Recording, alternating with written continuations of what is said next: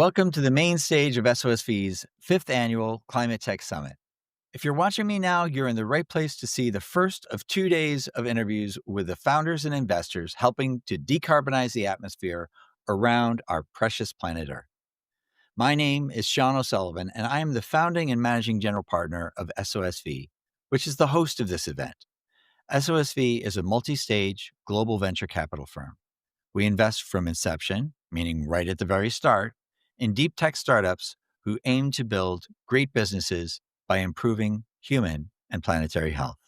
SOSV is one of the world's leading climate tech investors, with more than 150 climate tech firms in our portfolio. Our co-investors include virtually every climate tech investor, from DCVC and Khosla Ventures to Temasek, Lower Carbon Capital, Prelude Ventures, and Bill Gates' Breakthrough Energy. Many of these firms are our partners in this production. More on that soon. I'm speaking to you from Cork, Ireland, where SOSV's back office team is headquartered. Today and tomorrow, I will be introducing sessions with the help of my SOSV colleagues at our program locations in New York City, Newark, New Jersey, and San Francisco. Before we get rolling, I would like to make a few observations.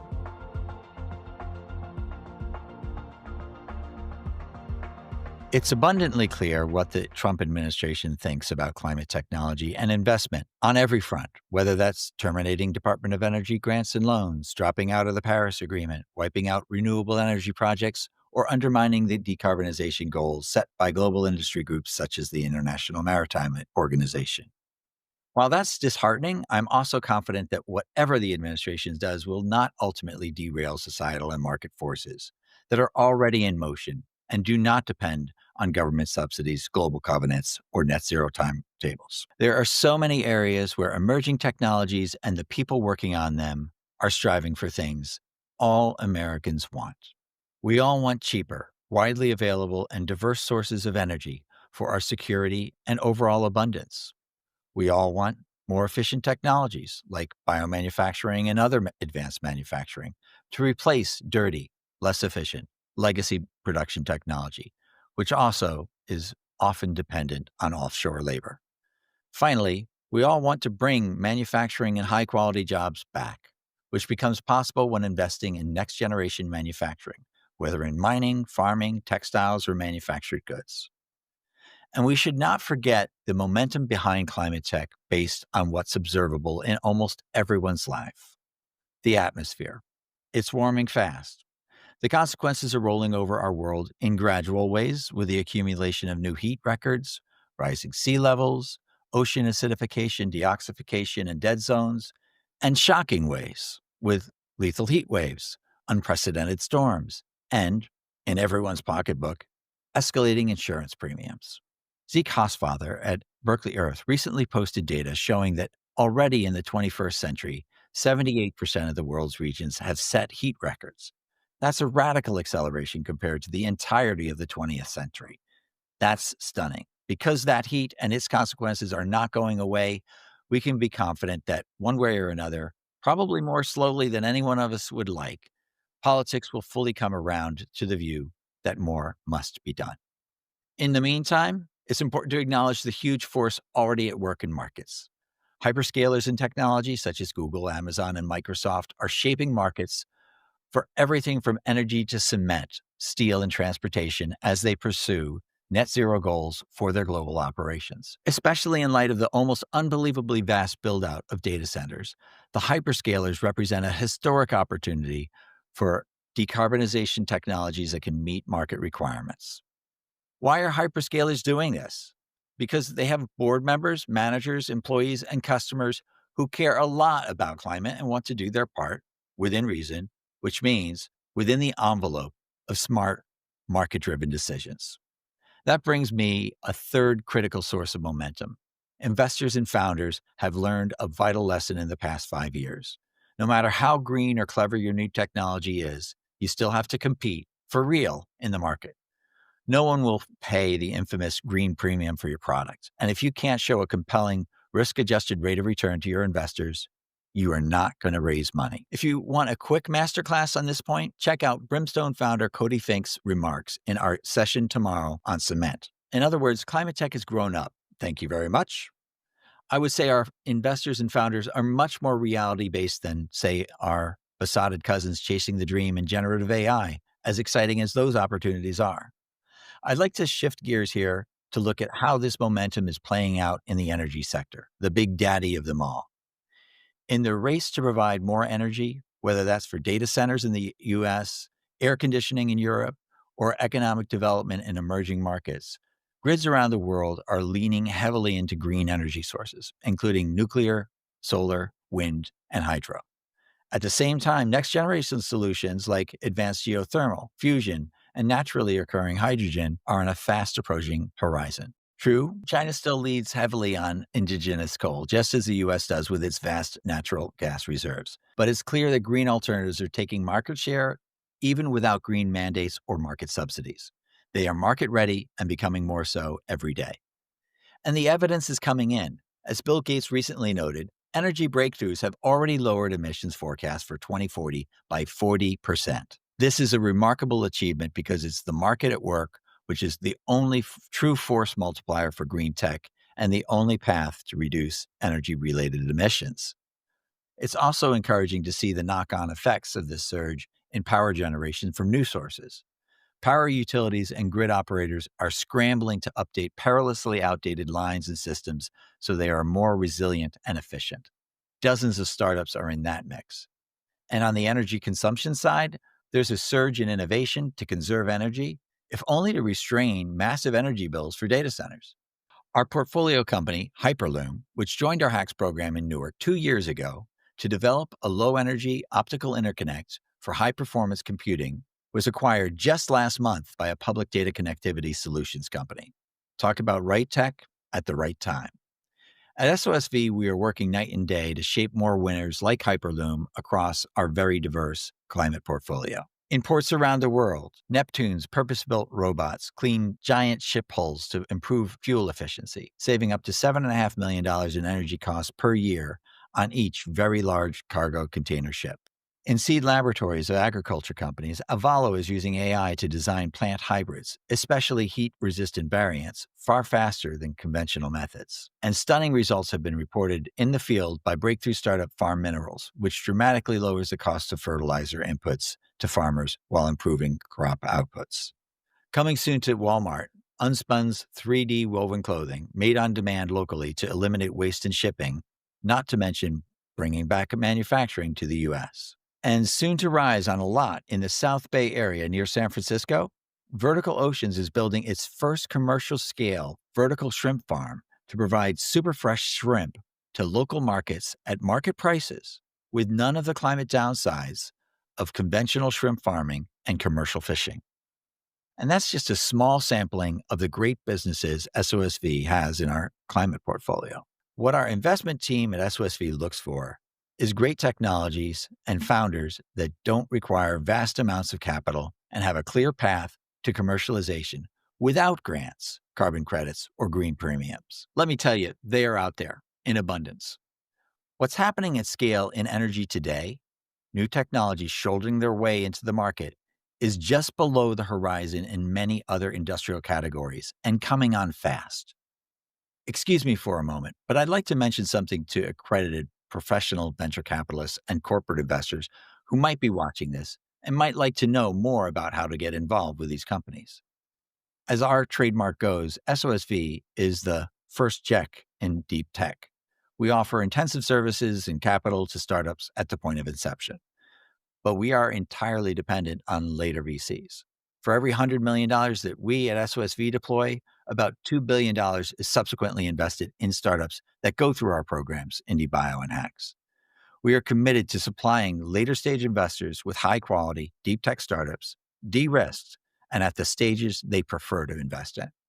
5 years ago, SOSV formed something called the Genesis Consortium, a committed group of leading VCs that manage tens of billions of dollars of capital and are committed to deep tech, both in climate tech and in biotech. Many of the VCs you'll see at the summit are members. Today, we have 30 VCs participating in our consortia, providing access to our earliest stage investments. They are managed by SOSV, but there are no management fees. We do it at cost.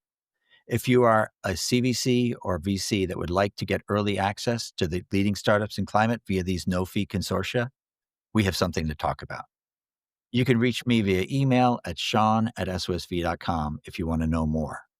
That's SEAN@SOSV.com. Just mention Genesis in the subject line. Together, let's keep increasing the supply of startups flowing so we can continue to help this industry thrive. That's the end of my advertorial. So back to the SOSV Climate Tech Summit. To finish introducing the summit, let me turn to my colleague, Dr. Susan Schofer, who's a partner at SOSV and our Chief Science Officer at SOSV's facility in Newark, New Jersey, also known as SOSV's HACS program.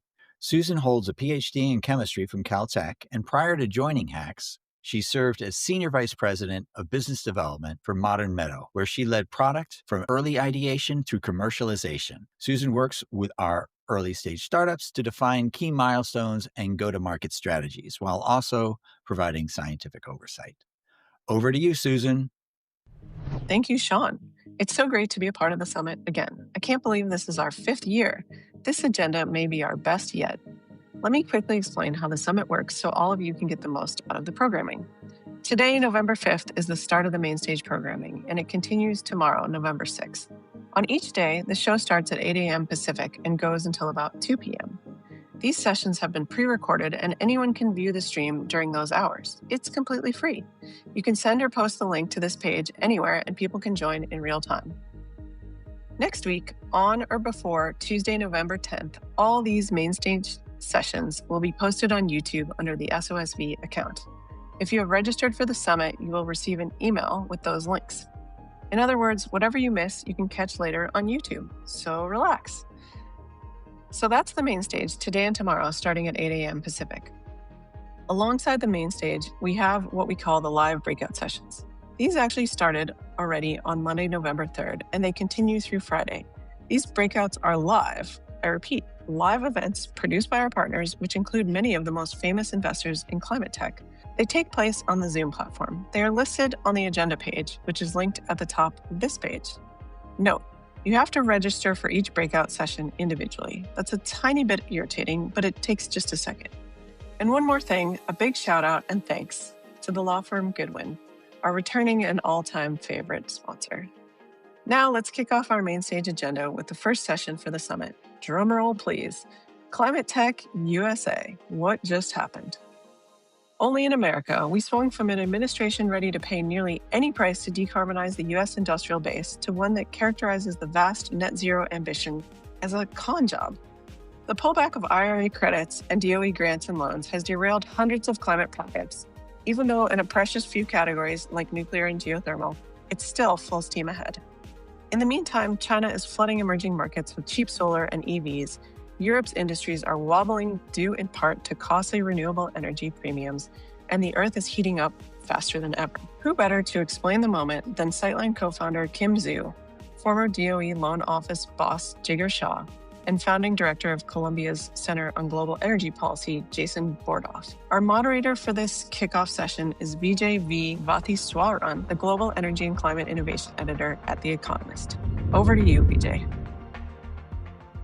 Well, thanks to SOSV for organizing this session, a dream team of experts, prognosticators, pundits, and some of my favorite people in climate tech. I'm delighted to jump into this question of what just happened. I would start by positing in the style of immoderate moderation that we are at the end of the age of big climate. It's been coming for a while, but it's decisively here. We have a global green lash, not just here in America with the Trump administration, but around the world, in which we're seeing a backlash against some of the more ambitious aspects of climate policy. And we want to dig into this session to understand what's driving the backlash and how will this impact the outlook for climate technology investment and innovation. One of the clear mega themes of the era is the rise of security in this age and the importance of geopolitics, perhaps eclipsing an era in which climate concerns might have been supreme. Jason, as an expert in this area, maybe I can turn to you first. Can you talk a little bit about the geopolitical realignment that you see and how it's affecting, or in your opinion, how it's affecting or may not affect climate cooperation? How do you see it? Yeah, great to be with you, BJ, and Jigar and Kim. Thanks for the invitation. Yeah, as someone who, before starting the Center on Global Energy Policy 12 years ago, it's hard to believe it's been that long, served on the National Security Council. I've sort of always tried to live and build an institute at the intersection of national security, geopolitics, and the energy transition. And I think early on that seemed slightly confusing to people why a leading institute on issues of energy and climate would be hiring experts in sanctions and tariffs and Russia and Saudi and China. And I don't think that's confusing anymore. I think I remember my frequent collaborator, co-author, good friend Megan O'Sullivan at Harvard and I wrote, I think in the new about 4 years ago in the New York Times, if security of energy supply, reliability, or affordability suffer in reality or perception in the course of pursuing a faster transition, the first thing that's going to evaporate is support for the transition. And I worry that explains a little bit where we are at this moment. We can talk about what it actually means to put energy security front and center. And that's sort of the history of energy policy. If you go back, over the last century, energy policy was first and foremost about security of supply, about energy as a source of geopolitical strength, particularly in times of conflict, World War I, World War II, the Arab oil embargo, the Suez Canal crisis.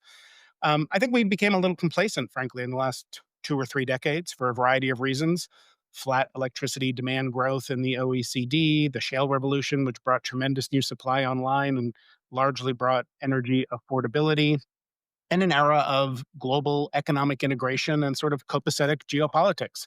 We could build integrated just in time supply chains, and China could manufacture lots of things that one needs in these supply chains, and that was all good. All of those things are being thrown into reverse today. And I think that creates a whole new set of challenges for how to think about accelerating the clean energy transition. Although I do think there's also opportunities. And I do think if you think about where does energy security actually come from, and that looks different for different countries, whether you have large oil and gas resources like the US or you're a large importer, if you have large coal resources like Indonesia or not. But in many places, not all, a focus on energy security should, in the long run, take you to a more electrified energy system and probably a cleaner one. Well, that's a great launching off point, Jason. Thanks for the overview. And towards the end, you highlighted that there can be opportunities also, right? Look, the fractures and the challenges are real. I think they'll be well known to our audience. And of course, our audience is also global, although there are lots of Americans involved in climate tech investing in innovation. SOSV reaches a global audience. So we mustn't take too Trumpian a perspective on things. Jigger, let me come to you. You served in government, but you were also an entrepreneur prior to and since your time in the Department of Energy. Can you give us a perspective on some of the opportunity that Jason highlighted right towards the end? Obviously, also talk about other fractures and challenges that'll come, but because I know you wrote a piece some time ago with WRI talking about the solar revolution in Pakistan that caught my eye. What are the potential opportunities that may come at this time that are not so obvious when one looks at the world with a Washington, D.C. filter? Yeah, and obviously, respect Jason greatly, and Kim, of course, and love that we're having this conversation. Look, I think that we are in a very unique spot right now, which I think people have a really hard time wrapping their brain around. Right? It was very clear that in the height of the Ukraine conflict, the right choice was to import an extraordinary amount of LNG at prices that nobody wanted to afford, such that Europeans are now trying to figure out how to import Russian gas again, right? But we're in a place where the technologies that might be alternatives to those decisions are now more cost effective than ever, right? So the real challenge in front of us is actually not technology. The real challenge in front of us is inertia, right? And practice, right? And so when you look at a country like Pakistan, where, they had a very high profile relationship with China on their Belt and Road Initiative, and those assets that they deployed that were burning fossil fuel failed miserably, and people were plunged back into darkness, they would have in years past gone directly into diesel. right? That's what you do when you don't have access to electricity. Instead, the private sector, led by four prominent Pakistani families, had solar panels in inventory, and those solar panels flew off the shelf at 3 times the cost that those folks had imported them for. So they went back to China and said, hey, there's a lot of demand here. We would like to buy a lot more solar panels. And we'd like to make it easier for the people of Pakistan to install these themselves. So if you could integrate some of the electronics into the panels themselves and make this more plug and play, this is great. And then those private sector folks actually created YouTube videos to figure out how to do this, and WhatsApp groups to help people help each other, right?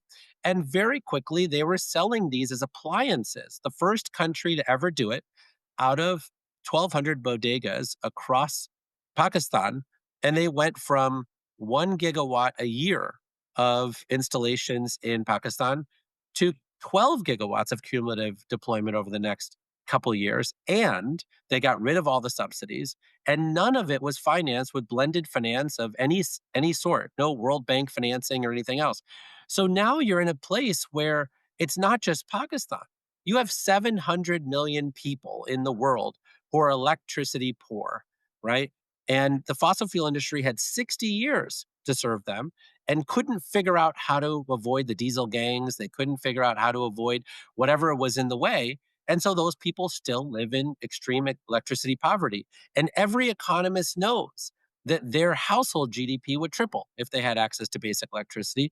So now you've got companies like Greenlight Planet and others who are this year going to do $600 million of revenue and are the single largest provider of electrification services in these countries, right?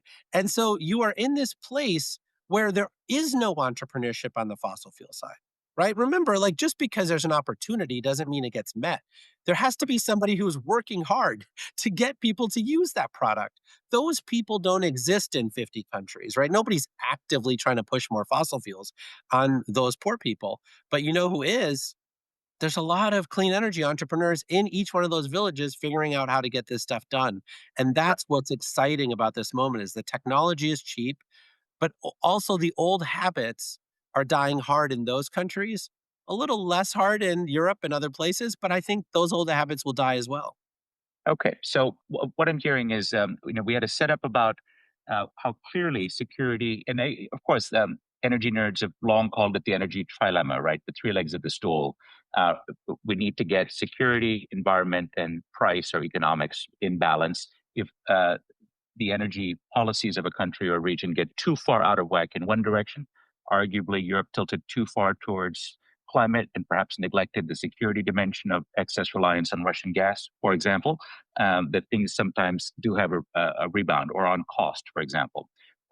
But you're showing, Jigar, that in fact, you can see the economics of new technologies like solar, which is among the lowest on the LCOE analysis we see every year from Lazard and from the IEA, offering an opportunity, and some would even argue homegrown energy can be renewable energy in the case of solar. And so there might be a collaboration between those who are interested in security as well as those who are interested in the lowest cost energy. Kim, I want to come to you. No one knows the numbers better than you do. You're very close to them. In this age of security and security tech, if I may call it that, we've had very interesting arguments. The new Joule order paper from Carlisle got a lot of people talking some months ago. That this age of security-related concerns taking preeminence for some, probably for some years now. These things come as a pendulum, and we might be in this world for a while. The argument made in that important analysis was that this might actually be a period that's good for reducing fossil fuel use as well. Are you seeing in the data or in your investments that you're making something from the markets that there is a potential for further decarbonization or benefit for climate technologies, even though the ostensible advantage of decarbonization or climate friendliness or ESG they might have put as their marketing buzz a year or two ago may now be hushed away during the Trump era of green hushing. Can you see a bright side here too in the security era? Yeah, definitely. I mean, we're quite close with the with Jeff Curry and James Gutman at Carlisle, and I think what was really interesting about their new dual order thesis, it kind of took the energy trilemma and turned it into a sequence, right? And so before we talked about it as a trilemma, as almost like a pyramid or a triangle, when in reality, the argument is it's less a triangle where everything is weighted evenly. It's more a prioritization, right? Where it goes security first, affordability or economic second, and then environment third. And I think what's interesting about this thesis as well is you must come back to like Maslow's hierarchy of needs, not to get too philosophical here, but in a Well, that way, was a pyramid that's too, in a also way, wasn't it? You start at the bottom exactly and make your way up. Yeah. it's security, right? Which comes back to like fear, right? Human nature. Fear at the end of the day drives us. And then the next level is economics, which is in a way greed, right? Greed in a way also drives us.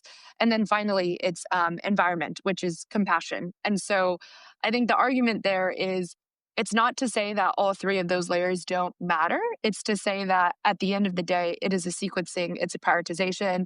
Obviously, solutions that can hit all three of those that actually can fit within that, intersection and check all the boxes are ones where we're seeing a lot of investment and momentum right now. So at Sightline, what we do is, we track investment into the energy transition, but we also track project deployment. We track technologies and have a pretty good sense of like what sentiment is around climate and energy transition. When we started the newsletter, CTVC, literally called Climate Tech VC 6 years ago, the original thesis was, hey, climate isn't just about policy. It's really about innovation. It's about technology. There's real, commercial there for these solutions to scale. And we saw that with clean tech as well. Even though a lot of VCs may have lost money in clean tech, at the end of the day, it led to solar and wind getting to the cost that we're seeing today. So these technologies, the deployment of this stuff, it does work, even if, some VCs may lose their shirts along the way. And I think what we're seeing right now is somewhat similar, a decade or so ago, where the underlying technologies that climate tech has helped, the umbrella term of climate tech, right?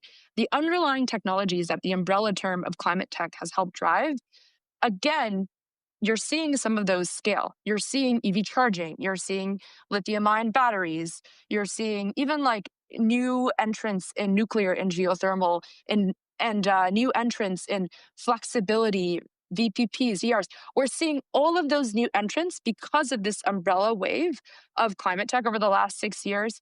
Now, is the reason for those technologies to scale purely because of climate? Realistically, no. I think the reason why those technologies can scale today is if they feed into that security story. And beyond the country level security story, I think the energy security story today is also one about AI and one about all of the power demand.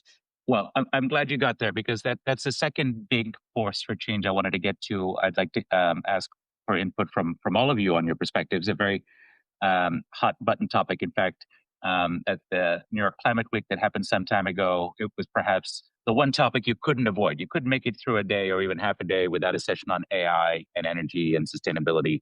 And this idea of AI as part of a broader electrification supercycle through which we're living globally. The International Energy Agency reckons that the pace of electrification, not just because of AI, in fact, even more so due to air conditioning, for example, in the developing world, and advanced manufacturing and other factors, economic growth generally, that we will see the growth in electrification at 6 times the rate out to 2030 as the rate of overall energy demand growth.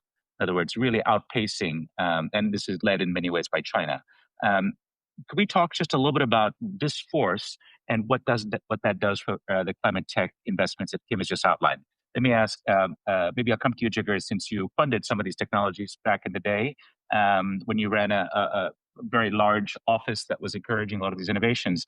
How do you see the electrification supercycle? And then, Jason, I'll come to you next on whether you believe this is in conflict with or reinforces the security dimension we talked about a moment ago. But Jigar, go.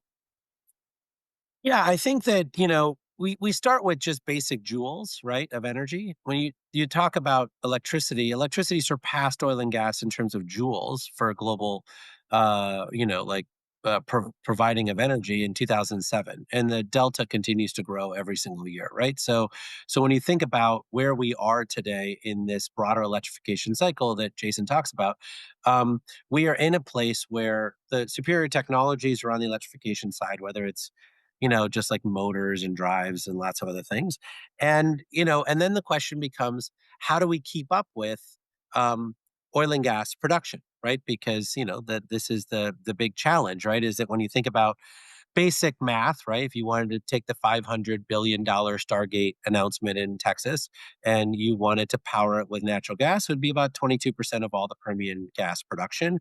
While at the same time, they want to take LNG exports from 15 billion cubic feet of gas a day to 28 billion cubic feet of gas a day, right? So in some ways, it's not surprising that 90% of everything that got added to the grid this year so far has been solar, wind, and battery storage, right? And that's what the EIA under the Trump administration, the Energy Information Administration, is expecting it to remain 80% of everything that gets added to the grid through 2028 will be clean energy as well, right? And it's not because clearly that this administration has a preference for clean energy, but just because that's where the smartest developers are. That's where the supply chain is. That's where the cost effectiveness is, right? That's where people have already put themselves into interconnection queues.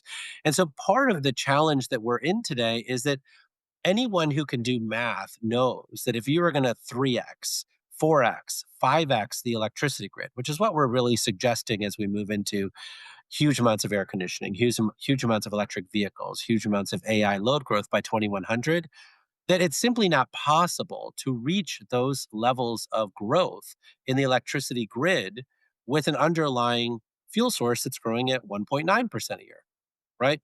And so you need to have nuclear, geothermal, solar, wind, battery storage to get there.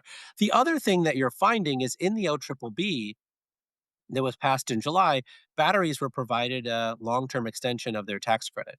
And part of the reason for that is because the underlying electricity grid in the United States has gone from 60% asset utilization in 2000 to roughly 40% asset utilization today.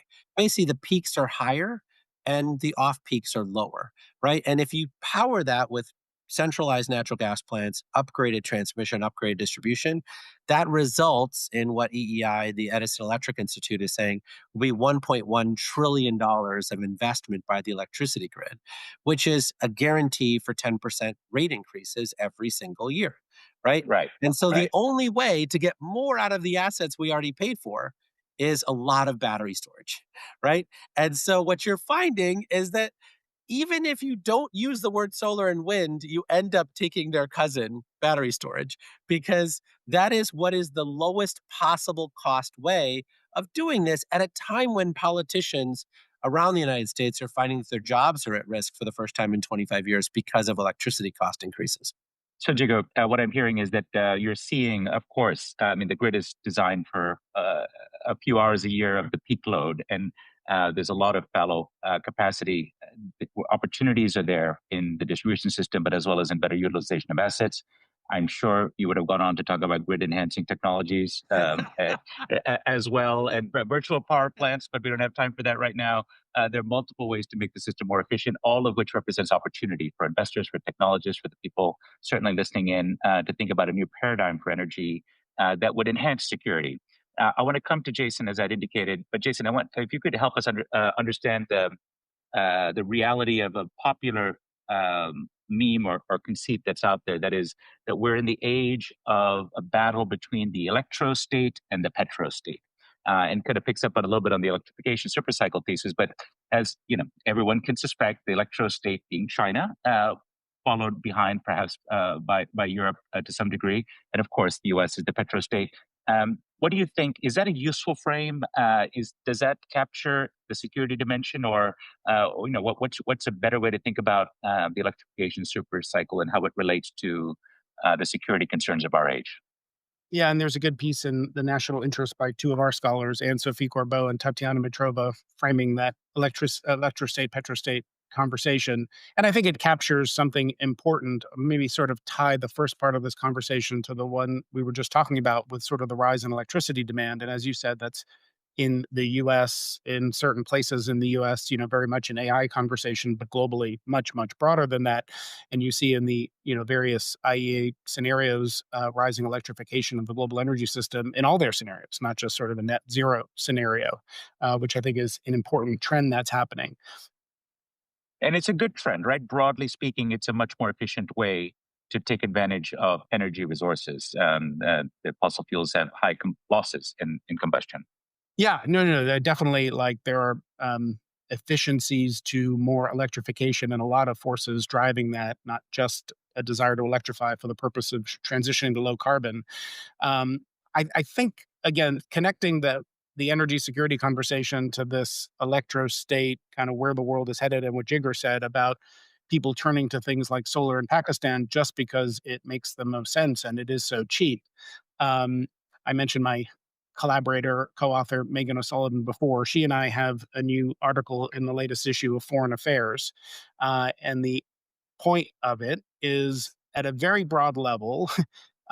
We sort of see that the world is returning to an era of energy weaponization. And I think it's a really important trend that ties to energy security that we need to really think about.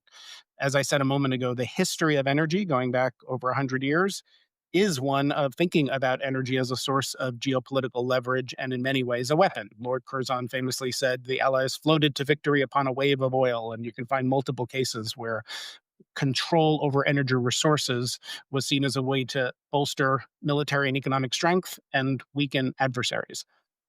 We just didn't really have that dynamic for a variety of reasons, over the last 20 or 30 years. We are headed back in that direction.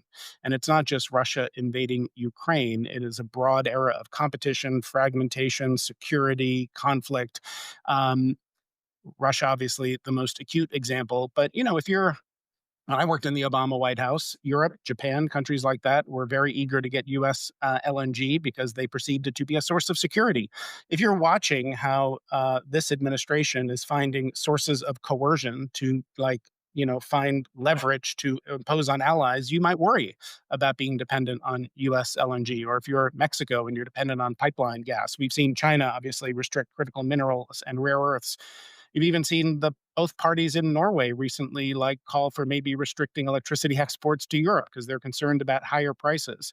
So the idea that countries are going to look out for themselves first and that we've just barely scratched the surface for how energy will play into that is a broad trend in a new era of competition and fragmentation that we need to be very conscious of. And then you layer on top of that the broad trends happening in the energy sector, where a sort of narrative of peak oil demand is now being replaced by one of peak shale supply, where questions about tightness in markets. You look at IEA scenarios, OPEC's going to have a larger, not smaller share of global oil markets going forward, and the world is becoming more electrified.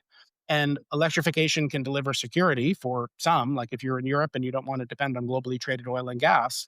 But the big question around all of that is how to think about supply chain risk in energy markets.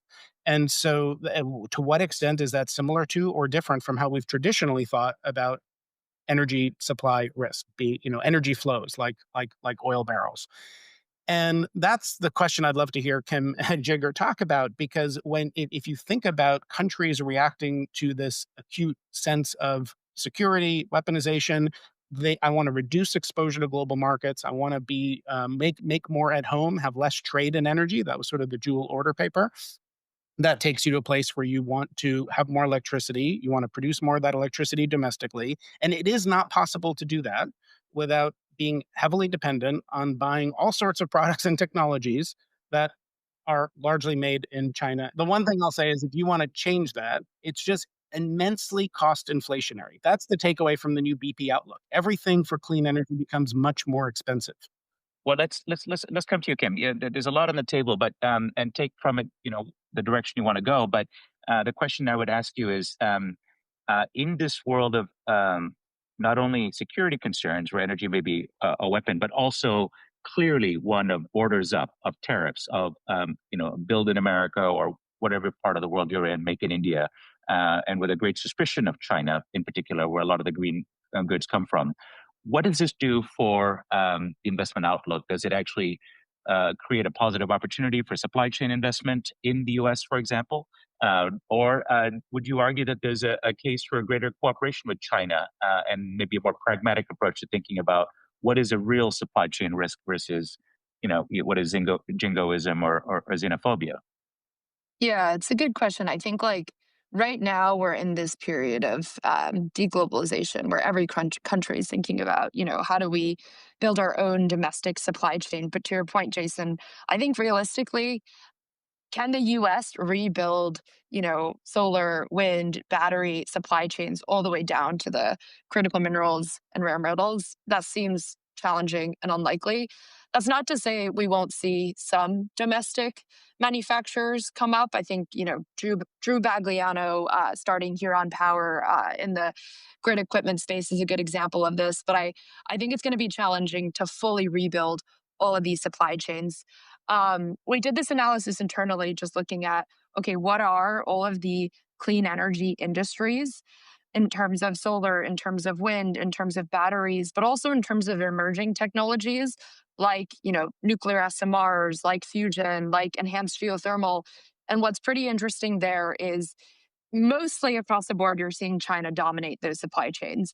But there are a couple of industries where, because they're emerging, because they haven't scaled yet, there's actually kind of open water, so to speak, for the US and other countries to compete. And I think that's also where we're seeing a lot more of that innovation investment headed towards. That's not to say, renewables isn't critical in the US, but I do think realistically over the next few years, renewables in the US is going to be challenged just given the OBBB. I think IEA just put out this morning their renewables scenario outlook that said they expected half. They cut their renewable energy outlook for the U.S. by half this decade, and so I do think there's this potential opportunity for areas like nuclear, geothermal, where there isn't a clear winner yet of those supply chains for the U.S. to dominate, and that's where we're seeing a lot of investment. Surprisingly, year to date, the first 3 quarters of this year, we tracked $26 billion of investment globally, and that's actually stayed flat relative to last year. So despite there feeling like, climate tech investment overall is declining, when you actually look at the numbers, investment has stayed flat. We're kind of reaching that tailing off point, and a lot of the mega deals we're seeing in this space are around energy and electrification and nuclear and geothermal in some of those categories. So I think that's kind of where we're seeing that bifurcation of where clean energy investment and supply chains are going. Well, you mentioned the OBBB, the one big, beautiful, bodacious, bouncy bill, which many people see as the death of renewable energy and sort of the bête noire of decarbonization. Jigar, you had a different take on this. At least that's what I read in The Economist. Can you tell me why you argue that the OBBB is the second biggest climate tech law ever passed, or what do you mean by it? And as in the last moments that we have together, give a parting shot from your side on that investors can take away on what the policy outlook looks like for investment. Well, I think the big argument against the Inflation Reduction Act was that it was a partisan bill, right? That it only had Democrat votes, right? So, in some ways, what you would say is that anything that survived the OBBB would then be bipartisan, right? By definition, the storage got its first tax credit in the Inflation Reduction Act. It maintained its tax credit in the OBBB, right? Nuclear and geothermal, a lot of those tax credits got saved, right? The 45X tax credits, which are production of solar panels and battery storage and critical minerals and a lot of that stuff in the United States got saved, right? Like the 45Q tax credits got saved, right? So when you think about all of the, 80% roughly of the provisions got saved in the OBBB, 20% of them, which are generally solar and wind, were phased out, and then residential tax credits for energy efficiency got taken away. But I think to Jason's point about these weaponization of supply chains, I think one thing that's critical is when you think about the Arab oil embargoes in the 1970s, right? These are geographically specific technologies. They might exist around the world, but there's a lifting cost, and therefore there's an economic cost to what you can access.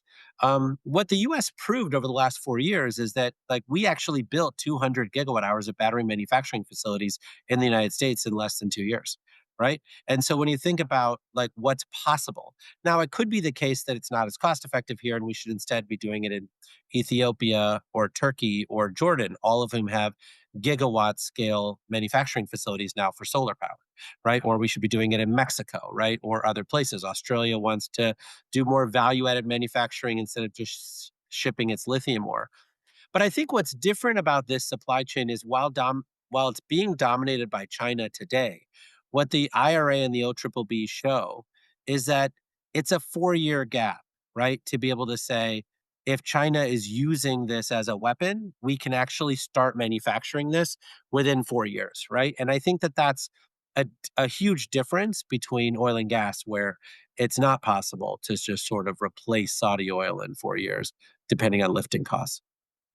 Jason, what do you think about this? Now, you and I spoke at some length when I did a long special report for The Economist on the 50th anniversary of the Arab oil embargo.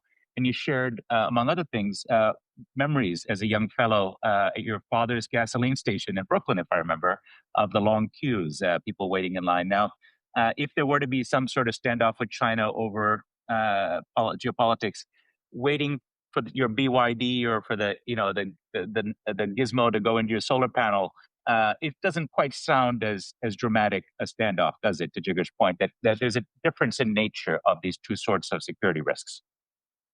Yeah, and I don't think we're having a kind of nuanced enough conversation about that on both sides of the aisle about what Jake Sullivan described a small yard with a high fence, and no one really defined how small that yard is and what should go in it and what shouldn't. And on the broad spectrum of a solar panel, which is a fairly cheap manufactured product, and once it's installed, it produces electricity. That's not to say you don't need replacement parts, or maybe there are cybersecurity risks, all the way to heavy rare earths for sensitive magnets with military applications or advanced semiconductors. There's a spectrum of risk, and the response to supply chain risk or energy security risk generally is not always to make everything at home. We actually, after the Arab oil embargo, we significantly enhanced our energy security, not only by increasing by more energy efficiency, we got oil out of the power sector, we produced some more, but we created more integrated global markets that delivered a lot of energy security. We created strategic emergency stockpiles. There's like a set of things you can do.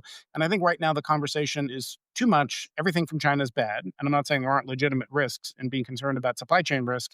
And the response is let's just manufacture things at home. And the scale and magnitude of Chinese supply chains, of the efficiency of them, of the real innovation in them in companies like BYD is sort of staggering to comprehend, especially we're swinging back and forth every 4 years with our own kind of industrial policy.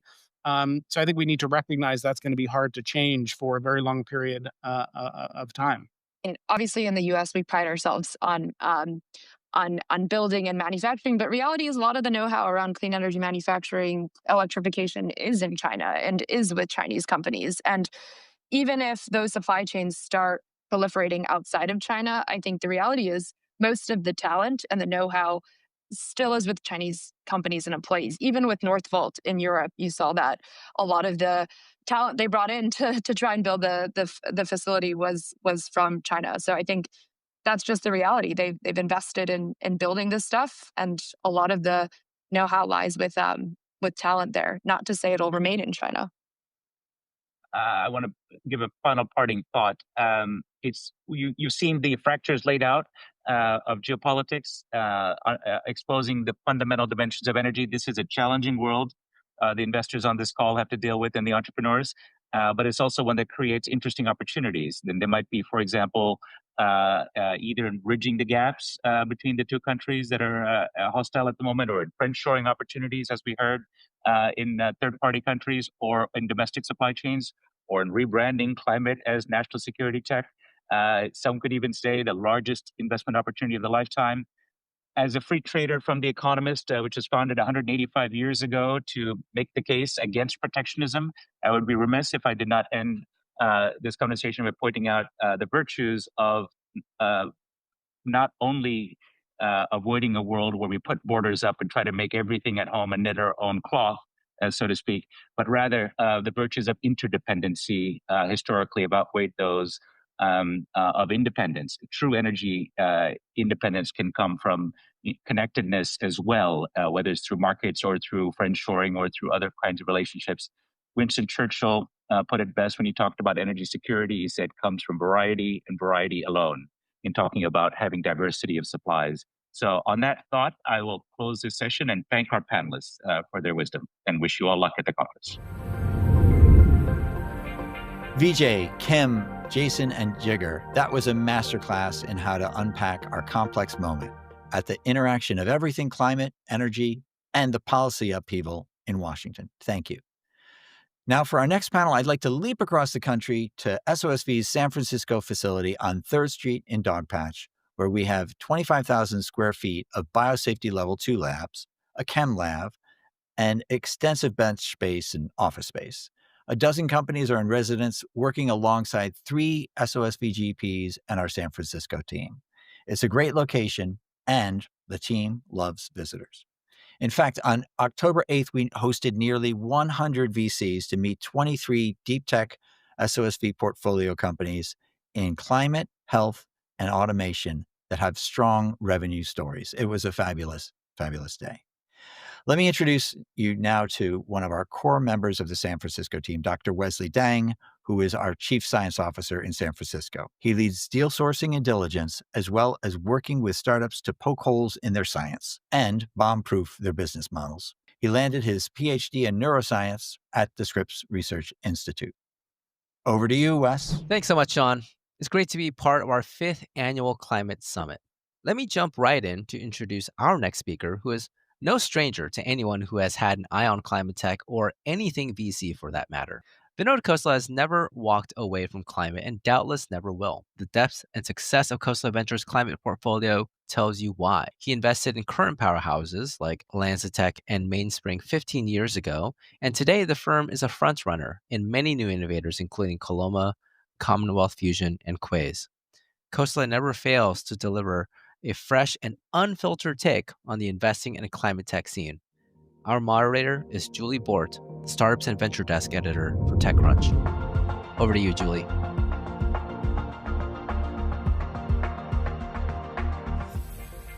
Thanks, SOSV. So happy to be here with you, Vinod. Well, it's great to be here. Let's jump right in. Like the Trump administration, which I'm pretty sure you are prepared for me to ask about this right off the bat. So the Trump administration has been openly hostile to climate science, and he recently called climate change like a con job. So they've been enacting various barrier policies, such as gutting the Biden's Inflation Reduction Act.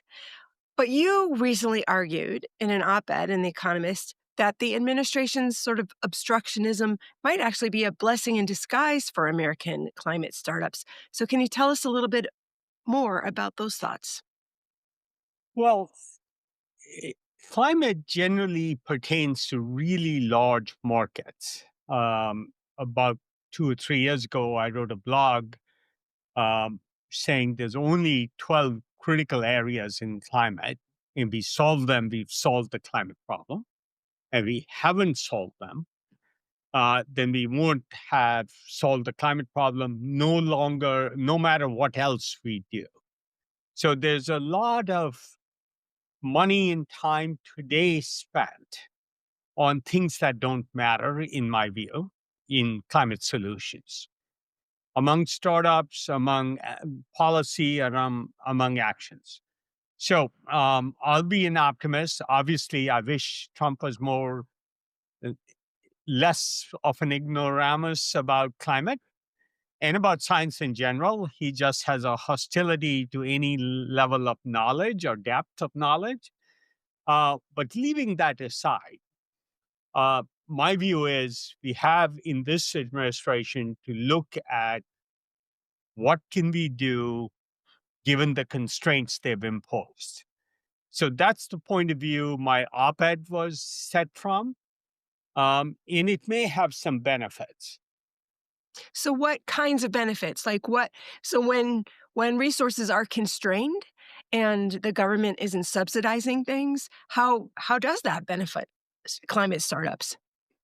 So my personal view, as I started to say earlier, there's a lot of stuff the climate community is doing that is not a prudent use of resources. So there's a long tail of stuff that makes no difference. And we should be very focused on the dozen things I talked about that actually matter. It's steel, it's cement, it's electric cars, it's stuff like that. It's fusion energy. So do I believe, for example, we need solar subsidies or wind subsidies? I have said for the last 5 years, it's time for those to decline. Now, climate advocates will hate that, but I actually think that money can be spent for larger breakthroughs in areas to achieve the critical metric in any of these dozen areas. And that critical metric is what I call the Chindia price. The price at which these new low carbon technologies are cheap enough where they will be broadly adapted in India and China and everywhere else in the world. At that price, we don't have to worry about whether something is a climate technology or not, because it's the cheapest technology when we can achieve it. I do believe people avoid technical risk and hence achieve technologies that are higher cost than their fossil competitors, when in fact, you want to go for the cheapest price. So it's adapted broadly without any compromises, without green premiums, and without subsidies when possible. All right, well, that makes sense. You certainly are not averse to technical risks, and you've been a climate investor for decades. You've seen quite a few boom and bust cycles. People really like to dwell on the last bust cycle, what went wrong, what we should avoid. But I want to ask you about the upside. So, which of your climate investments over all of this time that you've been investing have done the best so far over the years? And why do you think that is? What could founders learn from the things that have done well? So let me suggest Clean Tech 1.0, which is what you, I think, were referring to, wasn't as much of a bust as people think. If you're an investor in QuantumScape, it's worth somewhere close to $10 billion. No matter what price you entered at, what the interim valuations were, you made money, and we made a fair amount of money in that. In plant proteins, we made money because we entered early, not in the hype phase. There's other areas we are still working on. One of the keys to Clean Tech 1.0 was to persist. Things have taken much longer than I anticipated and anybody else anticipated. But take the example of a cement company like Calera. Today, there's a spin-off from Calera that produces cement cheaper than traditional cement, with a pathway initially to 50% reduction and later to a much larger 95% reduction in carbon emissions. What do? They take carbon dioxide emitted by cement kilns and turn it into more product. For every cement plant, which every environmentalist is calling to shut down, I don't know how they're going to have any economic growth if they do. And this is where the environmentalists go wrong. Let's reuse those plants, capture that carbon, and turn it into more product. Our processes increase the output without needing more quarrying of limestone and reduce the cost per ton. That's true in cement. I can give you the same example in steel. Our production methodologies aren't the best technology for low carbon. It's the best technology, period. So we can produce low carbon steel cheaper than coal-based processes. Those are technology breakthroughs we should be doing. Obviously, very few people were attempting fusion. 2018, we invested in fusion. But at the same time, we invested in OpenAI. So we were thinking about large-scale use of power. If you make fusion work, And Commonwealth Fusion, the effort we started almost as a seed. And Bob Mumgard was a senior fellow at the MIT Plasma Fusion Lab when I met him. And we worked together to get Commonwealth Fusion going. If you solve the problem, you don't have to worry about coal and natural gas. You'll be cheaper than that. And this low carbon technology will be adapted everywhere. Let me give you my favorite example of egregious use of money. Geothermal. Almost all geothermal in the country is a bad idea today, the way it is practiced. We get excited about EVER or Fervo or others. None of them ever get to beat natural gas in the cost per megawatt hour. If we take the technical risk to say, instead of going from 200 degrees to 225 or 250 degrees centigrade, we go to 400 degrees centigrade or 450 degrees centigrade, you get 10 times the power per well. 10 times. 80% fewer wells, 80% less water, and a cost lower than natural gas. Why aren't we attempting it? As far as I know, there's no startup focused just on that other than in our portfolio. So my point is the following. You have to take the larger risk. So the success, if it happens, and you can fail because you're taking larger risks, the successes are consequential. Today, geothermal is an example of almost everything is inconsequential to the needs of the US energy supply. And that's one area I think the Trump administration's right. We need a lot more energy. Efficiency isn't the answer. Growth and more energy is the answer, but it works if you can get cheaper and you take the risks to make green technologies cheaper. When it can't, it should only need these subsidies for a short period of time.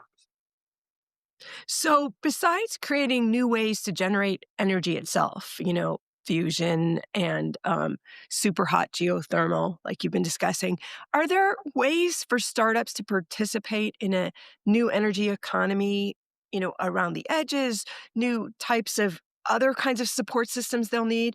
Are you seeing any of that? Are you investing in startups offering this kind of support?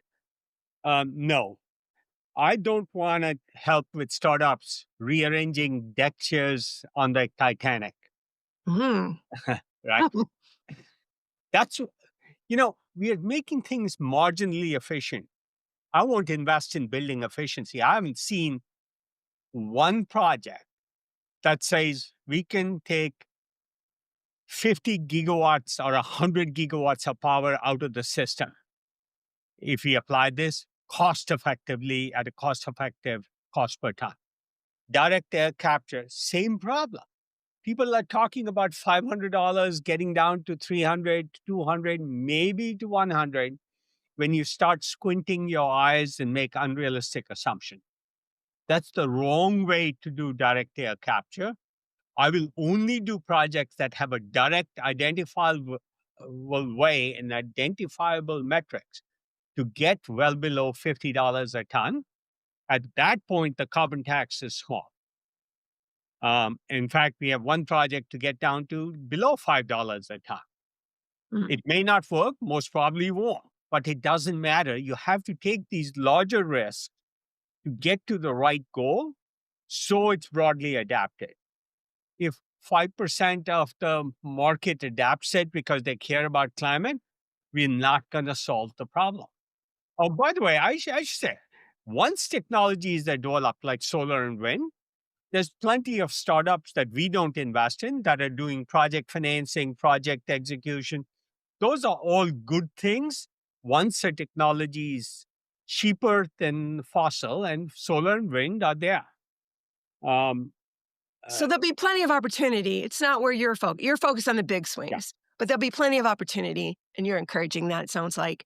But I want to go back to just a little bit about, so sometimes there's a swing and a miss, right? Like you think it's going to work out and it doesn't. Are there any areas where you won't invest in again, or maybe you're even advising startups to pivot from if they're working on? Well, I don't think there's any areas we won't invest in, but we won't invest in anything that's a marginal improvement. We won't invest in anything when it gets to scale, 5 or 10% of its market. It's not cheaper than fossil competitors unsubsidized. That's the Chindia price. That's the only thing we'll invest in. If something is 20% carbon reduction and it stagnates there, we are less interested in that. Somebody else might want to do it to go get carbon credits and make the economics work. You can make the economics work, but you're making the economics work by sucking on government money, which is the wrong thing to do. And that's, again, another place I agree with the Trump administration. I just wish they believed in climate and said we'd fund the technologies that have a path to being cheaper and abundant. Yeah, geothermal is 0.4% of US energy. If it becomes 0.8, who cares? We have one project, if it succeeds, will be large, twice as large as all US geothermal production. That matters. And I do think geothermal has to get to hundreds of gigawatts, maybe more globally before it works. So it's not just in one local area or an island. Those are fine economics if an island is producing electricity at 35 cents a kilowatt hour or 50 cents a kilowatt hour. You can make some money, but that doesn't solve the climate problem. Yeah, it has to stand on its own as a financial alternative. If they can convince you of that, you might be interested in investing. Sounds like. In every area. But so you mentioned before, you talked a little bit about promising new green building materials. So can you talk a little bit more about the most exciting advances you've seen there? What challenges still need to be solved too?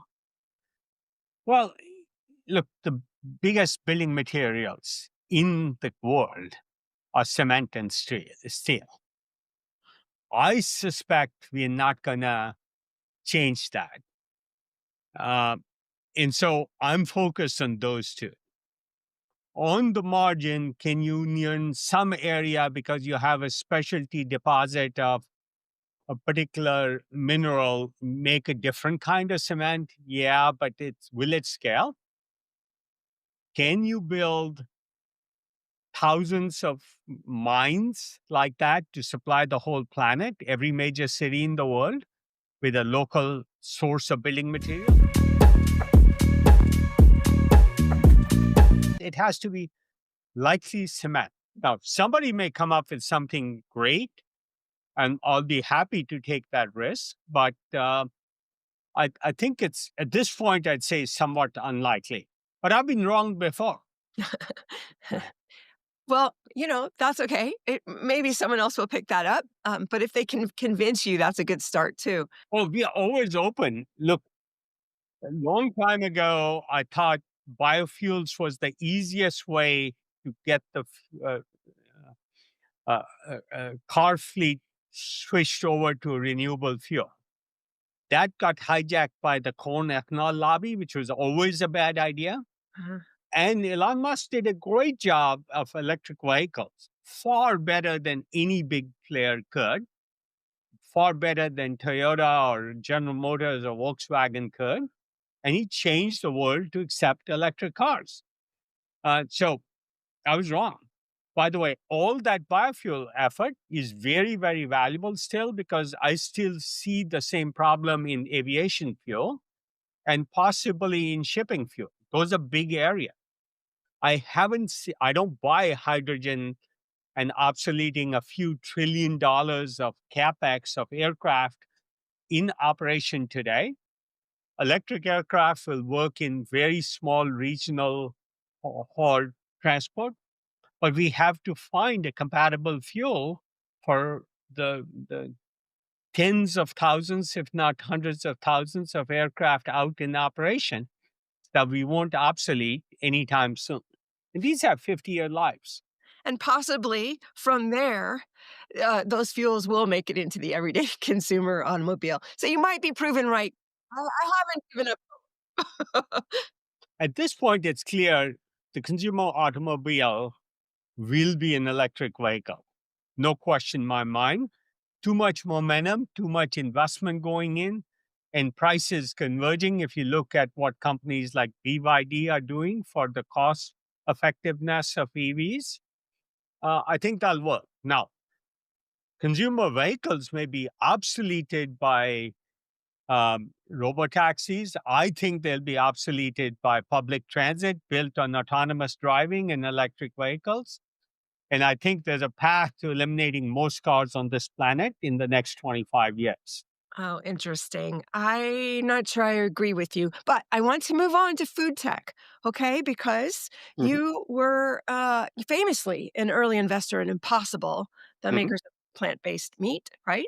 So are you still much involved in food tech or ag tech or watching this space? I'm just wondering what's exciting to you in that arena. Well, there's two big problems in food tech, right? You can grow greens in greenhouses, but protein production is a big deal. And I think cattle is the wrong way to do protein production. Uh, Unfortunately, funding for food tech dried up, but I'm still very bullish. Impossible is still a growing company. They're not declining in revenue. There was too many excesses in the food business, high valuations, marginal technologies that disillusioned investors to investing in food tech. So it's hard to raise money in that area. I hope that's temporary. But if you can create a product better tasting and cheaper than your regular burger from cattle, which I believe is relatively easy to do at this point, given what we know, then the world should go that way, but not enough people working on it. The other part of food tech is fertilizer. So there's protein production. We grow a lot of corn and soy for that, for cattle and animal husbandry. And the other part is fertilizer. And it's sad that in this day and age, in 2025, we are relying principally on a technology from the 1800s, the Haber-Bosch process. That's sad. So we are investing in alternatives to Haber-Bosch. We have nitrogen production. One of my fun projects, we produce nitrogen out of thin air. Thin Oh, air. yeah. There's nitrogen in the air, there's water in the air, and all you need to do using solar energy, solar power, is to create a plasma, and out comes fertilizer. So we are working on that. We are already far cheaper than organic fertilizer, and we are organic fertilizer. But I hope we can get to cheaper than regular fertilizer in the Haber-Bosch process. But it takes, again, taking these large risks. Any other thoughts on countries that actually are doing climate support well? What would you like to see? How would you like to see US model their climate support? Well, there's a lot of support for climate in Europe, of course. And I'm glad for that, because that's a market our entrepreneurs and technology breakthroughs can start in. Part of the problem is they'll fund climate at any cost, and that's a problem. Unless you look at the trajectory of cost and gets competitive, market competitive, and reaches that India price with fossil alternatives, we shouldn't be doing it. And the Europeans have paid less attention to that. The US was going in that direction. And that's where the Trump administration has caused a setback, but it may actually be a blessing in disguise to focus the climate entrepreneurs on economic solutions, even if, at least when they get to some scale.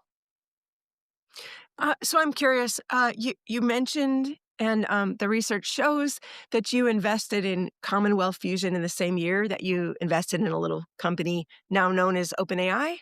What I'm curious about, like, you've been a vocal supporter of OpenAI. They're experiencing unprecedented growth. What they're doing is phenomenal, but there's a voracious need for data centers. And data centers still have a pretty bad track record for their environmental impacts. So I'm wondering what you're thinking the solution is there. It's about producing more power. That's what we need.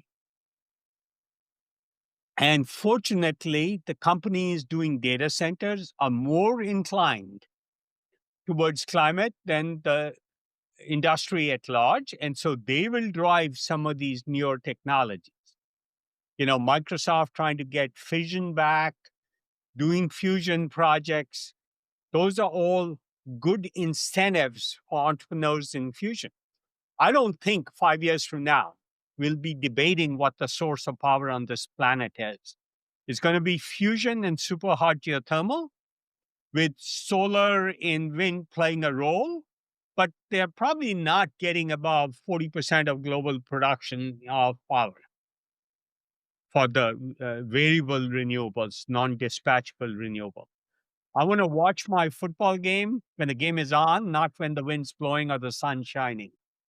So you're sort of seeing a marrying of two. This need for data centers is actually going to provide a proving point for some of these alternative technologies. I do believe so. All right. Well, that is a hopeful thought. And with that, I'll say thank you for your time. I've enjoyed speaking with you today. Thank you very much. And good luck to all the entrepreneurs out there. Thank you, Julie, for leading that very thoughtful conversation with Vinod. He is a master of the long view in climate investing and has the portfolio to prove it. It's always great to get his perspective at the start of our summit. To introduce our next session, we are going to Newark, New Jersey, where SOSV's HACS program has 35,000 square feet of chem, mech, and EE labs and a host of machine shop fabrication gear. 20 of our companies are working out of the space, which we opened 2 years ago, with the help of $25 million in backing from the New Jersey Economic Development Authority. To help us kick off our next summit session, let me introduce Andy Golick, who is a partner at HACS, where he leads the work to pick companies lucky enough to join the HACS program and land a pre-seed check from SOSV for up to $550,000. Andy also helps our portfolio companies de-risk their technology, develop scalable go-to-market strategies, and secure additional funding. Andy has over 10 years of technical and operational experience in renewable fuels and traditional oil and gas industries, where he worked as an engineer in 9 different countries. He led a team on the deployment of a first-of-its-kind low-carbon fuels facility while at LanzaTech. Andy holds an MBA from Carnegie Mellon and a BS in chemical engineering from Michigan Technological University. Hey, Andy, how are you? Hi, Sean. I'm doing great, thanks. The HACS office is packed with amazing founders, and life couldn't be better. We are super excited about the acquisition of our friends at Hyperloon last month. They were working in this office with us just a few months ago. Seems that energy-saving data switching tech for data centers is a hot market. Who knew? So let me introduce the next session, which is entitled The Contrarians, New Funds in Climate. New climate funds are getting rarer than hen's teeth. As of August, PitchBook counted just 17 new funds that had raised a total of $2.1 billion this year, versus the peak 94 new funds in 2022 and a peak of $10 billion raised in 2021. In other words, this must be a great time to invest in climate companies. At least that's what we are likely to hear from these 3 check writers who have closed climate funds in the past year. Sophie Purdom of Planeteer Capital, which closed a $54 million fund, Tove Larsen of Norskin Funds, which just closed their second fund, a 320 million euro fund, and John Tuff of Energize Ventures, who just closed their third fund, a $430 million fund. At SOSV, we would certainly agree that this is a great time to invest in climate. Our moderator is Alex Wilhelm, who co-hosts the popular This Week in Startups podcasts and is the founder of Cautious Optimism, a publication focused on tech, money, and power. Over to you, Alex.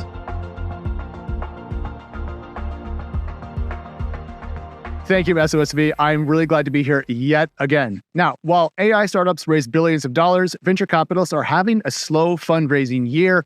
KPMG reports that VCs around the world have raised about $81 billion through the third quarter of 2025. That compares pretty poorly to $196 billion in 2024. Now, the picture in climate tech is even more stark, with just 17 funds raising around $2 billion this year. That's down from a record of 94 funds in 2022 and a record $10 billion in 2021. My question is why? A global data center frenzy is spiking power demands, straining grids, and changing the conversation around power generation and storage and grid durability. It seems like the perfect moment to be investing more, not less, into startups that can improve how we build and power the future, while also keeping our planet healthy. So, to help us understand the state of play, kind of where climate tech startups are excelling and what could be holding back capital that investors would love to put to work, I'm joined today by Tove Lars from Norsken VC. Tove, how are you? I'm great. Thank you for having us. Yeah. We also have Sophie Purdom, a partner over at Planeteer Capital. Sophie, hey. Hi, how's it going? Really good. And also the excellently named John Tuff, managing partner over at Energize Capital. John, how are you? Great. Excited to be here today. Thanks, Alex. Yeah, right. So the first thing I'm really curious about is how were you all able to raise funds for climate tech thesis when there seems to be such a dearth of capital and LP interest? So, John, you have the largest fund, so let's start with you. How did you pull off the nearly impossible? Yeah, the numbers are large. It was a $430 million fund, but it was definitely not easy. Just to make it really clear. It was our third fund for our venture capital strategy.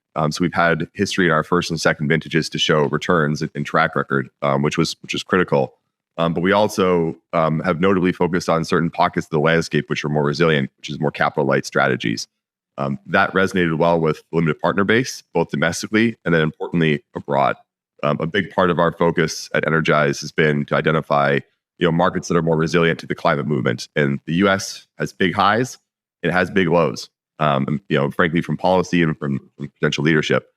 And Europe is much more consistent. And so we also went to Europe for more limited partner engagement for that fundraise. All right. Now, Tove, you're based out of Europe, and it sounds like John's giving your side of the pond quite a lot of props. Did the same tailwinds help you raise your fund? I would agree to that, yes. There's been, of course, a lot of noise in the US in particular. But what we see is that, the language might be changing, but the underlying fundamentals in the industries that we're investing into is stronger than ever.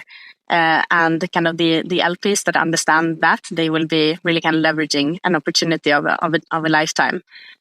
So we definitely saw traction, especially with the European LPs in that sense. And we're really happy to close our biggest fund so far at 320 million euros. All right. And then, Sophie, same question over to you just to wrap this up. How did you manage to pull it off? Thanks. Yeah. Gosh, I need to add a 0 or something to my fund to be a part of really this group. It's kind of small compared to the rest of the first time fund. It's like truly impossibly hard in this market. It's major kudos to Sophie. No, John, you're dead on because emerging managers, first-time funds are really struggling this year in particular, and climate is having a hard time. And that makes Sophie, I think, a double unicorn. Yes. Okay, stop. I'm blushing. This is bad. What was the question? How did we do it? Let's see. Yeah, how'd you do it? To kind of announcements are exciting moments, right? In reality, just like what John was saying, this is not a flash in the pan moment. This has been a steady, concerted effort to build a real momentum and trend, and frankly, just like search for the true partners that we want to work with for, it sounds lofty, but like really decades. And so, there's a couple jobs to running a venture fund, and an important one is go get the money with the people that you actually want to return and partner with. And so that's been an around the world experience for me over about a 2-year period, starting from I'm not a spin out manager, and unfortunately, I wasn't able to seed the fund with my own money yet. And so it's been a matter of going and finding those partners, be they sophisticated family offices, be they university endowments, be they US or Australia or Asia or kind of European based. And we've been lucky to find a mix of institutionals and then, frankly, a really kind of like long tail of highly engaged folks that see Planeteer as a thoughtful, concentrated, pretty data backed, and then also leaning kind of, we orient more towards capitalization and business model in terms of our focus and kind of diligence area, versus there are many of our peers who are phenomenal technology, like pure technology, deep tech, hard tech, whatever the word of the day is, investors. We tend to skew more towards founders who are helping their customers immediately make more money and simultaneously are helping those customers reduce a fat tail risk. And so happy to kind of chat more about that. But I think this crew is like really kind of starting to hone in on how do you invest in companies that help your customers make more money that happen to be climate thematic. Before we get into that, I'm curious how much more capital you three could put to work if you had essentially an unlimited LP checkbook, because you did put together funds in a hard market, but how much more opportunity is there compared to your current capital base? And how much are you effectively being forced to leave on the table because you have to be selective given your current fund size? And Tove, let's start with you. Yeah, and I think like from our perspective, the deal flow is stronger than ever. Now, primarily speaking for Europe, so I'm curious to hear my US colleagues, but we think that we could deploy even more, both in terms of kind of expanding our geographical reach throughout Europe, and also doing larger tickets. So there's definitely more to be done here. John, could you put together, I don't know, could you put 10 times as much capital to work, or 5 or 2, or what's the upper limit of great companies to fund in the climate tech space? Yeah, if you look at the history, the peak amount of capital that was going in the first wave of clean tech, and it's funny, it was clean tech, we can't use that word anymore, now it's climate tech. Yes. It was about $5 billion a year. I think realistically the market's 10x since then, and yet the number of managers has stayed the same or fallen in the most recent wave. I think our sector peaked in 2021, 2022. But to answer your question directly, of a $430 million fund, we brought in a lot of institutional LPs that come into third-time funds. These are pension groups, international sovereign wealth funds, and the largest they can usually do into a fund is about 10%. So $30-40 million checks for us, and that is so small for these groups. It's irrelevant. So their hope is that the firms will scale. Their hope is that they can do significant co-invest. We have firms that have told us that they hope for hundreds of millions of dollars exposed to the vintage of which we're investing. So I think there's probably 3 to 5x the capital we could be deploying. We won't, but we will do a lot of those co-invests.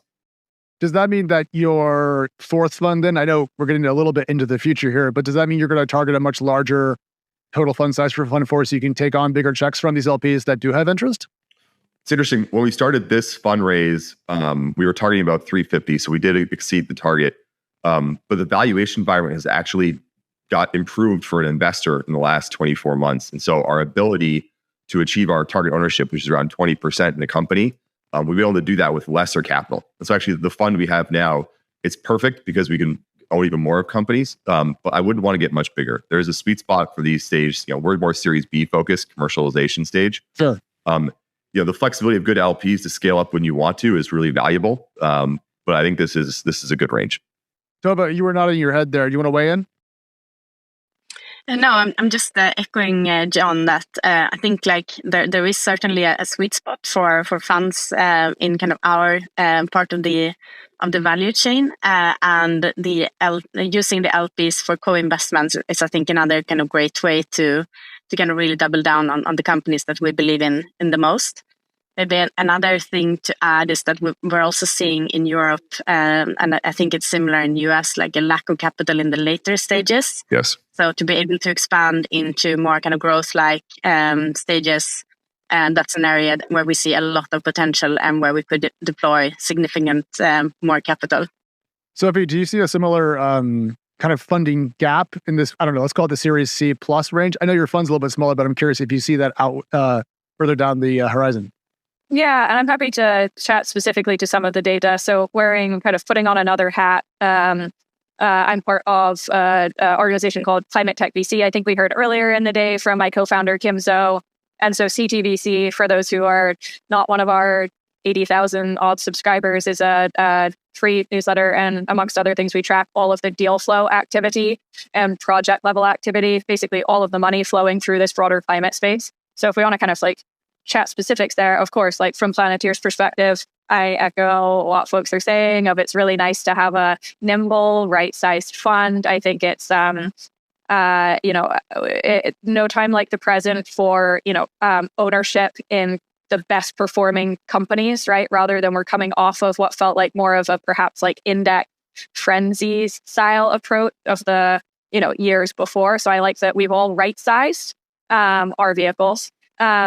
If I were to have a unlimited amount of capital to deploy, I would not try and force all of that into the pre-seed and seed stage. I would heavily barbell that strategy and perhaps not myself being the core manager, but would partner with folks who are best in class at identifying those other kind of arbitrage or mispriced moments in the broader climate space, which I think is perhaps still early infrastructure or perhaps some like distressed series, maybe B-ish kind of stage where folks are like at a solid growth rate, but not an outstanding growth rate. A lot of businesses look almost identical. There's probably an opportunity to roll together those businesses and then kind of quickly flip them for exit. But we'll kind of put that aside. Putting the CTVC hat back on, practically speaking, right? If about 30 billion of venture and private equity growth funding was deployed in last year, 24, that's a 14% drop off from the year prior,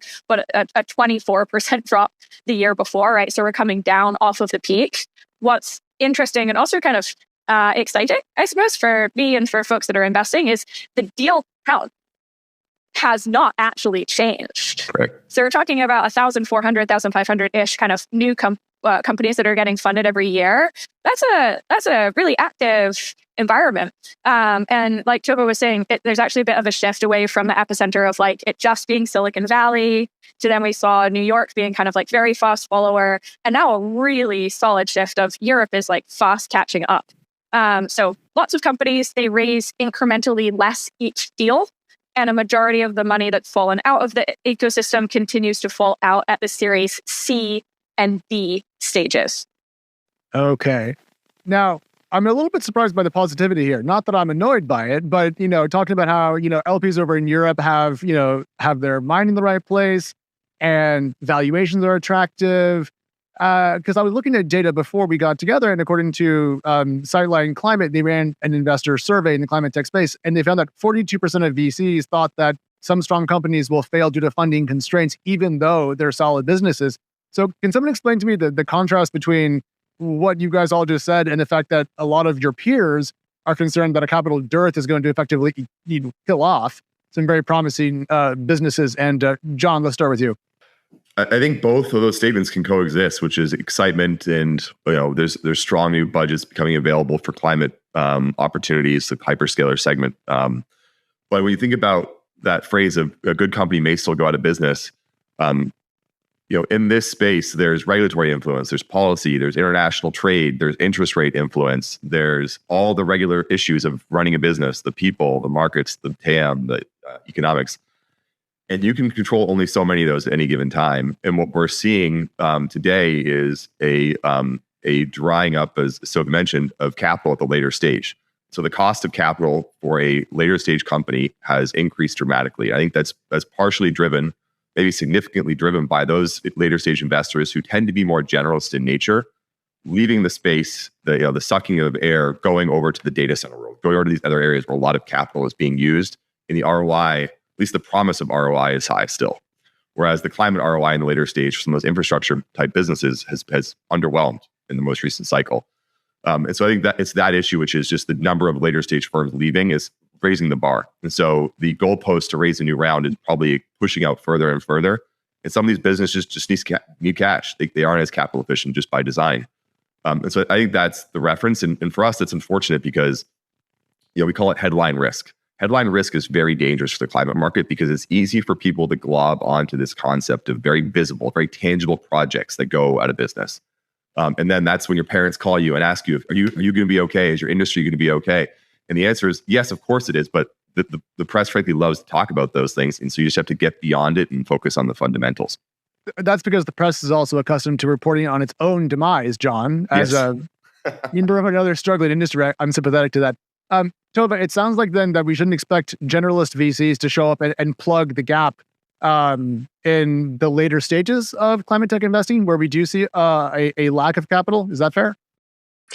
No, I think you're right on that. And something we do see more and more of, it's the infra funds that are getting more excited about the kind of companies that we invest into. And I think it's almost like a new asset class, like VC infra type of investments. One example that we've invested into is TerraLayer. They do grid scale energy assets with software on top. And that's an example where we see great interest from these this next generation of infra funds. So that gives us quite some hope. Yeah. I want to get into electrification and the grid and some deals there in the AI realm in just a moment. But Sophie, before we all got together, you framed your investment strategy as, quote, backing companies that help their customers actually make more money while reducing risk, in opposition to what you called the green premium obsession. Tova, you wrote to me that you think about something called impact optimism and kind of impact investing. To me, those feel a bit like they're in tension with one another. So why, Sophie, are you so opposed to, if you will, kind of the green premium and impact, while Tova is a bit more amenable to that perspective? Well, first of all, I love that and have this conversation about we'll find out in 10 years plus if one is more successful than the other. And hopefully we're all making the world a better place and making a bunch of money with it. So perhaps mine's being a little bit sharp, and it's easy to kind of do contrasts, right, of how theses have changed over time. So bear with me. But what I'm at is purposefully trying to point a bit of a foil between what I perceive from Clean Tech 1.0 to be business models focused on purely efficiency, which feels inherently not exponential, or it's kind of do more with less, versus I see the opportunity today in this, if you will, new energy era where we've come out of, I think it's just a really, really essential takeaway. And I know the rest of the day of all of this content will be talking about this, but we're finally in a period of a more energy consumption, not just kind of flatline efficiency. And I think that changes everything. So that's what I'm getting at by customers, making more money or consuming more, mostly from an energy perspective. And so we like to invest in some of these companies that, for example, would allow their underlying customers to push more electrons through their existing infrastructure, right? So by partnering with a startup, the company makes more money, sells more electrons, and simultaneously is reducing a risk. And so I think that there's that two-part, that twofer of stuff is just more volatile, weirder, wackier. You can call it climate change. If you want, you can just call it volatility, if that's easier for you. So we like the ability to then help our customers avoid their infrastructure failing out, right, on the flip side, while they're maximizing it and making more money off of it simultaneously. So that's what I'm getting at. And then I think my critique at a high level of the green premium piece is that's super smart and makes a ton of sense in a different interest rate environment. However, and if you can optimize that to bring that business to completion within the time period that interest rates are close to zero, that's fantastic. And you should go do that all day, every day. But lots of these companies in climate require 5, 7, 10, 12 plus years to get to a period of stability. And if your premise is that interest rates remain extremely low throughout all of that, and then the day or the year before we hit a different interest rate, that there's a flip, then of the time period before is moot and kind of or not. So that's my kind of quip to what I'm getting at with why I think green premium does not work long term. So Tova, has a higher interest rate environment destroyed the green premium and made impact investing less attractive, or is there multiple stories going on here at once? I think, I 100% subscribe to Sophie's statement that we cannot rely on green premiums the way we did a couple of years back. That was kind of a given in our space in many industries. But today, the solutions that we back need to be faster, better, cheaper, and they really need to be kind of self-sufficient in the way that we cannot rely on people wanting to do good to buy these companies' services or products. And I think how I couple that with still impact optimism is that we see so many opportunities now coming with AI plus climate. And the kind of AI in itself is, of course, kind of a key tool to make different industries more efficient. And with that comes better, faster, cheaper. And in many of these industries, that also translates to energy savings, et cetera, et cetera. So kind of coupling these two opportunities, and I think that's one of the reasons why when we did a study now earlier this year, we saw huge optimism for impact companies. And I think that's kind of on the back of kind of using AI to tackle some of the biggest challenges that we're seeing. So we saw that 75% of the investors that we surveyed wanted to invest more into impact companies. And that's not based on the green premiums, but simply because these solutions really now make sense. Does impact then, Tova, simply mean like just more efficient business results coming from what the company does? Because that sounds like a fancy term attached to normal business, if I could be kind of crass about it.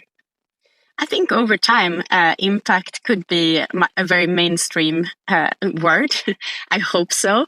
And you're absolutely right that, I mean, it comes a lot with efficiency, reducing energy consumption, reducing emissions, et cetera, et cetera. But impact to us is really kind of tackling the biggest challenges we see out there. No, that's fair. All right, well, let's stop avoiding the elephant in the room and talk about what AI power demand is doing to our grid around the world. We're seeing incredibly quick growth in power demands. We're seeing grids buckle. We're seeing startups work on everything from wind power to better batteries to electrification of cars. It's a really exciting time out there. And you guys have a lot of companies in and around this space. John, you've backed Grid Status. Yes. And you've also backed Aurora Solar, which helps do software for solar buildouts. Where's the best place for startups to play in the current electricity market? I presume they'll have an impact in many different places, but where does Internet Capital think that they're going to have the biggest impact? Is it production? Is it storage? Or is it software to help with buildouts? Yeah, so to hit the first point here, I've been in this space for about 20 years, which makes me one of the longer tenured folks. And this is the first time in that 20 years where we've had demand, like true demand growth on the energy side. So to Sophie was saying earlier, growth necessitates innovation. Historically, if a new asset or technology wanted to come online, something else historical had to come offline. It was like one on, one off. And in this environment, it's like the demand era, like you just need more of everything. You need more production, you need more efficiency, you need more resilience. And that is when traditional venture capital has done very well. When you're saying it's a time to revenue or a revenue quality problem, it's cost savings. You're competing with your own margin eventually. And so I think the focus for us has been on, listen, I think it'd be really cool if nuclear could be here in the next 3 or 4 years. I'm not so sure it will be, but we do have a demand crunch in the next, by 2030, we have to add another like 20% to the power grid. And so what are we going to do? There are technologies here today. There's solar, there's obviously batteries, despite the US being negative to wind, there's wind. And then there is natural gas. There are other tools in the sphere. And so we're looking at it as how do we get new assets online faster, which is opportunities like Aurora Solar for rooftop solar design. And then there is, with the assets we have, how do we optimize them? How do we maximize the grid? Assets like Grid Status for us, which help monitor the grid and make recommendations. And so we're looking at it in both tranches, but the fun part is it's a more discussion. And the revenue opportunity for these companies, it used to just be a utility or maybe an energy developer. But now you have the largest companies in the world, Microsoft, Meta, et cetera, becoming customers of climate companies. And so the budget has expanded materially. The TAM has expanded materially. And that's why, it's funny that this is actually the time the generalists have left our market because it's the I know. To Sophie's point. And it's the fastest growing companies we've seen in our history. That's why the contrast between the need it seems we have right now for better climate tech and the current level of capital flowing into it, you guys being the exception, just kind of makes me almost a little angry. Like it feels so backwards right now. Like it feels like you guys should be swimming in cash and just, so busy dispersing more funds. And the numbers don't quite back that up. Now, Tova, you're in Sweden. And I know that the Nordics are doing pretty well in attracting a lot of data center investments because of, a cooler climate and access to, I think, renewable energies and so forth. Your firm backed Vind AI, which is software for wind power development. What role do you think software products are going to have in assisting the energy transition that we need, as opposed to investing in companies that might be, for example, designing more efficient windmills themselves? I think getting there will require both the hardware and the software solutions, and I think climate investors will need to take the hardware solutions into account, because I think, like you, John, said, I mean, there's huge value in that space. At the same time, I think the software solutions can really help accelerate the transition here. So, for example, what wind does is to really kind of help figure out kind of where do we put the windmills so that it yields the best kind of amount of energy. So I think software, again, can help accelerate and enable, but the hardware will really need to be there for us to solve this. So, can you weigh in on the hardware-software divide? Because one thing that I did learn when going through each of your three portfolios was just a lot more software than I anticipated, in a positive sense, to be clear, but it surprised me a little bit. Because there's a traditional premise that a lot of climate tech investing is hardware investing. Absolutely. I'd kind of like rebut the hardware versus software kind of dichotomy in the first place. And I've been tripping over myself trying to find the right phrasing for this for years. But I say that a majority of interesting climate tech investment is hardware-enabled software, which essentially is a hat tip to the fact that, of course, we're operating with real atoms or electrons, but often the optimization and the kind of like upside comes from some software-esque layer on top of it. So we like to work with founders that are brave enough and smart enough and aggressive enough to be able to kind of like do both business models at once. So an idea of that would be there's a lot of kind of like next generation light hardware in market that can have a massive upside, whether that's information and like data collection or lightly tweaking kind of like existing large infrastructure. And then a lot of optimization and frankly, like physical AI layers that are on top of it. So we're happy to play in that space. I have said this for 6 years in the newsletter, but I don't think it's venture's place to be taking enormous kind of science style bets that require 10 years plus of capital intensity to play out, especially while we're in this period now of it's all about time to power and like time to scale. That's kind of long-winded answer to that. But let's keep in mind that the folks that we're in partnership to make money with have goals and intentions as well that are perhaps different from how some of the funds that look like our peers on paper, like, and we love to partner with like a Breakthrough Plus, right? They have different underlying limited partners who have slightly different goals. And so for some funds, they're set up to be able to take longer term, more intense, take more zeros, right? And then have more kind of catalytic impact than perhaps the three of us do. On the idea of hardware-enabled software, you backed a company called Thalo Labs, which is bringing AI into the world of, well, let's be honest, HVAC, but it struck me as an interesting way to try to limit energy consumption using software and kind of modern tooling in a way that could limit grid, pain in the near term. Yeah, and also just frankly make more money for the contractors that are managing all of those assets. And so Thalo is an amazing business. We've been lucky to partner with them for a long time. It was actually our first deal out of Planeteer. And we invested many, many years ago, actually, and would totally partner with this founder again. He's a phenomenal and really gritty engineer meets business mind. And we started back when the carbon markets were much more robust with point source carbon capture. And so imagine the grittiness and velocity that this team has had to do to pivot from that through to now finding like the moment in this physical AI using those same sensors. This guy made all of the hardware for Waymo and Cruise. So these are like real space grade sensors that are now applied dirt cheap to HVAC infrastructure, which frankly has a ton of optimization left in it, be that for the energy efficiency side, but no one really cares about that because electricity is still like reasonably cheap, right? Through to, more importantly, the uptime and reducing labor costs. And so that's a perfect example of like hardware enabled software. There's a very light device on the infrastructure or on the equipment rather. And then it's all about optimization and helping the workforce be way smarter and better at their job, getting more people with less gating, labor requirements. We can go get people straight out of, trade school or even before that into these jobs, keeping our equipment up. And there's a lot, I'm in New York, there's a lot of this infrastructure that's on its last legs, but doesn't need to necessarily be flipped out just yet. And so it's making the most of stuff that isn't super capital intensive to put a bunch of new upfront cost into. On the concept of software, Tova, you said to me that climate is one of the most interesting frontiers of AI, which I thought was a pretty cool comment. And I know you've backed a company called Indra, I believe. They do kind of AI-assisted building design. What impact is AI going to have on unlocking new opportunities for startups to kind of go into the world and make what we currently have a lot more efficient? I think, we're seeing such a huge gold rush now into AI with, I think it was $110 billion invested into the space last year from the VC investors.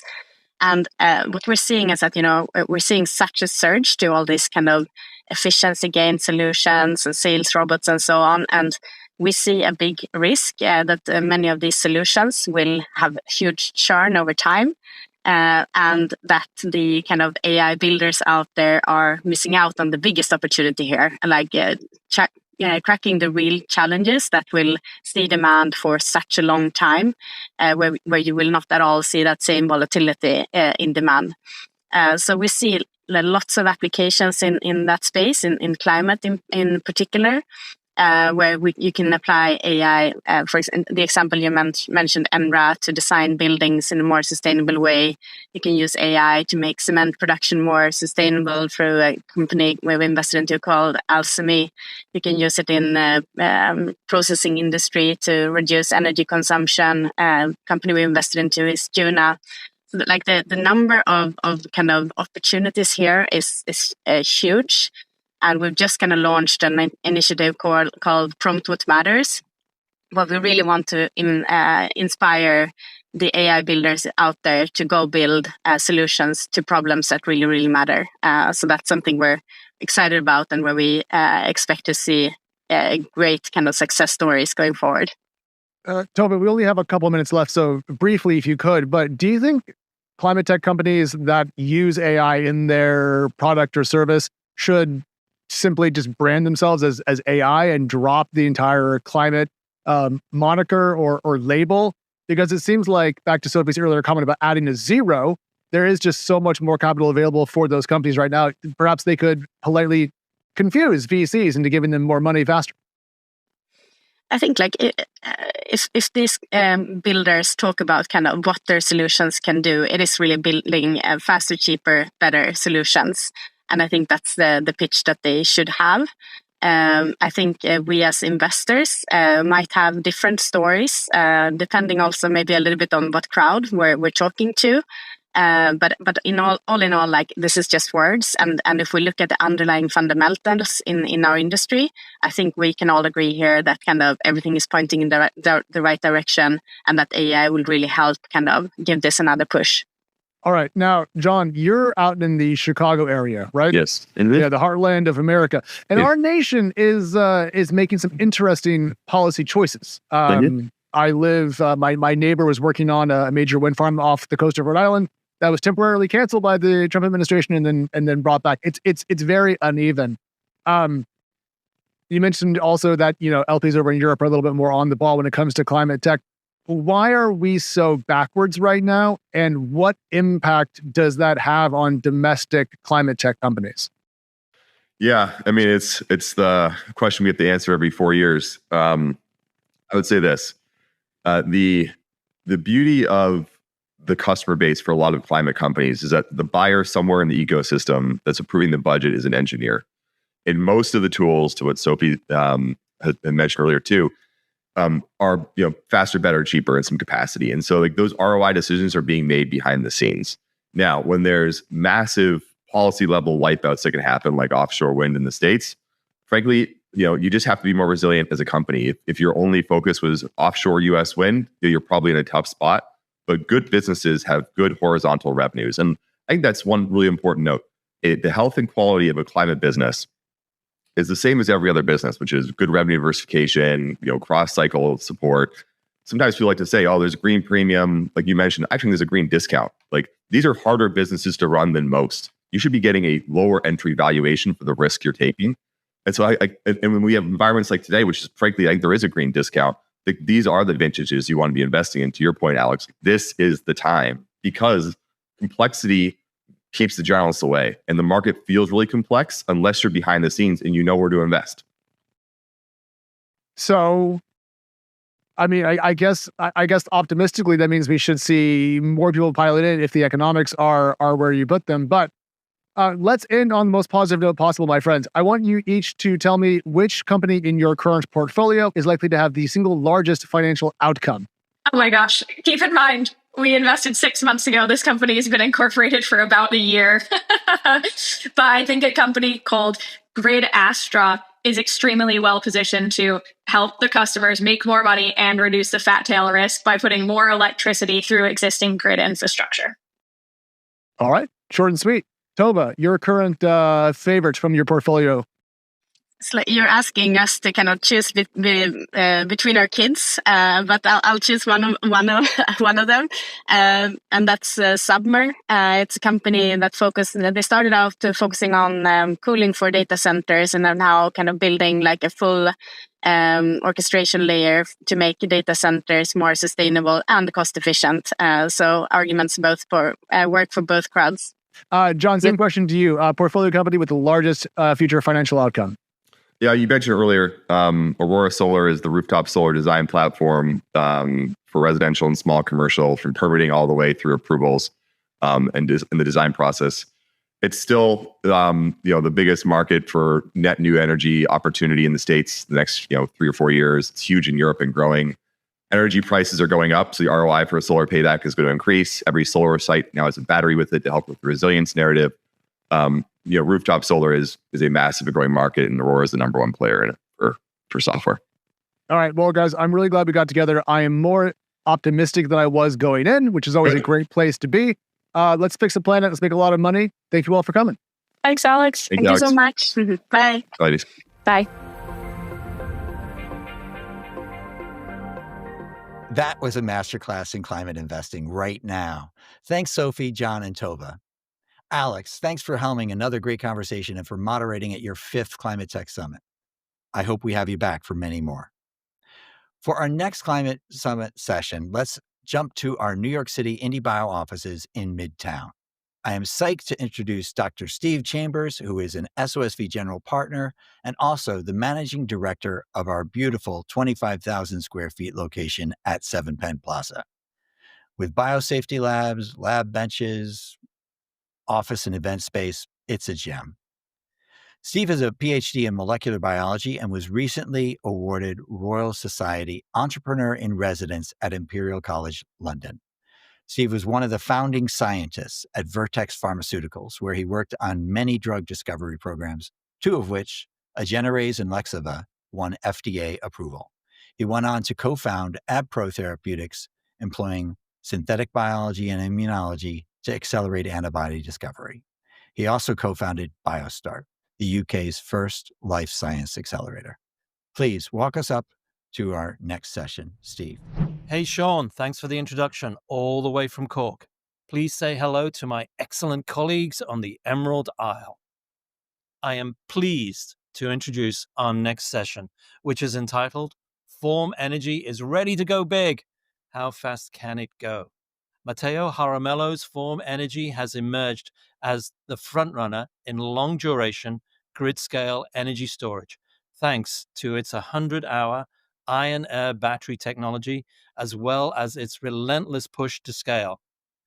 Form has started battery production at its 550,000 square foot factory in Wharton, West Virginia, and last year received $1.47 million grant from the U.S. Department of Energy to help finance the world's largest long-duration energy storage, LDES, to you and me, facility in Lincoln, Maine. Jaramello has raised a whacking $1.4 billion from a who's who of climate tech investors.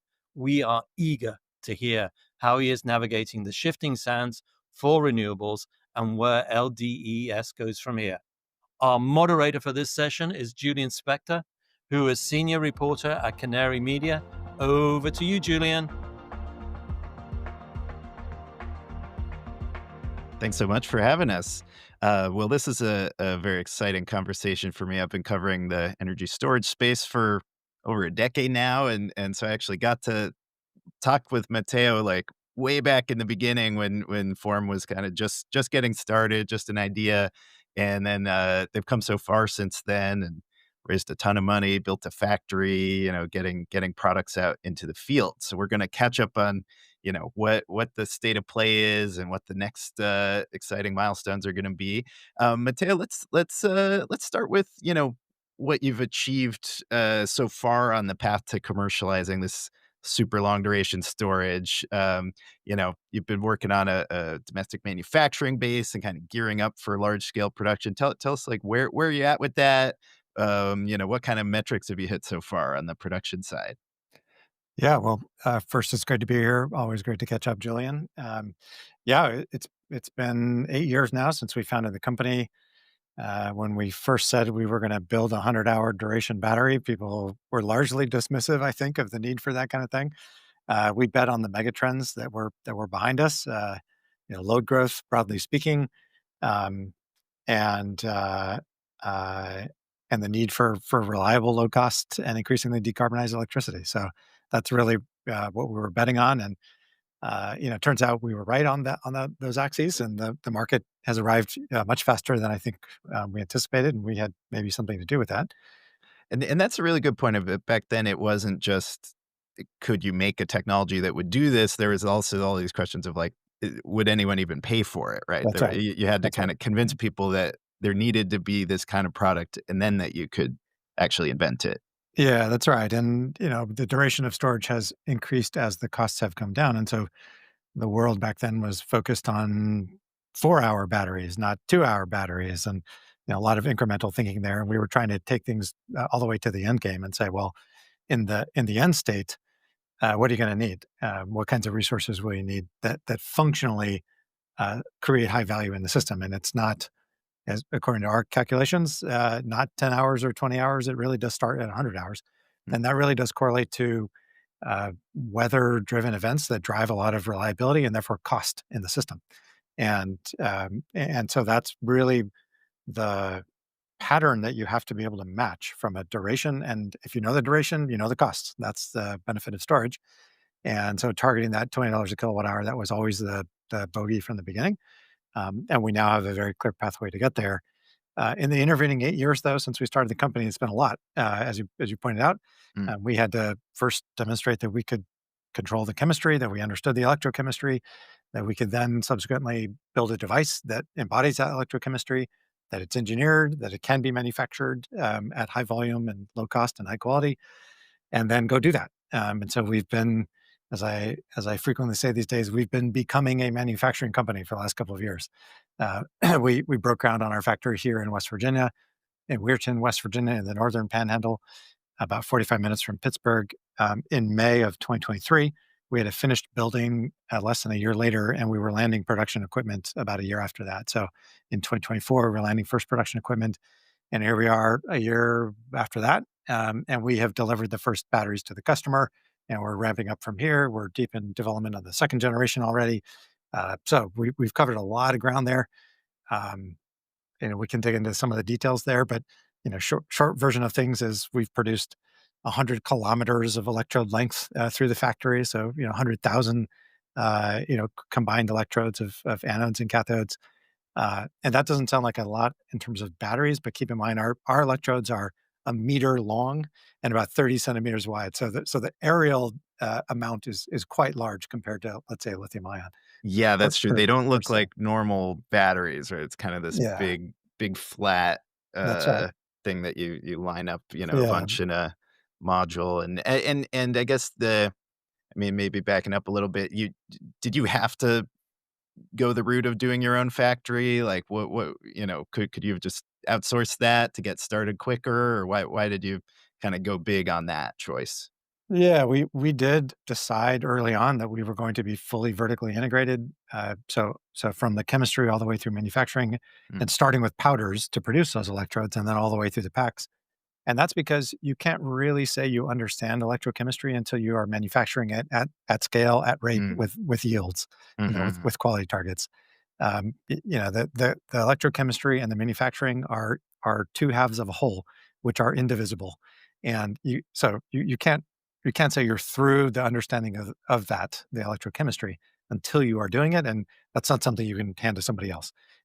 We have a very tightly integrated team. Our material scientists are working with our manufacturing folks.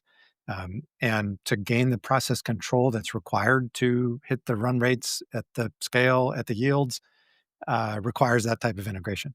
So, just to give you a snapshot, taking those powders in and then producing a high quality yield anode out requires over 100 unique steps that have to be very precisely defined. Control parameters have to be hit, and you've got to break down that process very, very, very, very precisely with a deep understanding of the science, of the material science, the electrochemistry, the process chemistry, and then of course just the process machinery that's involved, right? The equipment sets that feed into all of that. So again, it's just a really tightly integrated part of the fundamentals of the battery, Mhm. and so we knew we were going to have to take that on. Manufacturing cells, doing cell assembly, doing module assembly, doing systems assembly. That's much more straightforward. In theory, you could outsource that kind of thing. Given the volumes that we're at right now and just the speed of iteration, it doesn't make sense to do that. Down the line, we will definitely consider sort of how we scale from where we are today, how we Mm. scale manufacturing volumes faster globally, and that may be on the table. Gotcha. Okay, so you're cranking out products at this factory. It's a very beautiful factory as far as factories go. I got to, a Oh, lot of thanks. natural light. I like what you did with the keeping it big and open there in Weirton. You said you've now shipped to your first big customer site. So um, tell us about how that's going. I mean, this is you got this contract 5 years ago now with the Yeah. utility Yep. Great River Energy, and I think originally the time frame was was going to be up and running in like 2023 or something. So it's taken a Yep. little bit longer in practice, but where are you at with that? When are we going to see electrons flowing, and kind of what have you learned along the way? Yeah, that customer, Great River Energy, which is a generation transmission cooperative in the state of Minnesota, they serve about 1 million customers through 22 member cooperatives. They signed a contract with us back in 2020 when we were 40 people with iron marbles in a cup. It's sort of amazing that they saw the vision that we saw, because usually that doesn't happen. But they've been an incredible partner over those 5 years. Uh, and we've been very transparent with them about one, the challenges that we were about to face back in 2020 that we saw, and then candidly our progress along the way. We are definitely a little bit later than we wanted to be originally. On the other hand, we are now on the other side of that, and as I mentioned, we did ship the first packs out. They're on site.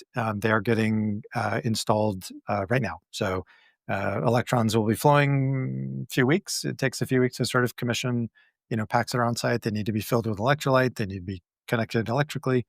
Of course, we do all of our, pre-commissioning and our checking out of the system, that kind of stuff. It's also installed on the site of a natural gas plant. So Mm. we're sort of co-located there.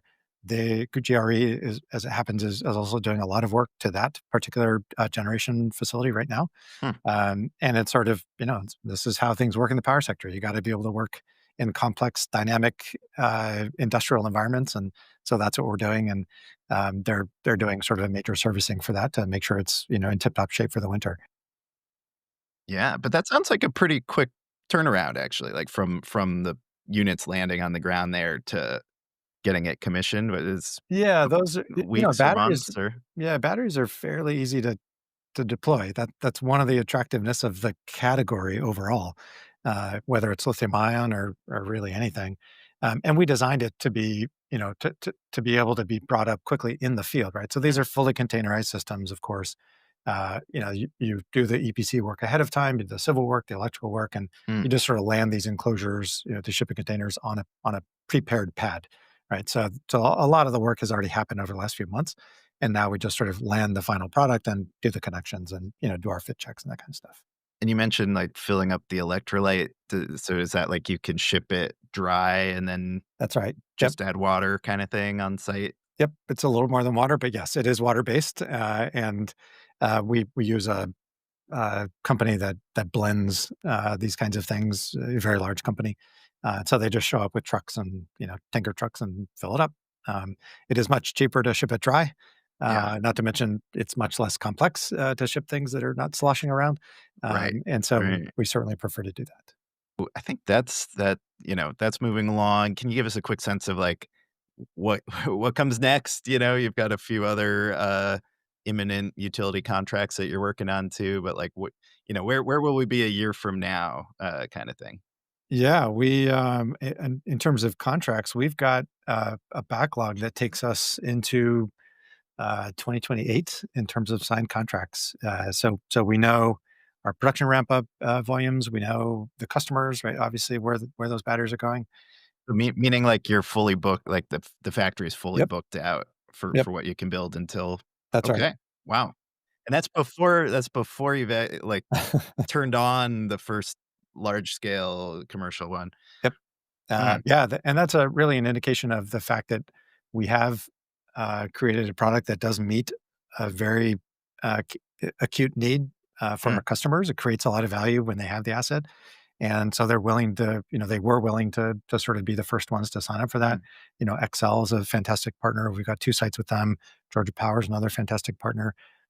Dominion. So these folks, they want the asset, and they were willing to sort of be those serials 1 through 9, if you will, and then all the new contracts that we're signing are serials 10 and beyond.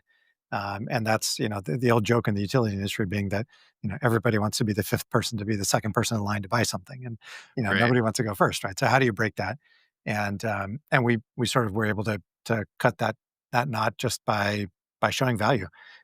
And by making sure that the projects were the right size, right? Not too big, but also not too small, and sort of able to be approved by the regulator, that they can show unequivocal value in their system for bringing these kinds of assets online. And so that's the real challenge for us is scaling up as quickly as we can, as sensibly as we can, coming down the cost curve as we do that.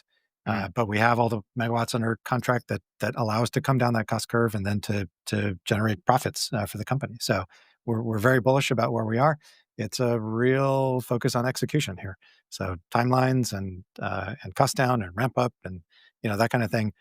Um, Fortunately, however, we've already hit in the factory. We've already hit the run rates that are what we need to start production for the next version of things. So we've already demonstrated the capability of the machines and the operations and the personnel, and so we have very little doubt that we're going to be able to sort of make that transposition Gen 1 to Gen 2.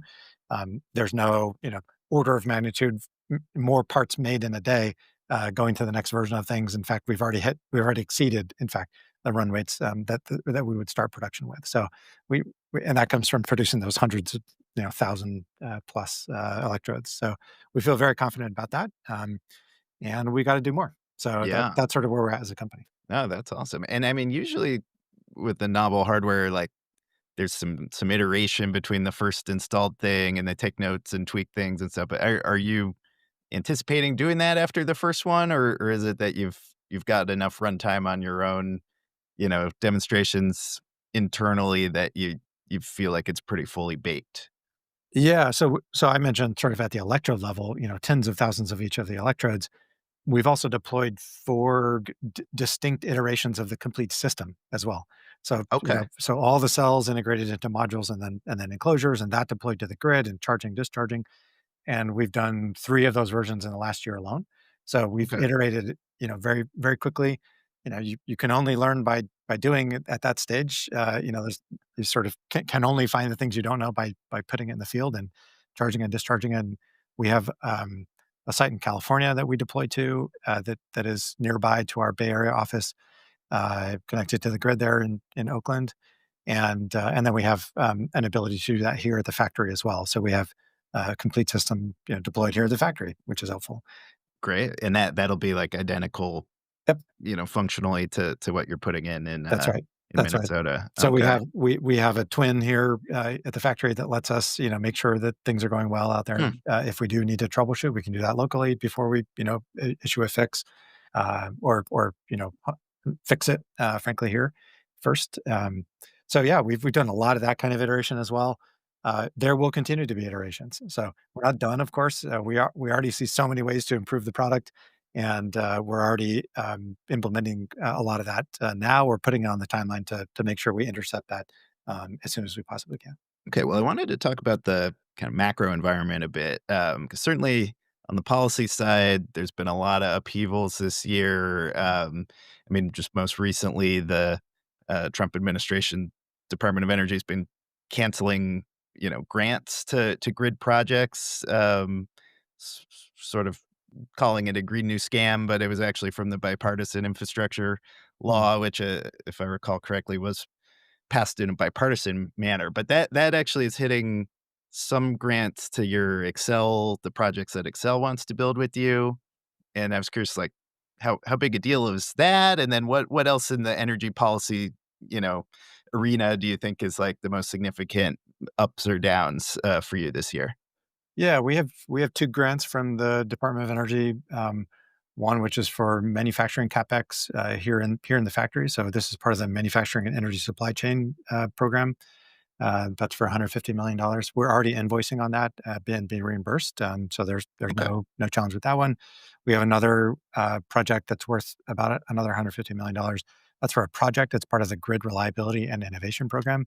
That's for a very large battery, 85 megawatts, 8.5 gigawatt hours in the state of Maine, in a very constrained node on the ISO New England system. That also is untouched by these actions here, and we have great support from the DOE. Excel is the prime on that project that you mentioned, and we're a sub to them. So I'm not going to talk about that. That's their project. They are directly engaged on that one. But yeah, we feel great about the support that we get from the administration. They value storage. Storage, geothermal, and nuclear were sort of the technologies that were preferenced in the OBBBA, and so they're reiterated the policy support for manufacturing as well as for deployment on the ITC. So yeah, we feel pretty good about that, and we're just going and doing the projects. And that's really significant. Like, the law of the land now is in fact tax credits for storage deployment for That's right. a decade to come, and support on the manufacturing side. We do 85% domestic content today. We're above the highest threshold for FEOC, the foreign entity of concern requirements today. We already meet the most stringent requirement they've got.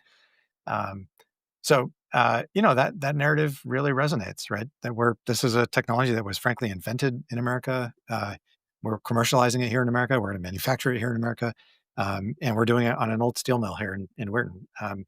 So there's a lot of I think elements to the Form Energy story that really do resonate with people when they sort of put it together and they say, hey, that's exactly the kind of thing we should be supporting in the country, and we should keep going because it seems to be making a difference. So let's do it. Well, and then the other big kind of macro theme this year is obviously AI demand and this looming, colossus of new consumption for electricity that everyone's trying to figure out, how to supply and how quickly. And there's a lot of solutions that can't really be built in the next 5 years. Like, try to get a new gas turbine ordered right now. That'll take you a while. Small modular reactors that don't exist are harder to get power from. But tell us about how the Form product could actually, come into play to meet hyperscaler demand, because both in terms of like your commercial availability and manufacturing availability, but also like the format and the function that it provides. Yeah, this is why we are pushing so hard to scale up as quickly as we can. I mean, the demand is in the, if we could produce it today, it would be in the tens of thousands of megawatts, right? Gigawatt, tens of gigawatts demand. And we can land new production capacity in approximately 18 months. We built a factory and landed the equipment in that time period for the first time.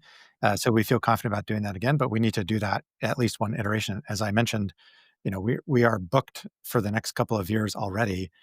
So we are looking at projects starting in 2028. That's sort of the earliest we could deliver something new to a new customer with potentially new production capacity that we bring online at that same time. So you're talking about like actually new factories already. Yeah, or Yeah. expanding beyond the originally contemplated 500 megawatts per year that this factory can do, which is 50 gigawatt hours. That's a lot of energy. Mm-hmm. But the main application there is speed to power. In other words, how do you enable large loads to be interconnected to the grid faster than otherwise they might be able to from the utility perspective? And so if you want a gigawatt, which is the city of Austin demand overnight, most utilities would say, well, I'll get that to you in 2030 or 2031, maybe at the earliest. I need to do my load flow studies, and maybe I need to reconductor transmission or upgrade a substation or whatever else it might be. And uh, and really what they're concerned with is 100 hours. And Tyler Norris came out with a good report on this, out of Duke. And that really is it. It comes down to reliability concerns. And if a data center effectively shows up and says, I can make my gigawatt disappear for 4 days, would that be helpful? The answer is yes, that's very helpful to the utility. And so they say now they can sort of take a different approach to figure out if they can meet the load for the vast majority of hours where it doesn't matter, right? They have plenty of energy.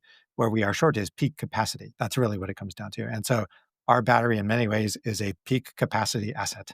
That's its value to the system, and that's what we are enabling in this crunch for data power is bringing online very large loads faster than they otherwise would be able to bring it up. And that's also fundamentally different from what a lithium ion battery offering could do. They could That's right. help the peak on one day, but not That's right.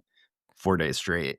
And because I've been trying to get my head around these new sort of business models, and everyone's trying to sell their thing and say it's a data center solution, but like a technology that can actually do the 100 hours in one go seems like to be in a kind of different category of usefulness there. And I mean, just briefly, like, what would this look like? Like, are you thinking behind the meter at the data center site, or you would be building it somewhere in the regional grid so that they can balance Yeah, the data centers draw, or how's that work? those deals where you're sort of enabling speed to power through the utility, those are still front of the meter applications. So not necessarily on site with the data center, but on the same node, almost certainly, and interconnected at the high voltage point. So that's generally how this is. As far as the actual structure, it's a tariff that the data center customer would sign up for. Call it a capacity tariff or maybe a reliability tariff that then enables the utility to turn around, procure the assets, and put them in the rate base and serve their customers in that way. We are talking to some folks about behind the meter applications, very large microgrids, if you will. And in that case, it's a combination of resources, as you would expect. You want your German generation. There's going to be some thermal generation, right? Turbines if they have them, maybe reciprocal engines if they don't have turbines. Solar, short duration storage like lithium ion, and then us. And that gets you sort of the least cost portfolio of behind the meter resources to meet that reliability level that they're looking for. So we are doing those as well, and there's some big, very big ones that are out there. And I guess in that first scenario where it's on the grid and through a tariff, then an asset that's useful for the rest of the grid too, right? It's not just the data center; it's actually Absolutely. decarbonizing the whole grid the rest of the time, and then specifically helping the data center on those peak stretches in the year. Yeah, I think about it as enabling the utility to access value of underutilized resources, right? So one way to think about, of course, wind or solar is that they are intermittent. Yes, that's true. Another way of thinking about them is that they are underutilized, right? They're not as productive members of the portfolio as they could be, and having multi-day duration storage enables that, and enables the rest of the grid to operate more efficiently as well. This is sort of underappreciated too. The thermal resources are not optimally deployed. They're being forced to sort of step in and have excursions up and down, and part of that we can solve through this multi-day duration resource.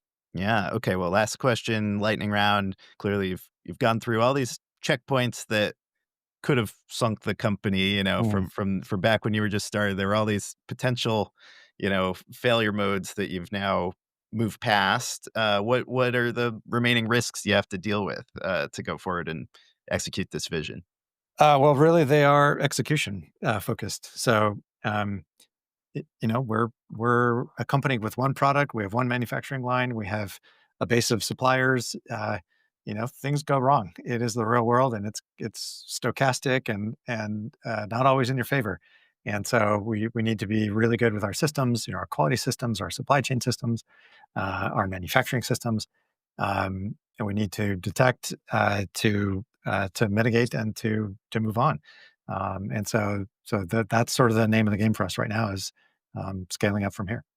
Awesome. Well, I think that's all the time we have. But Matteo, always a pleasure, and I'm sure we'll talk again soon. Awesome. Thanks, Julian.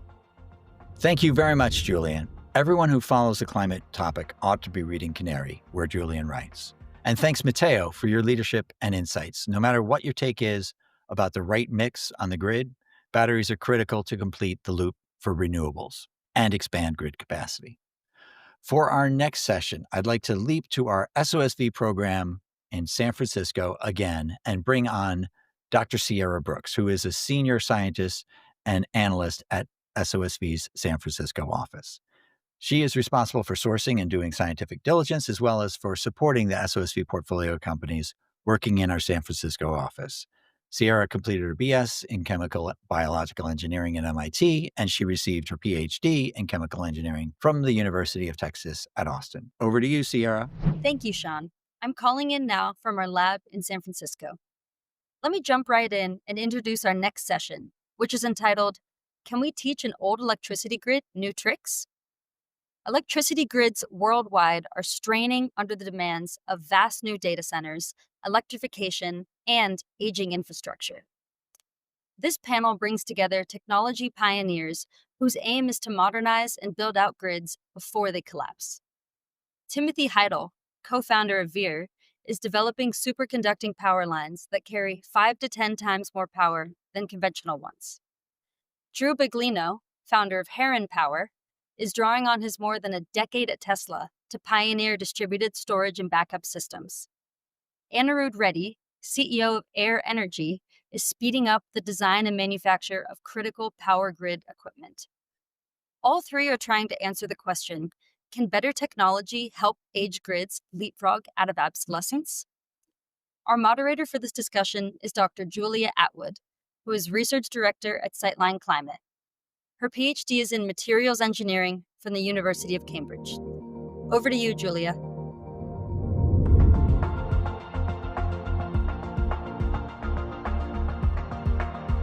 Hi, everyone. Thanks for joining us, and thank you so much to SOSV for hosting this discussion on grid infrastructure.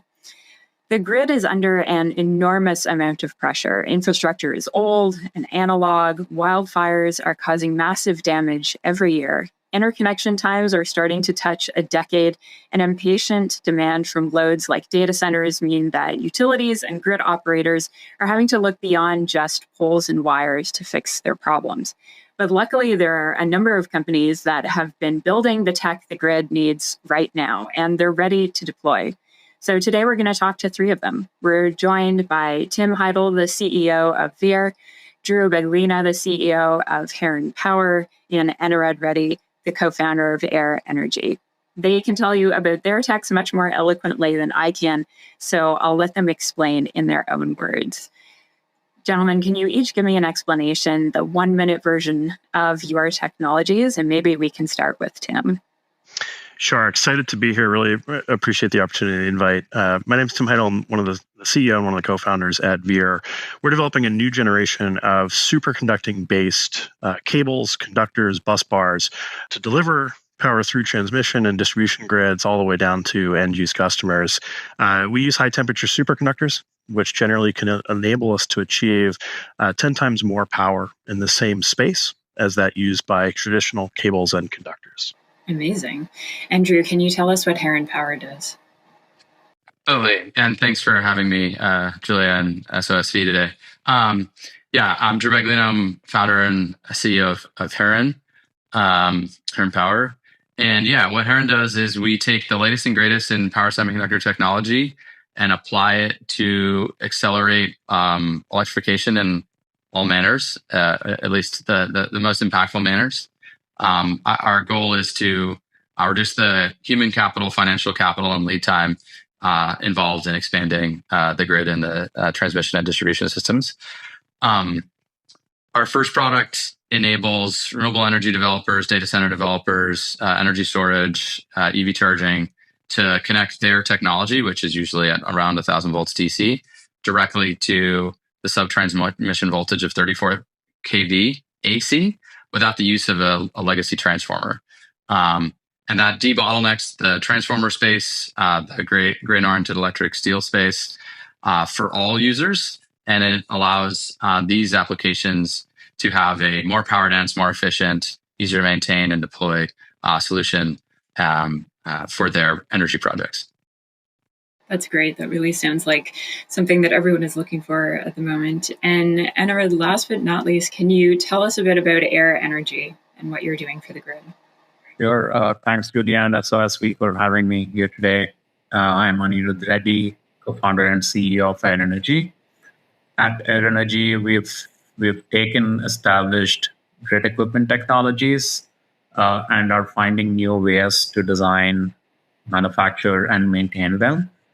We've gone to market with one offering around transformers and have found ways to deploy these technologies on the field more than 50% faster than what the incumbents are able to today by finding efficiencies in engineering and supply chain of these equipment.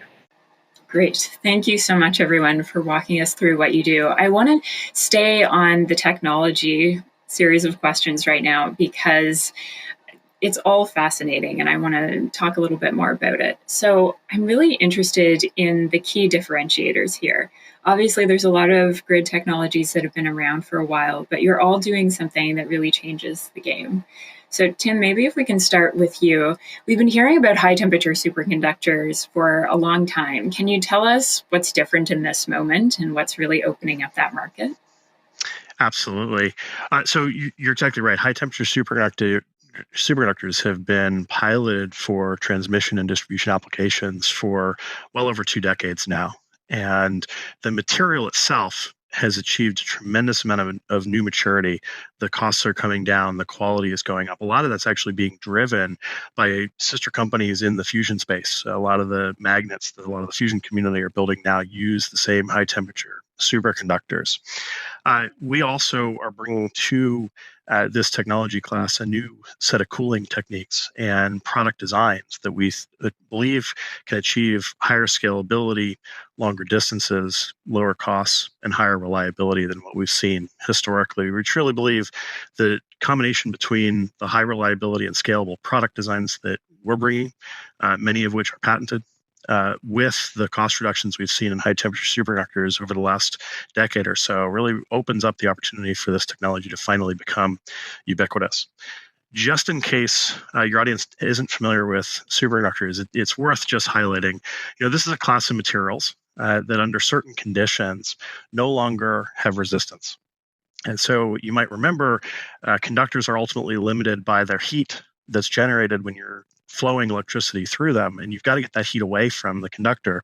Well, these superconductors, since they don't have resistance, they've got far lower losses, negligible losses in most cases, and so that's why we can squeeze a lot more current through a much smaller material and therefore a much smaller space, and enable far faster deployment of infrastructure for both transmission as well as end uses.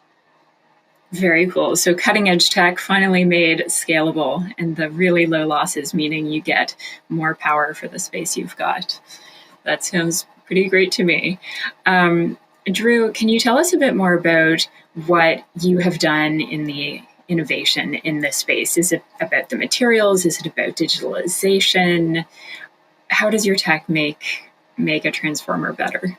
What we're doing is taking advances and scale up in power electronics over the past decade in EVs and renewable energy and applying them to a new application is really what we're doing. Over on the order of 4 terawatts of power semiconductors went into electric vehicles in 2024, which is kind of an amazing number. And a decade before that, maybe it was in the tens of megawatts. So huge scale up in that space. And that has built an ecosystem of all kinds of suppliers around that technology.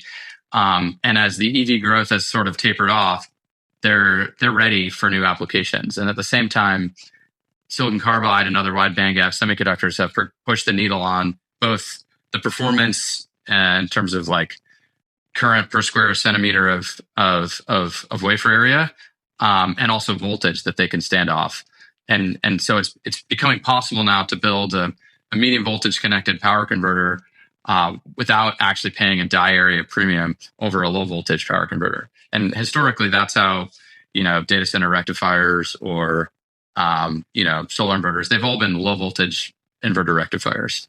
Technology leaders have set in motion, we can open up brand new applications. And the first application we're going after is moving a 60 hertz voltage isolation problem up to the hundreds of kilohertz using active devices. And once you have active devices in a product, now you have bidirectional power flow control. You can do all kinds of grid stabilization functions directly in the product.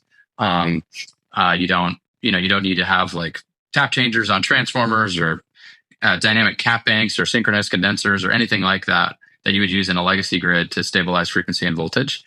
So you not only are improving the efficiency by getting rid of the standby losses of a typical transformer, reducing the footprint, reducing the mass by 50 to 100x in the core transformer, but you're also getting this dynamic control aspect.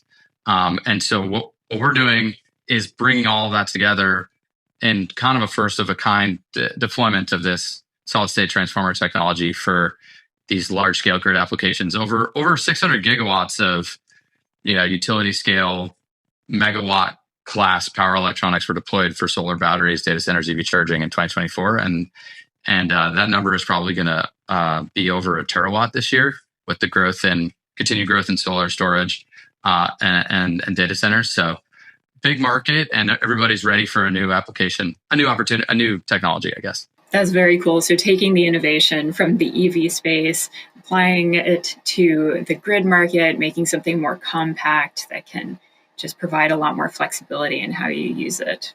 It's very cool. Anirudh, you mentioned that you're able to supply your transformers 50% faster, if I'm remembering that rightly. Is your supply chain really your differentiator? I would say it starts with it's the process by which we're able to do that rather than the supply chain in itself. These large high voltage grid equipment are bespoke and unique to each individual project. So you've got to design a transformer that meets the needs of one project, and it's not going to suit any other need. And that in itself places a significant strain both on the supply chain and on the developer and owner of the project. For one, in this volatile environment, the developer and the owner of the power project doesn't always know what exactly he needs for a particular project until much later, and it's too late. He only has partial information to begin with. And on the supply chain side, because you're building bespoke equipment, it elongates the lead times even further, especially further down the supply chain of the components and raw materials that go into the transformer. So what we do is we're able to step into the customer's shoes and provide and able to understand their system and design equipment in a manner that factors in, that allows for variability in certain specifications of the equipment as the project progresses at different points in time. That gets them to pull the trigger earlier. And at the same time, we design the equipment in a manner that reduces variability in the supply chain, especially for components that are on the critical path or that have a really long lead time. That's allowing us to crunch lead times from both ends. Amazing. So getting a custom-built transformer much faster than you would be able to. Supply chains are clearly critical to grid tech, and there was a lot of press a few years ago about how long you would have to wait for a transformer. I'd love to level set for the audience who maybe haven't been following it as closely as you all have.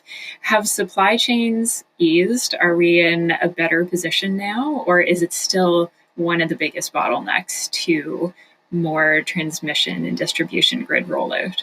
I think I'll throw it out there that certainly some of the longest lead components have the lead times have stopped increasing, and that's what you're seeing is manufacturers respond. That's true of, and and Anurag can speak more to this. There's been a lot of announcements of additional capacity in the transformer space and also in the switchgear space recently, but they're still really long compared to historical norms, and I think that partially represents the historical conservatism of the electricity supply space, where folks don't want to be over-investing. They actually prefer to have, longer lead times than shorter lead times. And I think against the backdrop of multiple decades of slow to no growth in the Western world on electricity space because of energy efficiency and other things, that was maybe correct decision-making for then. It's really not correct decision-making anymore.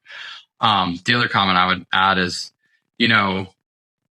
one of the biggest concerns with supply chains these days is actually just how nimble you need to be with the evolving trade and tariff legislation, and not just in the U.S. but in all kinds of places.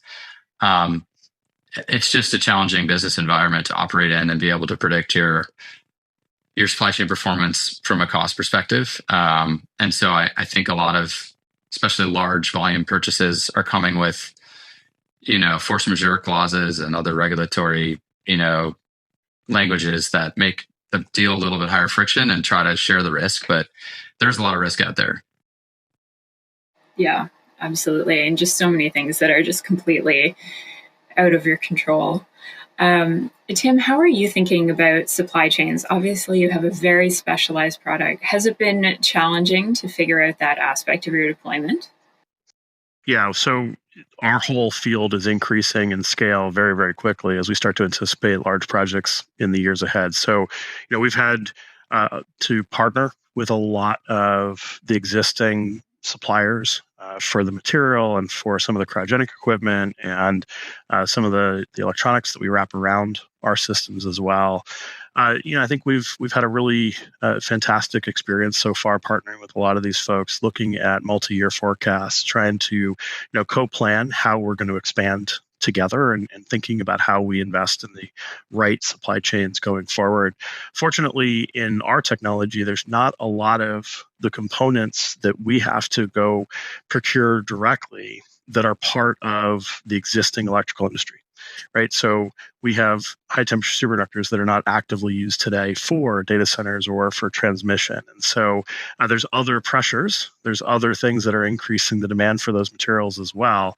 But we haven't seen the worst of it in terms of the traditional electrical supply chain for us. I was just going to say, I answered generally. I mean, but for Heron, in the power semi world where we're really founded, there's actually a lot of slack in the supply base because of what I mentioned before with EV growth kind of tapering off. So at least as far as we see, we don't have, that is not our bottleneck. Yeah. That's good to hear. It does seem like you have all found ways to use the supply chains that are a little bit more open, a little bit more flexible to be accelerating what grid operators can do with your tech. But a lot of grid operators today are very focused on one particular thing. And Tim and Drew, you both mentioned it sort of in passing, but of course, data centers are really the topic of the moment. So I wanted to bring that up in the conversation to make sure that we touch on it. Is it something that is really changing your business? Like, is this changing how easy it is to get funding, the customers you're talking to, how you see the growth of your company going forward? Maybe we can start with Anurag. Is this, are data centers top of mind for you as well? Yeah, at a very basic level, there's an increasing share of projects that are in some way related to data centers, if not directly from data center operators themselves. So that's a net new market for our business, which is a positive. The second, I think the power architecture to support data center needs is morphing and evolving at a rapid pace.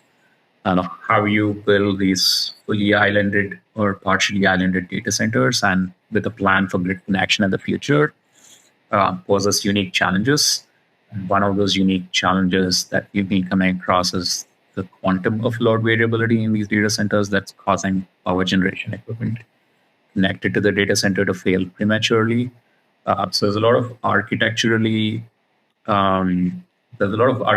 reimagination that's in process and that's necessary for both the load and generation side of a data center. And that's a unique opportunity for players to develop and deploy new technologies. That's very interesting. So a lot of stress from data centers during grid planning and as well on the equipment when you're operating it. Drew and Tim, have you seen big changes in how people are thinking about your tech in the context of data centers? Yeah, we've actually pivoted the business quite strongly in the last couple of years. So when we started building Veer, we were focused on building very, very high power transmission lines, utilizing our technology to overcome a lot of transmission development bottlenecks. And we had always considered data center developers as a possible customer class with a focus on building the transmission lines that will connect substations to data center campuses. But then a couple of years ago, we started to hear from customers complaints about bottlenecks that were showing up both on data center campuses as the power started to grow pretty dramatically with AI loads, but then also more recently inside of data centers. Data center server racks have grown in consumption over the last couple of years from tens of kilowatts to hundreds of kilowatts. And then just a couple of years from now, we'll see megawatt class data center server racks. So all the power infrastructure that we've always used to move power around inside of these facilities and then by extension on the campuses is really hitting the absolute limits. Traditional bus bars become extremely large, very heavy, very costly and slow to deploy and generate a ton of heat. So it turns out the same superconducting cables and bus bars that we've been building for high voltage applications can be adapted and now fit to purpose for indoor data center use as well as campus use. And so I think the level of interest, the speed of the desire to deploy, the size of the data center market has been growing so quickly that about 2 years ago, we decided to really focus on that first as the way that we can scale Veer and get to the market and build credibility. And then ultimately use all of the success we see in the data center market to, in the midterm, get back to the problem we started with in the transition space. Amazing. Wow. So an order of magnitude change and what you're seeing inside the data center definitely demands a revolutionary tech. Drew, has it changed how you're operating or, how your investors are talking to you? Yeah, definitely. It was interesting when we first started engaging with the large participants in this DC to AC conversion market, the market for our first product here in Link. The largest by far is solar, roughly 500 gigawatts in 24, followed by storage, 50 gigawatts. And when we were going and talking to these customers about this product, they're like, "Oh, that's great." And we're building this data center. Because basically these solar and storage developers are now also data center developers, because if you're going to build energy generation, you're more often than not you're trying to find load, especially if you can't get an interconnection in time. And so we started getting in touch with the data center technology providers and some of the data center developers and found, and it makes sense that as the power density is increasing in the racks, they're starting to look more like other power dense applications like batteries and solar and power electronics and vehicles and things. And there became this obvious alignment between what we were working on for the large, hundreds of gigawatt deployments annually and these smaller data center deployments that are just starting to get into the tens of gigawatts per year. And the cool thing was that we could actually help, folks like NVIDIA and Google and others as they think about how to move from the 12 volt, 48 volt world that they've been for so long, up to 800 volts where, in my personal experience, we did an 800 volt, power electronic system for superchargers in and power pack back in 2017, so almost a decade ago. And there are plenty of EVs on the road now that are at 800 volts. So actually, Heron's team was in a position to provide more context about how to handle those systems safely, how to do protection in those systems, what suppliers are already in that space. And so I think we've actually helped accelerate this power architecture change for data centers that they need to do anyway if they're going to go to megawatt racks, like Tim said. And so that sort of put us in the middle of something that we weren't even intending to go after. So it's definitely been interesting, not just from a technical perspective, but also from investors, because they see that as well. Thanks for asking about that. Yeah, I think the scale of data centers just in every way for everyone involved in the supply chain has just become pretty mind-boggling. But great if it can be used as a way to accelerate a better, more digitized, more flexible grid. I want to drill down now into deployment, because we've talked a lot about supply chain, and that's kind of the obvious bottleneck. But I know that there are just a lot of hurdles when you're dealing with big projects and with utilities. So my first question is something that we talked about in our prep call, actually, which is like, how are utilities approaching this? Is it still pilot? Do they feel ready to deploy a lot of this stuff more broadly? What are you guys seeing from your customers on the grid? Tim, you should go. Yeah, I'll jump in. We're seeing a ton of urgency, right? I think so. The growth that we're seeing right now is not like anything we've seen in a very long time. And there's a sense of we're in a global race to win AI expansion. And so there's a sense of urgency both on the side of the developers and the tech companies that are trying to build the largest data centers, the highest performance data centers we've ever built. And then, of course, there's a ton of sense of urgency on the utilities to be the enabler of all of that economic development, all that economic activity in any given location. And so the speed is really, really high, right? And I'd say that the thing that will always be true is whether you're a utility or you're a data center developer, right? You're building critical infrastructure with very, very high reliability expectations and very, very high safety expectations. And nobody's willing to give up either of those, nor should they. And so I think we're still always going to see folks being really careful about making sure the technology works, that it is reliable, that it is safe. And I think it's incumbent on vendors like ourselves to think really hard about how do we prove that for as many customers as fast as we possibly can. In some cases, that'll be through pilots and demonstrations that we build, as well as pilots and demonstrations that we do with customers and other stakeholders in the environment, all with an aim towards how fast can we build that credibility to get designed into some of these really big projects that folks are planning on right now. Yeah, absolutely. The credibility for such a critical asset is something that naturally takes a little while to build up. Anurag, you've done several projects in the US. Have you seen a big change from, say, your first project to the latest one? Are there any markets within the US that you think are moving faster than others? We've started deploying product already starting June of this year. We found a lot more commercial traction and openness to new solutions related to what we had imagined it would be when we started. We found a lot of success in the renewable energy generation space, that portion of the market. And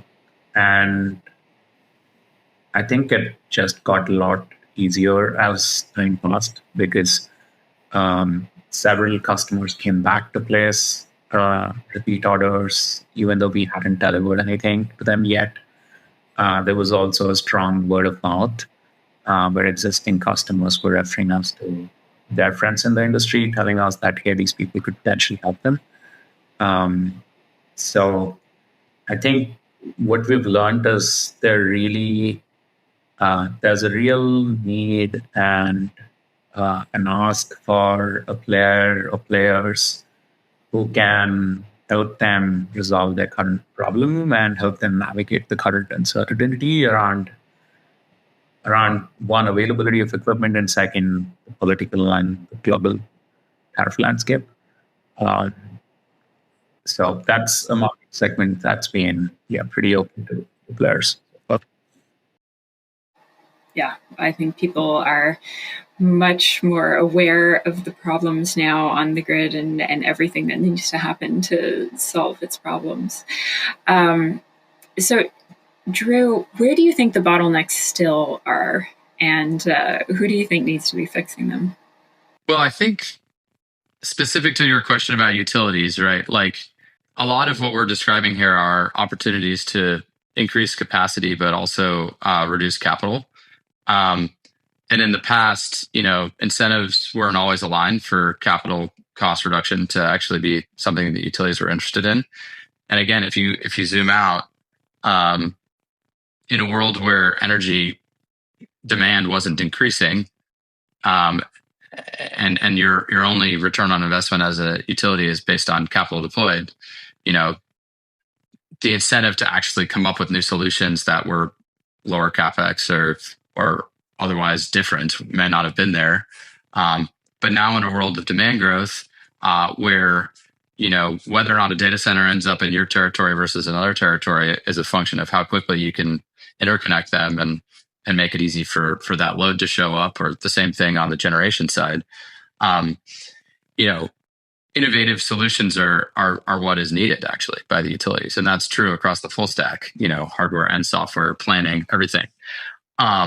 So I think what I've found is when we engage with this general concept of, hey, we're out to reduce your OpEx, reduce your CapEx, like that's what we're trying to do. There's massive interest in that on the part of utilities. We'll still have to go through, as Tim said, a pilot or two, but what's happening also more quickly now is if one utility has success, other utilities are very fast followers. So broadly on our bottleneck, is the engineering R&D process. Like we're doing things that haven't been done before, and we'll try to accelerate to the extent we can, but we need to demonstrate to ourselves that we actually meet our claims on reliability, on performance, and that is a rigorous testing process. And we will also deploy our product ourselves before we ask our customers to put it on their own sites. So there are steps along the way over the course of the next year to two, that where we could have hiccups or problems, and that could delay us. I really see our R&D process as our primary bottleneck at this point. Yeah, I don't think anybody wants to hear that there were any shortcuts taken on developing hardware. We talked about how it was a critical piece of equipment and worth the time to make sure it does everything it says on the label. I want to end with a slightly broader question, which is we've kind of seen these two reimaginings of the grid. One that is about using what you have, but in a very digital, optimized, some would say AI-enabled way, and the other, which is just you're never going to get away from more poles and wires. Let's just start rolling out the cables and buying land. Do you see one as leading into the other, and where do you guys fit into that? And maybe we can start with Anirudh. I think there's definitely you're facing. There's an increasing need for one, which is established technologies, more of them, and there's a growing supply-demand gap. And while you're doing that and the way the grid is evolving, there's a need for a digital future, a more active future, where all the equipment deployed on the grid and the grid itself needs to operate differently. When will the need for these current established technologies start to wane, and start switching over into newer technologies? And it might happen by region, or it might happen overall, but it needs to happen at some point in the future. But I think there'll be a significant overlap where one ramps up and the other phases out, because in the current context, there's a growing supply-demand gap cumulatively for both existing and new technologies together.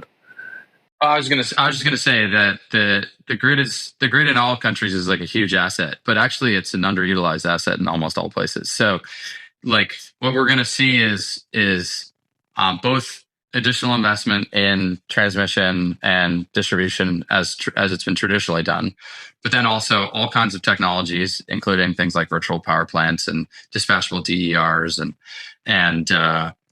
other solutions, storage in different parts that are going to drive the utilization up. And that's just needed because ratepayers like can't tolerate like huge rate increases to because let's be honest, it's like more expensive to build things now than it was 2 decades ago or whatever. And so the only way out of huge rate increases is getting more utilization, more kilowatt hours for the fixed costs. And that's where new technologies come in. That's where software and digital control comes in. Is turning like a traditionally like very like unidirectional grid that has like a peak day or maybe 2 peak days and is largely underutilized to a bidirectional grid with 50, 60, 70, 80% utilization. It's going to be hard on transformers, and it's going to be hard on the gear to be running at near nameplate all the time. But that's the way to actually get the most affordability in terms of electricity delivered. And the more affordable electricity is, the faster like a sustainable transition to electrifying everything can happen. So it's all kind of related, I think. It's hard to imagine a future without a tremendous amount of electricity growth everywhere. I mean, data centers are driving a lot of that today, but it's the industrialization of heat or electrification of heat or electrification of industrial processes. It's transportation electrification. It's, shifting grid mix. There's going to be tremendous growth in the required grid infrastructure for, likely our lifetimes. And that puts a lot of stress on many, many stakeholders, right? Large scale linear infrastructure, grid infrastructure is never going to be popular. So we're going to need a ton of it. We're going to need to build a lot more, but we also want to wrap all of the technologies around that to be able to maximize how much we can utilize of the physical infrastructure. So everything is needed. Absolutely. Well, it sounds like we're in the era of build, but absolutely make it digital, make it as efficient and perfectly utilized as possible. But it really sounds like a very exciting future for the grid. And I am personally excited to see what all of your companies do with that. So thank you so much, everyone, for joining us. Thank you to SOSV for hosting this. I learned a lot. I'm sure the audience did too. Thank you so much, everyone. Thank you. Thanks very much, Julia, Timothy, Drew, and Anirudh. I doubt there is any more complex problem in climate than applying new technology to old grids run by utilities shocked by the sudden need for dramatic growth. Your exchange was really illuminating, so to speak. For our next session, I will go with my San Francisco colleague, Mohan Iyer, to do the honors.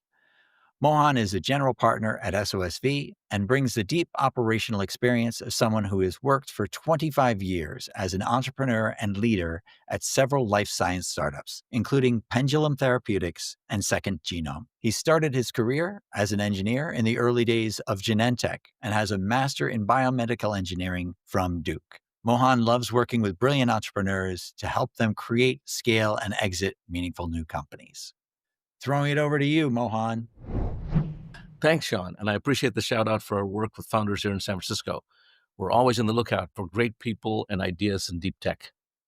Let me introduce our next session, which is very much a Silicon Valley born and bred topic, the data center energy race, Google and Microsoft. In 2023, U.S. data centers consumed about 176 terawatt hours of electricity, representing more than 4% of U.S. demand. By 2028, this figure is projected to rise to almost 7 to 12%, equivalent to the power draw of dozens of nuclear plants. Hyperscalers such as Microsoft and Google are already investing in multi-gigawatt campuses, exploring on-site generation from wind, solar, gas, nuclear, geothermal, while racing to scale advanced cooling and energy storage. How will big tech balance soaring demand with its climate commitments? Microsoft's Sean James, Senior Director, Energy and Data Center Research, and Google's Lucia Tian, Head of Advanced Energy Technologies, will walk us through how they're working to secure the energy they need including partnering with startups on the grid. Moderating this session is Maria Gallucci, the senior clean energy reporter at Canary. Take it away, Maria.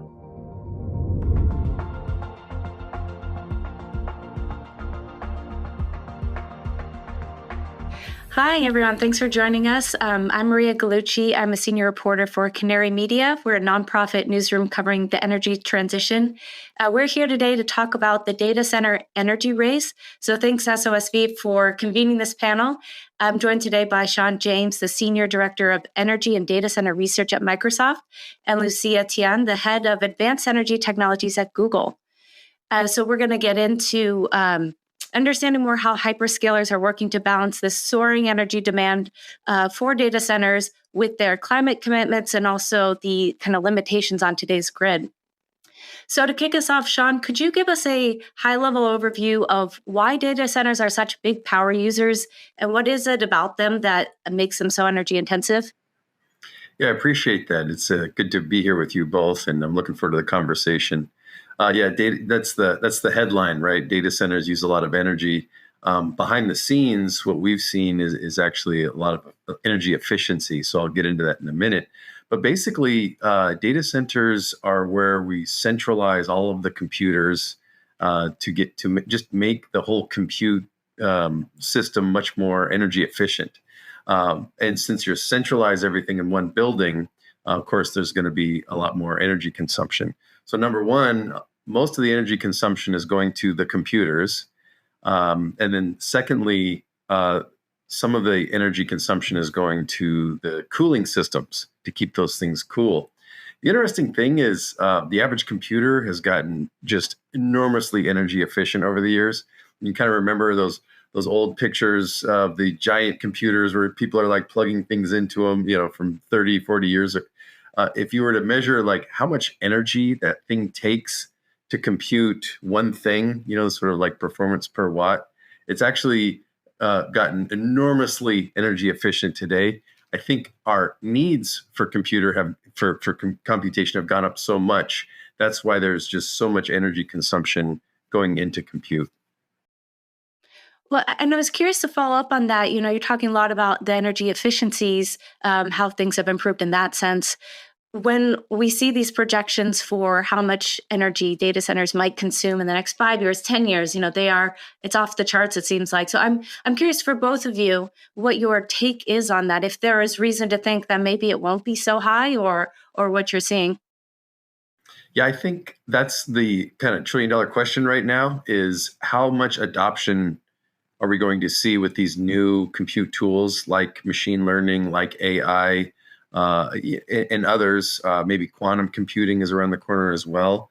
I think that's what everyone's trying to figure out is how much of a big deal is this going to be, right? And I think if you're in, Microsoft's shoes or Google's shoes, not to speak for you, but we need to be prepared because if there's a lot of adoption for this, then we need to power that compute. Yeah, absolutely. I think honestly, this is a really challenging question right now, right? Because there's massive uncertainty, both on the demand side, as Sean mentioned, and in terms of actual power consumption, right? We're going to continue to see efficiencies at the algorithmic level, at the compute level, at the data center level.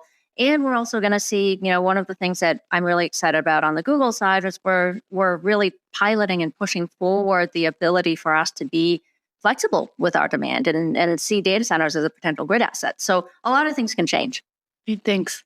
Well, and Lucia, to follow up with you, Google obviously is working with advanced energy startups like Fervo, which is developing next generation geothermal in Utah and other states, and also with Kairos Power, which is right now the only U.S. company actively building a small modular nuclear reactor. So can you tell me more about kind of Google's work with those technologies and sort of the role they might play from a climate perspective as well? Yeah, and also wanted to just say a big thank you for having us and for SOSV for hosting us here. We're getting into the space now that is the bread and butter of my team. I'm so glad to be here with Sean, who is a deep expert on the data center side. My team primarily works on the energy supply and the grid side.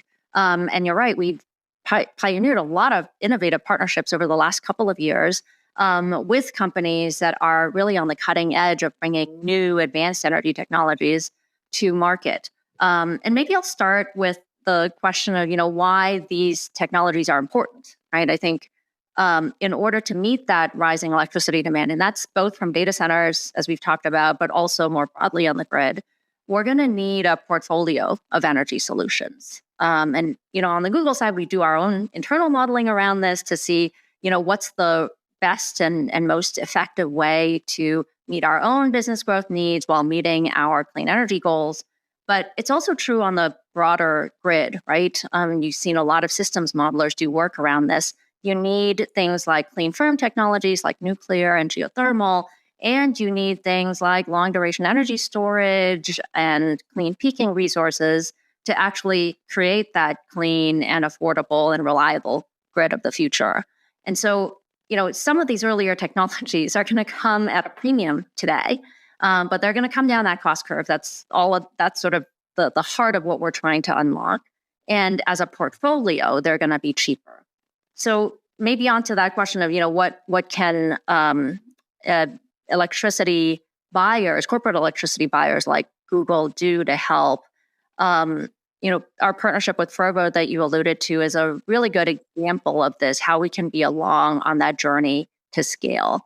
Fervo, as I think many in the audience will know, is an enhanced geothermal company that's leveraging those advances in drilling technologies from traditional oil and gas sector to unlock better cost profile and lower resource risk associated with geothermal. And we've been talking to Fervo since they were an 8-person company. And then we did offtake from their first 3.5 megawatt pilot. Last year, we scaled up to 115 megawatts of offtake from their next project in Nevada. And here's where, we can play with a number of different tools in our toolkit, right? It's not just about offtake from that pilot. It's not just about, offtake can be challenging. We sometimes have to innovate also on the business side. So, in order to actually enable that offtake, for example, we had to work with our utility and the energy to create a whole new market construct that we call a clean transition tariff, or CTT, in order to effectively, bring that resource online faster, make sure that we're paying that cost premium associated with the new technology and insulating ratepayers from that. And then in exchange, we're getting all of the energy and capacity associated with that to use in our Nevada data center. So it's a combination of, working with many different players on the market to ultimately bring that technology to commercialization. It's not as simple as just plugging it into the wall. It's very complicated. Wait, Sean, could you talk a bit about what Microsoft is doing from the investing in technologies and startups and to kind of start addressing some of these energy challenges? Yeah, absolutely. So Microsoft, along with a lot of our colleagues in, with the other hyperscalers, we're completely dedicated to decarbonizing compute, all 3 scopes. So when it comes to energy, really our priority is to help accelerate the commercialization and the scale up of not just carbon-free energy sources, but carbon-free baseload. The type of energy source that's carbon-free and can supply power all the time, not just when the sun's shining or the wind's blowing. And we're very excited about all of the carbon-free technologies. I completely agree with the sentiment that it's going to be a portfolio solution. But there's 2 things. So a data center is designed to actually run independent from the grid. And it's just all of the redundancy and, backup generators, backup batteries that are built into the system to ensure that that data center is running, even if there's a temporary power outage. Data centers connect to the grid because that's the most efficient and lowest cost way to power the data center. But there are a lot of on-site generating assets. And so what we're doing there, and this is the entire industry, is we're trying to figure out ways that we can replace diesel generators with something that's much more clean. There's things like new technology that's just now coming out of the labs and just now coming out of startups that are much more energy efficient, low emissions, in some cases like hydrogen or advanced energy storage. There's 0 emissions. Outside of the fence, it's things like nuclear. Microsoft just entered into a deal with Constellation to extend the life of it's the Crane Energy Center, formerly known as 3 Mile Island. This power plant that was running up until just a few years ago, but was shut down because it was out of the money. That is probably one of the shorter term ways to get some of this carbon free baseload energy, is to just extend the life of the power plants that are the carbon free power plants that are out there. The new technologies like the small modular reactors, geothermal, even new energy storage, new batteries that can store energy while the sun's shining and the wind's blowing. And then when the sun goes away and the wind goes away, then the batteries can supply that energy. That's another way that you can firm up these renewable energies as well. So I think the future is, like I said, a portfolio of different ways that we're powering compute and data centers with carbon-free energy. And when we're thinking about how to bring all of these resources online, the sort of portfolio of solutions online for baseload, for on-site generation, things like that, what are some of the biggest hurdles that you're both seeing to scaling these technologies up at the pace and the scale that's really needed to start addressing some of this growing energy demand? Well, this is the current question, and it's all about scale, because a lot of times, we'll be working with a new technology company who's just struggling to kind of get out of the lab and get these products commercial and just get a few of them out there. And we're like, okay, it works great. When can we get like 1 million of them? Can we get 1 million of them in next year? And that's really a very challenging thing, to not just go through all of the engineering to get a product that's robust enough for mission critical environment like data centers. But now they need to shift gears and become experts in logistics and supply chain and material sourcing, building factories all over the world, and everything that's involved with that. So I think that's one of the biggest challenges, working with trying to scale new technologies, is while our industry wants this type of tech, our demand is just going through the roof. And I think it's really hard. But I think the solution is everyone working together. And so maybe if we have more time during this, we can talk more about, what are some things that we can do differently to try to scale this new tech. Yeah. I think it's all about timelines, right? We know that some technologies are, as Sean was saying, going to take longer to scale. These are things like these clean firm technologies, right? Building out new nuclear reactors or scaling geothermal is not something that's going to happen on the order of 1 to 3 years. That's going to take us into the 2030s and beyond. But I think on those, right, we got to get started today. So if we don't start today, how we're going to get there? So we got to get started today and start to iterate. And then I think one other thing is, how do we foster the ecosystem, right? And how do we bring in more players into the space? Geothermal is a good one, right? We love Fervo. We need them to scale faster, but we need 5 Fervos, right? We need to bring in more geothermal developers into the space, not only in the US, but around the world. And then we also need to bring some of the traditional players and some of the people in the supply chain more actively into the space. Sometimes the limiting factor here is capital. And here's another piece where I think corporate buyers like us can play a role. So an example is, we partnered with Baseload Capital, which is a geothermal developer that has a global portfolio, to bring online projects in Taiwan. That's something we announced earlier this year. But we're not just doing the offtake on that. We're also bringing some capital to bear with an investment. And so sometimes we can also be catalytic in that way. I'm curious too, for both of you, maybe starting with you again, Lucia, is the sort of the impact that you're seeing of the changing policy landscape in the United States, especially around energy, how that's sort of affecting some of the things that you just were talking about. Yeah, I mean, I think there's definitely not the same kinds of tailwinds we had behind things like renewables that we had a few years ago, right? We're seeing some of that come into play. And what I would say is that creates actually an opportunity for us to really push in the next couple of years these technologies like clean firm technologies that I think have bipartisan support. At the same time, I do think we need to continue to accelerate the build out of our renewables portfolio. We need an all of the above approach when it comes to energy, right? And, you know, in order to, we talked about how some of these clean firm technologies are going to take some time to arrive at scale. We also need to look at what are the solutions that we can scale in the short run. And that means, for example, bringing online technologies that, you know, have more more mature supply chain options. A good example of that is, you know, we partnered with a longer duration energy storage provider called Energy Dome. And one of the things we really like about them is that they leverage pretty mature supply chains. So that's something where plausibly you could run faster, right? Thanks. And then, Sean, do you want to comment at all on sort of the policy challenges or in general, kind of the uncertainty at that level?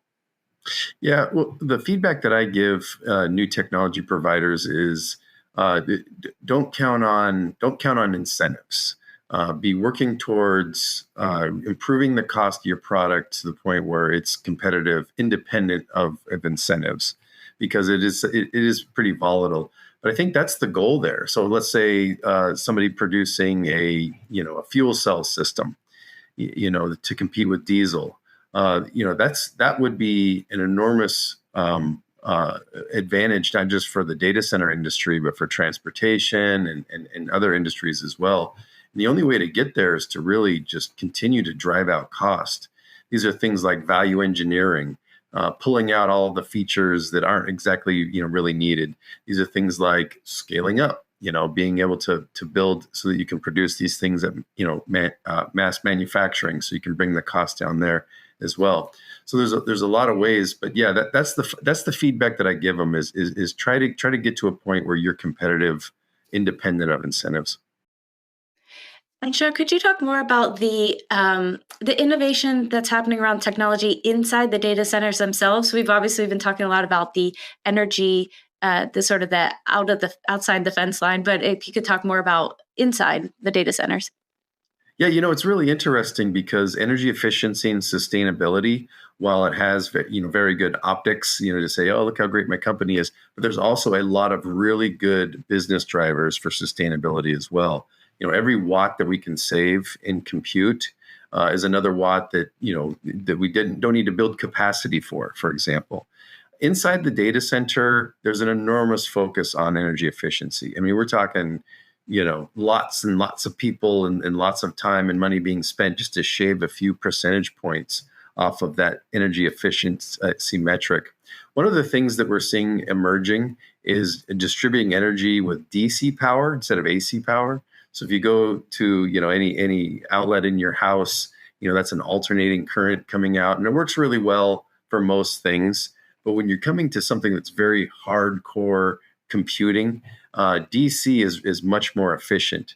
And so what you're seeing emerging coming out of all of the new OCP is one institution where people can follow where a lot of these are coming from. OCP stands for Open Compute Project, and there's a lot of emphasis around standards on just making that whole energy delivery inside the data center much more efficient.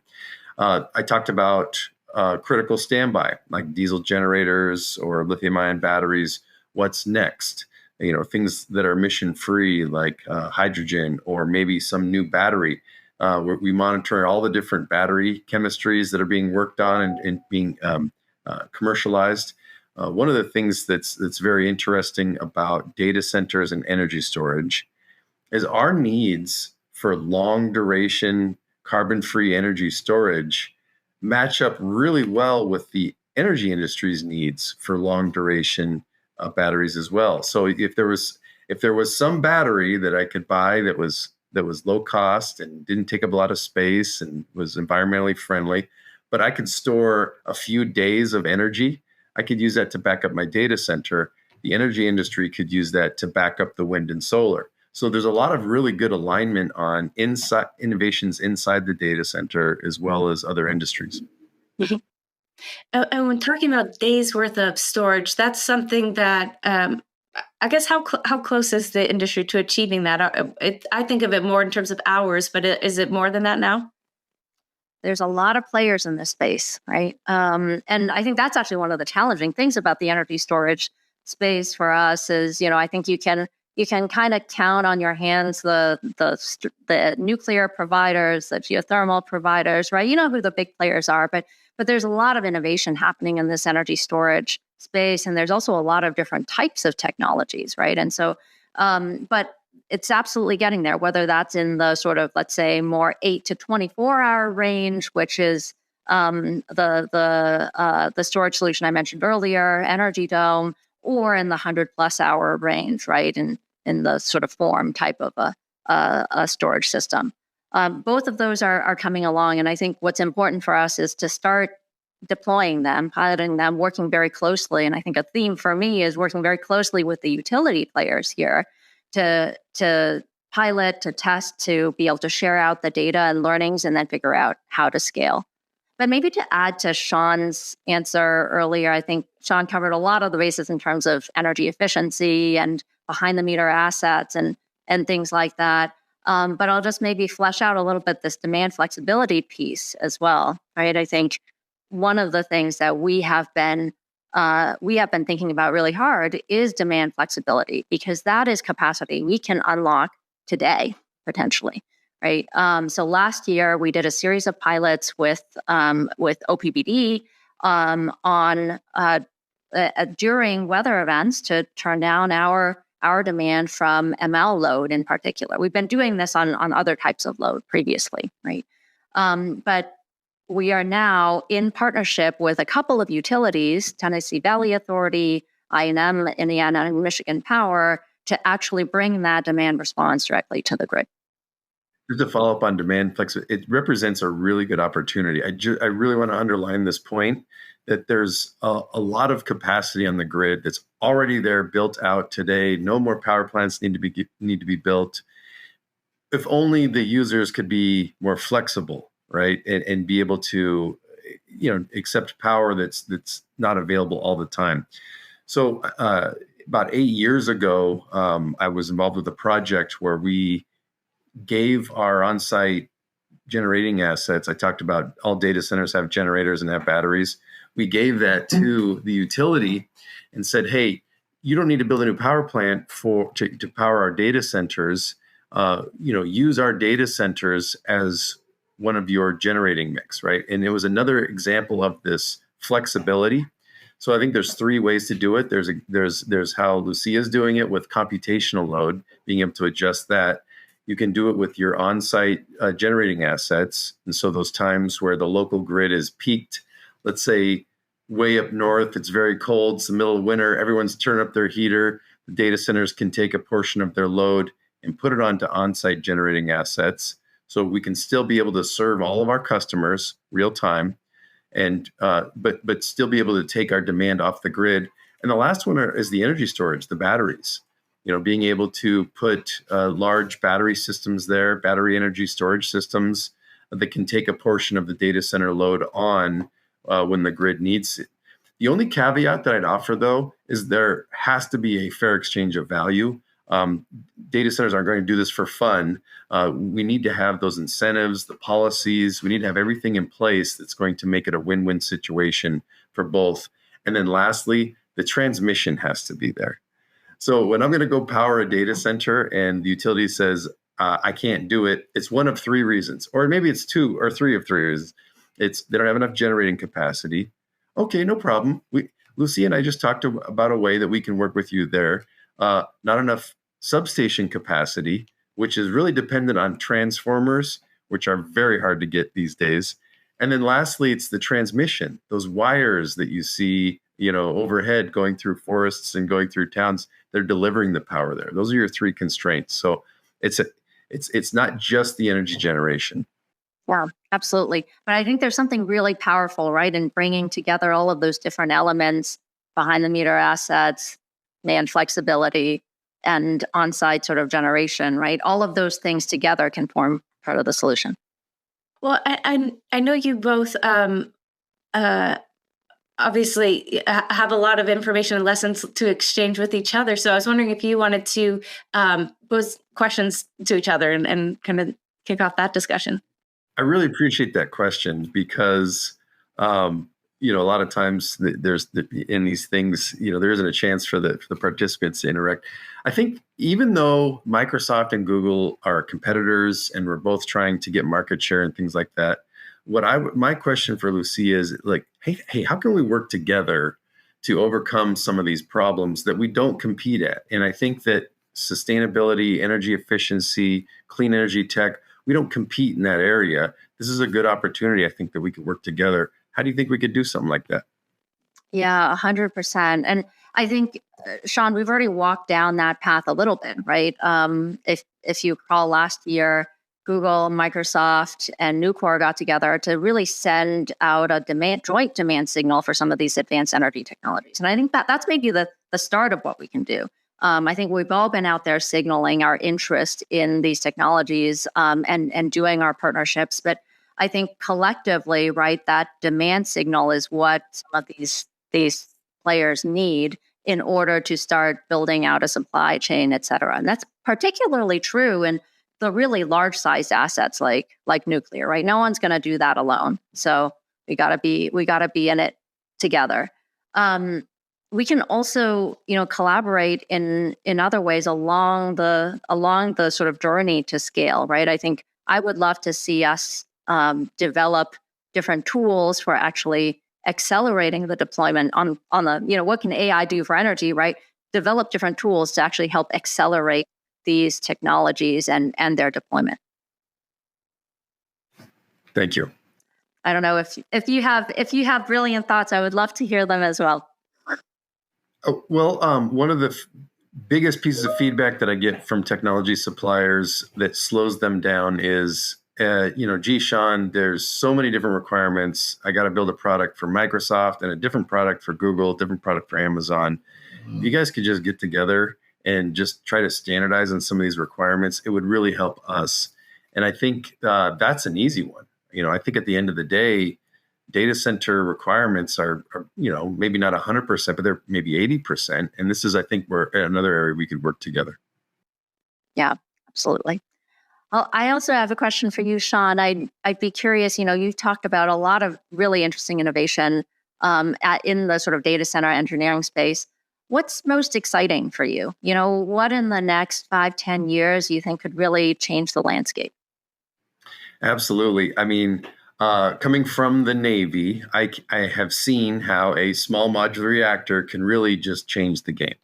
And I talk to these different companies like Oklo, like, all the different small modular reactor companies out there. And man, wouldn't that be great? Some days a truck pulls up with a big trailer and you plug your data center into it and you get, maybe 10, 20 years of carbon-free baseload energy. That would be outstanding. Until then, I'm actually very excited about long-duration energy storage. This ability that we can, put up, wind turbines and solar panels and be able to balance that with new energy technology that can turn this intermittent power source into a firm 24/7 power source. I think that would be awesome. I'm with you. Well, we're coming to the end of our time, which, I feel like this could be a days-long discussion. There's so much to talk about here, and so much is changing all the time. But I think that's a great place to wrap up. So thank you, Lucia. Thank you, Sean, for your time. Thanks, SOSV, for bringing us together. And hope you all enjoy the rest of your day. Yeah, this was fun. Yes. Thank you, Maria, Sean, and Lucia. That was a great conversation. Who would have thought just a couple years ago that AI's appetite for data centers would end up dominating the discussion about the grid? Let's hope that's a good thing, and it speeds up adoption of decarbonization technologies and renewables. For our next session, let's go back to New York City and meet SOSV GP Deborah Zajac, who works with Steve Chambers at IndieBio New York. Deborah joined SOSV earlier this year. She brought 20 years of venture capital and startup experience in deep tech and worked with a dozen corporations on 15 venture funds as part of her work with Touchdown Ventures, now Cerity Partners Ventures. Previously, she spent a decade at GE Ventures and GE's research labs, investing in, spinning out, building, and partnering with startups. SOSV is very lucky to have such an experienced star on our team. Over to you, Deborah. Thanks so much, Sean. I'm delighted to be a part of the SOSV team here in New York City. Our next session is entitled The Geothermal Moment, Lung Fractures and Super Hot Rock. One source of renewable energy is advanced geothermal, and U.S. firms have a distinct lead at this early stage. Turning subsurface heat into energy is not new, but the latest technologies, often derivatives of advanced oil and gas drilling technology, are making it more economical and less dependent on near-surface geologic hotspots. Quaise aims to drill up to 12 miles into the Earth's crust to find super hot rock. That means over 705 degrees Fahrenheit, if you can imagine that. SAGE, on the other hand, drills at conventional depths to create lung fractures that both store energy for long-duration energy storage, or LDES, and provide heat for power generation. SAGE's Dr. Lev Ring and Quaise's Carlos Oraque will go deep and deeper, so to speak. Our moderator is Casey Crownhart, Senior Climate Reporter at MIT Tech Review. Casey is another veteran moderator at the summit, and we're delighted to have her back again. Over to you, Casey. Welcome. I'm so excited to be here moderating today's panel. Demand for electricity is only going up. Everything from air conditioners to data centers is adding load to the grid, and we need to meet that demand and also rapidly decarbonize our energy system to reduce greenhouse gas emissions and address climate change. Geothermal energy could be a major tool to help, and new methods of making this renewable energy source could be a major boon for our grid. Today, we're going to talk about that with some really wonderful experts. First up, we have Carlos Oraque, CEO of Quaise Energy, a company working to use new drilling technology to unlock super hot, super deep geothermal. And also joining us today is Dr. Lev Ring, president and co-founder of Sage Geosystems, a company working to build what it calls pressure geothermal.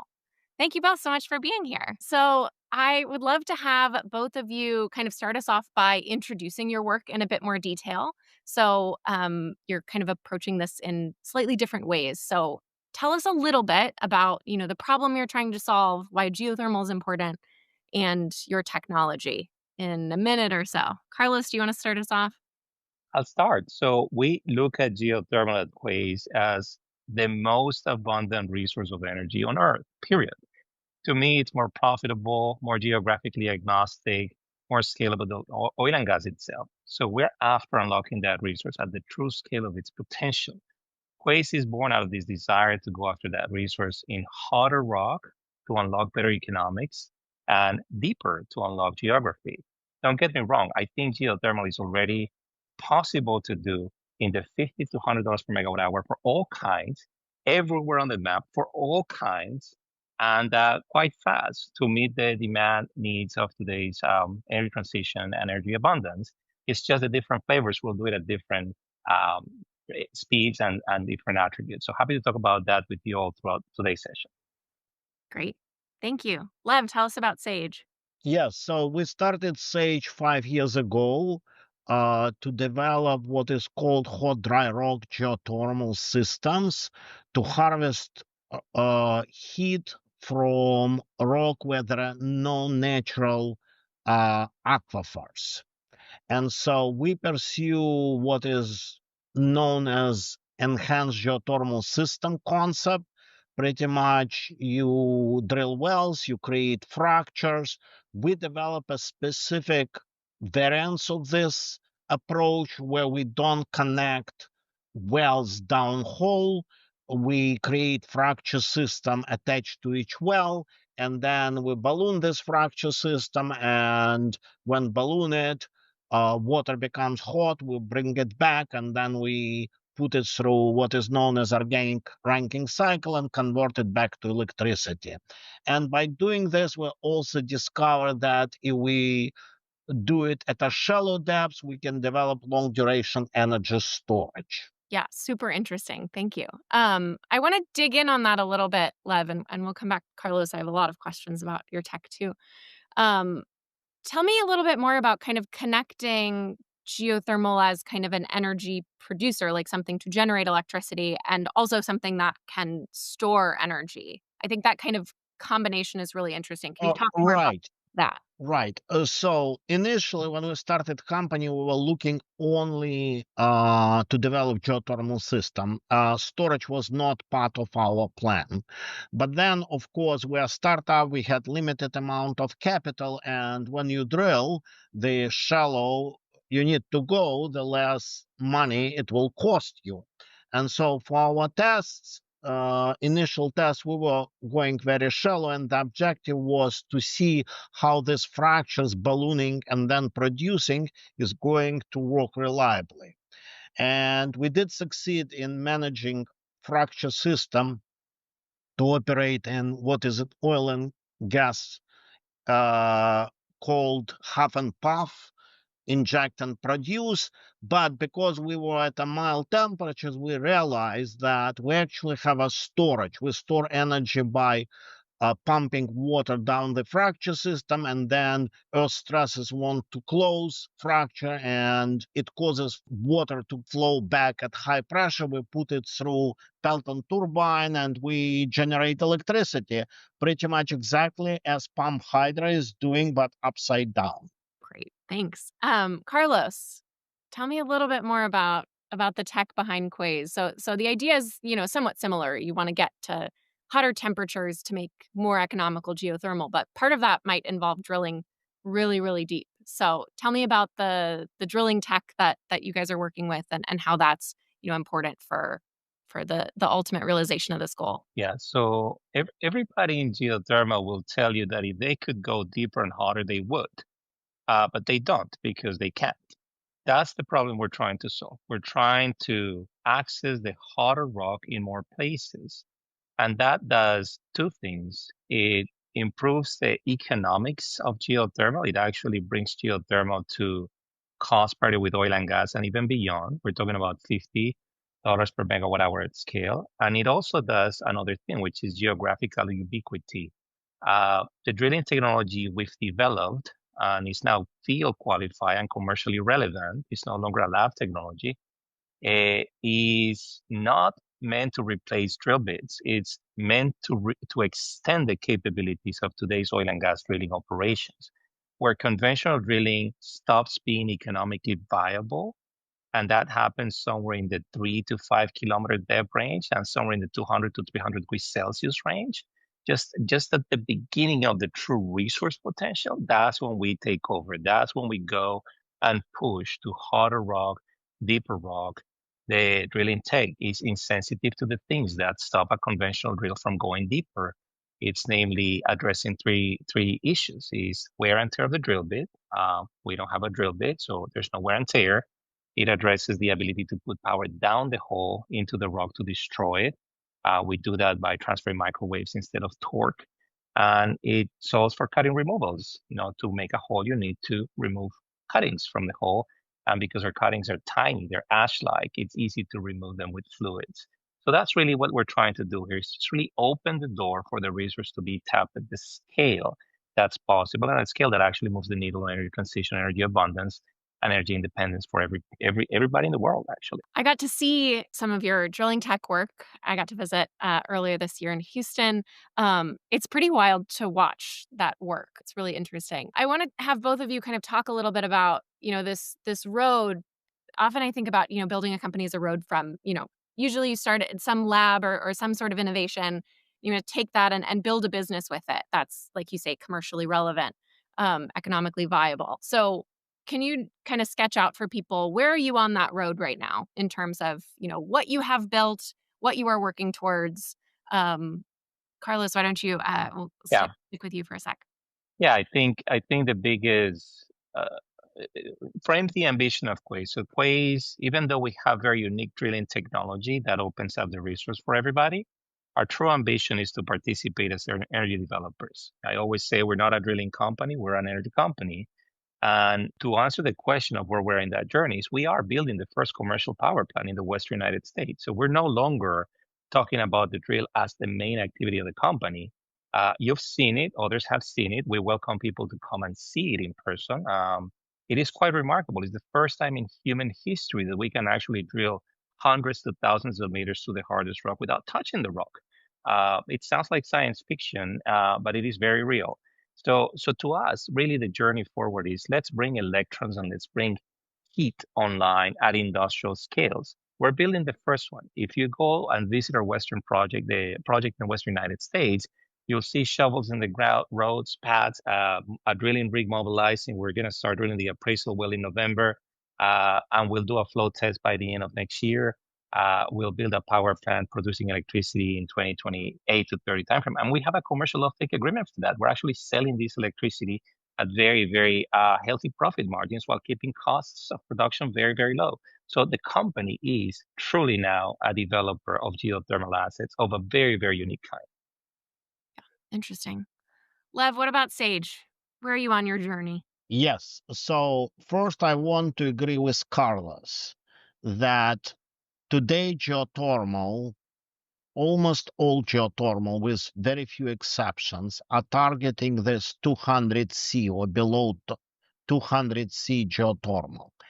And yes, we all can generate electricity at these temperatures, but levelized cost of electricity or cost of electricity simply happens to be relatively high. We still can make it profitable, but it is high. It may be in a space of 7 to 9 cents per kilowatt hour, depending on your scale. Well, if we go to 300 degrees C and above, as Carlos mentioned, then your power generation per well actually increases 10 times, okay?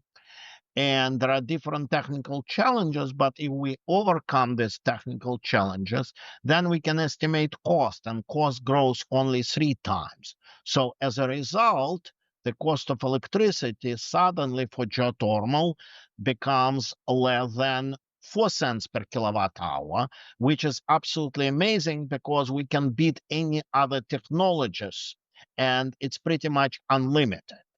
So how we can get there? That is kind of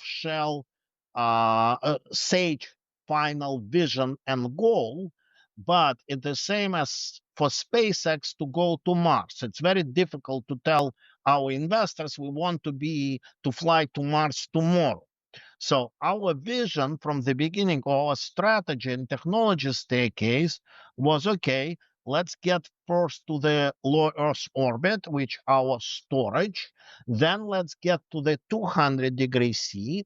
And then let's get our frag down technology implemented and get to this very high temperature, 300 C degrees, without need to drill that deep, but only to frag that deep. And so as far as where we are, we built our first storage power plant south of San Antonio, and UKC is very welcome to come and visit it. We signed a commercial agreement with Ormat, which is the largest geothermal company this year, and we got power purchase agreement from Meta. And so comes January 1st, we're going to start implementing first phase, this 200 degrees C geothermal at one of the Ormat facilities in the United States. And then from there, we're going to be at 300 C because before the end of this decade. We are absolutely, whatever Carlos is doing, and Carlos and I, we know each other, we talk all the time. Carlos' technology is going to be super helpful because for this superheat, we need to be between 8 and 10 kilometers deep, and there are tremendous challenges to get to this depth and this temperature with the current drilling and well completion technologies. But we're not waiting. We're using our drill shallow frag deep technology, but when Carlos comes, it's really going to help. I just want to point out, I think that both of you said this and pointed out the importance of kind of finding ways to build and make an impact and, show investors and everybody else that, you're making progress in the road to that kind of ultimate goal of, these super deep or really ambitious projects. So I think that's just really interesting. Lev, I did want to ask you about the partnership with Ormat. How did you think about, working with an existing, really important established player in geothermal? So, what is one of the biggest commercial challenges for a company like Sage? Okay, it is how do we get from equity financing to project financing. Okay, we can raise a lot of capital, we can prove technology, but at some point to go to scale, you need to be able, your projects and your company needs to be bankable. Okay, and there are a lot of technology risks, and bankers don't like technology risks. How do you get there? Well, that is the core of our partnership with Ormat, because they're largest geothermal company. They have multiple multi-billion dollars projects, and collaborating and getting access to project financing that they have helps to scale up our technology much faster than if we would be doing it on our own. Great, thank you. Carlos, I think there's also, I know you have some collaborations as well, including with neighbors down there in Houston. Can you speak to that as well, if you agree on the role of partners, and specifically the role of the oil and gas industry being there in Houston and working with an established player there? Yeah, so like Lev, I worked in the oil and gas industry for the better part of my career. We understand that industry quite well. The only way geothermal scales in a consequential way is for the oil and gas industry to engage. I mean, that industry can put terawatts of capacity on an annual basis if they mobilize towards geothermal. But they're very used to very high profit margins. The oil and gas industry is very, very rich, very wealthy in many ways. So to me, the best way to bring them to the table is not to ask for favors, not to ask for compromises and say, hey, guys, you should do this with us because it's cool and because it's green. I think the best way to do that is to say, hey, these projects are really, really profitable. You need to take a look at this stuff because what you're used to in oil and gas, those same capital structures and profit margins, we have them for you right here, right now. So please come in and do this thing. That's exactly what we're doing with this first project. If you look at this first project we're doing in Oregon, and it's a 1 gigawatt scale project, just to give you a sense for that, it involves a little army of partners. Neighbors is one of them, of course, and it's the one I will publicly share because they are an investor for a while now. But there's many, many others. You know, the Schlumberger's, Weatherford, Baker Hughes of the world, Halliburton of the world, they come in and do their job, and they get paid just the same. And the capital providers come in and fill in that equity stack, and the debt providers fill in the debt stack just the same because the risk reward is there. So that's how we bring these projects online, not only at that one side, but worldwide. To us, there's no other way. You know, one company, Quay's going at it in a vertically integrated fashion and building a project at a time, that's going to go nowhere near fast. We can go a lot faster by activating those supply chains. And to me, the way to do it is to entice them with the profitability potential of these projects. Yeah, that's interesting. Lev, you also have, a very deep oil and gas background. Yeah. What's it like, working with that industry, or what would you add to what Carlos shared there? Well, I actually agree with everything that Carlos said. And the way to increase this profitability is to go to higher temperatures. Unfortunately, thermodynamics is very mean science. And if you are at 200 C or below 200 C, there is a efficiency, but driven by physics laws, and there is not much you can do. Okay, but the moment you go deeper, with every degree, temperature goes up, and for every degree, power goes up like a cube of the temperature increase. So I don't know how many listeners know, but in Texas, we can drill 20,000 wells a year, okay, oil and gas wells. So Neighbors is also our investors as well. And point being, oil and gas industry does have scale to implement terawatts, literally terawatts, okay, of geothermal power generation. Okay, they have scale, they have tool, they have equipment, they have skills. Okay, so and as you know, oil and gas can deliver from or install from Arctic to jungles. Okay, we are as good delivering projects globally. So if we can do it profitably with a margin that Carlos was referring to, oil industry is going to support us, and we're all going to make a lot of money and build baseload geothermal power generation globally. Yeah, I think I like to add one more point. Speed matters too. I mean, you hear a lot about speed to power. In my conversations with hyperscalers, data center builders, speed to power is one of the key imperatives. You know, when you increase the temperatures of this, not only are you increasing the profitability we just talked about, your ability to put capacity online shrinks dramatically. Instead of drilling 10 wells in 20 days, you can drill one well in 40 days, and you're way ahead. That's a 5x factor, right? So, you know, we've done our calculations conservatively at scale. You can put a 1 to 2 gigawatt capacity online from zero to electron dispatch at the meter in 2 years. In 2 years.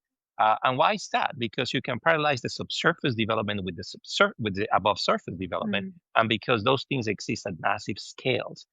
1 gigawatt in 24 months, and you can do it 10,000 times over. It's unprecedented. Nuclear cannot do that. Wind and solar cannot do that. Only geothermal can do that. The hotter, the better, and it gives you that speed in addition to the profitability. That's really interesting. I think because, again, that's such a conversation right now, data centers and AI and the electricity demand in the US especially. And you don't often hear geothermal, mentioned as one of these solutions that can, move fast enough. So, I mean, Carlos, you spoke to it a little bit, but what would you say to people who are, skeptical that, this technology will be able to keep pace with an industry that typically moves really fast? I think the way to convince yourself is to understand how the world powers itself today. The status quo of the world is oil and gas. It is oil and gas. We're talking about total primary energy supply. So the world already adds 1 to 2 terawatts just to keep up with oil field declines on a global basis, not even increasing demand. So that is the first aha moment to understand that there is something already built at scale that is giving us the energy abundance that we enjoy in our modern lives, that with a small tweak, a redirection of resource that's extracted, heat versus oil and gas, will click in. Of course, you need the profit margins to do that. If the profit margins are not there, they're not going to do it. Capitalism reigns supreme in this world. So that is what I'm trying to do with what Quaise is building, is to create that redirection and make sure that the oil and gas industry sees a resource at the scale profit and the same potential, if not larger than oil and gas itself. Because only then is when everything we're talking about here happens. And what am I doing about it other than the drilling technology? I'm building the first one. I'm going to show the world, look at a geothermal version. I'm going to show the world in 2026 a flowing doublet that flows as much energy. A flowing doublet is 2 wells, 1 injector, 1 producer, that produces as much energy as the best of class oil and gas, oil wells or gas wells in the world. That is a massive transformational perception of what's possible. We have to show it with these companies so that people believe it and lean in. Speed is at the heart of what we do. And going deeper and harder is what's going to enable that speed and that profitability. Yeah. Lev, I know this is top of mind for you guys too. You have a power purchase agreement with Meta and are currently also building these projects. Yeah. So yeah, what would you add to that? Yes, I just want to add a couple of points to what Carlos just said. If we would be having this discussion in mid-90s of the previous century, and I would tell you that solar is going to generate terawatts of electric power, you would think that I'm crazy. If I would tell you that we are going to produce millions of barrels of oil from shales, you would consider me crazy. Okay. And so, but all this happened. Okay. And unconventional oil from and gas was developed from idea to implementation in less than 15 years. Point being, we're here in geothermal energy, we have new ideas, and we do know how to move fast. As far as Meta and other hyperscalers, they are very interested in geothermal. They understand actually geothermal. They may not talk a lot about geothermal, but they do understand. And them signing with us and with other companies long-term power purchase agreements, that actually means that they believe, and not the same as they were the early believers in solar and wind. So it's here and it's going to happen. This year, I mean, AI has been one of the obviously major kind of storylines. Another one has been a really big change in the US policy landscape. You know, this new administration coming in and changing a lot about what policy looks like, what support looks like. Geothermal, I think, has been in kind of an interesting position and probably one of the more favored industries. I wonder if you could both speak to, you know, how geothermal did or didn't fit into, you know, former policies, what, you know, you're looking out for in the US right now, and what it's been like working with the current administration. Lev, do you want to start us off there? Yeah. So current administration, as you know, is very supportive of geothermal. Chris Wright, as an energy secretary, he has deep knowledge in geothermal, and he supports geothermal. From a regulatory perspective, very important is ease and time of permitting. Okay, the less time we need to wait is much better. I also want to shout out to Texas Geothermal Alliance, which helped to put together and get through our Texas legislature several critical pieces of laws that now clarified who own heat, which helps a lot, especially in Texas, to quickly develop and implement geothermal energy. Carlos? Yeah, I think same thing. It's got support in this administration, and it also had support in the last one. I think the last administration brought it at parity with the other renewables. This administration actually brought it to the front together with nuclear and fossil. Practically speaking, I've seen it and I've lived it as we try to advance that first project in Oregon. We've seen a quick acceleration of time to permits of all kinds, building a road, building a pad, doing an appraisal well, water permits. So it's nothing but positive. There's more focus right now because policy is focusing more on geothermal, nuclear, and fossil, and not so much on the other ones. So I cannot complain. I also see it internationally. There's many countries, Japan is one of them, that is engaging very closely. They see a national security and national independence, energy independence concern and opportunity, and they're already looking at putting the first one of these pilot plants over there, right? I think this one's probably 2 years behind the one we're doing in Oregon. But it goes to show that the world is starting to wake up to this opportunity to own its energy independence and abundance agenda, and nothing like geothermal to actually drive that agenda forward. We've just got a couple minutes left here, so I want to kind of zoom out a little bit. If you look ahead into the future, think about, you know, this tech, enhanced geothermal overall, what milestone, either for your company or the industry overall, what milestone would make you stop and go, okay, I feel like we've really made it, whatever that means to you? Carlos, do you want to start us off? To me, it's about scale. I always talk about terawatt scale geothermal.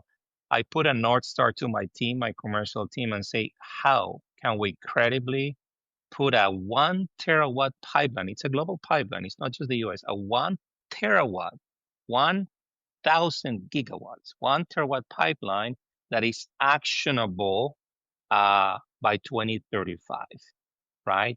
That means that along that pathway, we've hit that point where the capital structures of the world lean in in a massive way. I think it's going to take not one project, maybe two projects of the kind that we're building for the large infra players, for the growth equity players, for the banks, the investment banks to lean in a way that will unlock trillions of dollars to build those pipelines. And the world needs this power, either for substitution of existing sources or for addition.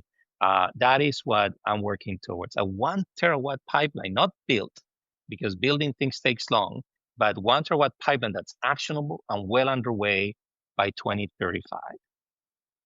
All right. Small goals. Lev, what about That's Yes, what the world needs. I'll be brave. Meta phase 1 by end of 27 at Ormat facility operational, and then super hot, super deep using our drill shallow frag deep technology, proof of concept by the end of this decade. All right. We've got some things to look forward to from you both. Thank you very much, Casey. Thank you so much for your time. Always wonderful to speak with you both and really appreciate you being here. Thank you, Casey, Lev, and Carlos. I have to say, it's really heartening that we have so much innovation in the geothermal field, and we are within striking distance of seeing this emerge as an entirely new source of renewable, firm power. For our next session, we will stay in New York City and bring on Dr. Sabria Stooks to handle the introduction. Sabria is a partner at SOSV and Chief Science Officer at our IndieBio New York program. Sabria earned her PhD in biomedical sciences from the Albert Einstein College of Medicine. She was the founding associate director for the Masters in Translational Medicine program at the City College of New York, where she focused on training scientists and engineers in the hands-on process of medical technology commercialization and healthcare innovation. Over to you, Sabria. Thanks, Sean. We have such a great agenda at this summit. I'm really honored to introduce our next session, Nuclear Fission Refueled, putting nuclear back on the map, which is yet another hopeful conversation about our decarbonizing the grid. As of 2024, about 440 reactors globally provided 2,667 terawatt hours, which is about 9% of the world's electricity. For decades, however, nuclear stagnated in the West. But now, thanks to bipartisan support in the U.S. and private capital flowing, nuclear energy is making a comeback in the U.S. and abroad as a source of clean, reliable power. Venture firms like Nucleation Capital are backing a new wave of innovators, while startups such as Allo Atomics are developing modular, factory-built reactors for data centers and cities. Our panelists will discuss how modern fission can be redesigned for this new electric age and what it will take to scale safely, swiftly, and affordably. Our moderator is Tim Deshant, TechCrunch's senior climate reporter. Take it away, Tim.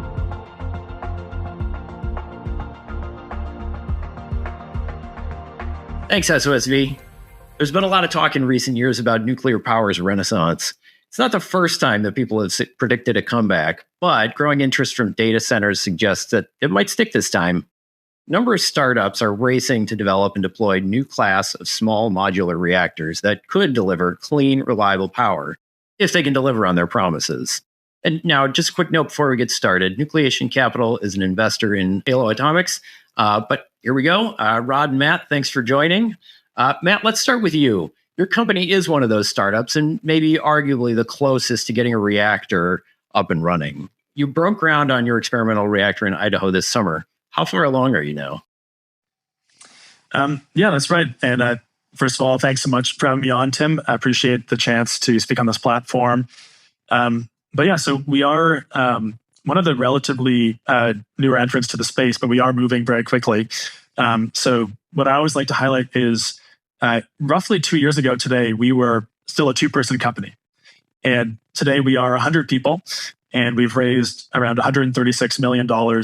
And as you said, we have broken ground on our first nuclear power plant, the Allo X. So this is our experimental power plant. And part of what makes this unique is since the beginning, a couple of years ago, we've been pursuing DOE authorization for this first plant instead of NRC. And we have a very uniquely qualified team to do this approach. So some of our first 5 team members, including our co-founder and CTO, Yasser, he was the chief architect on that program, the Marvel program at INL.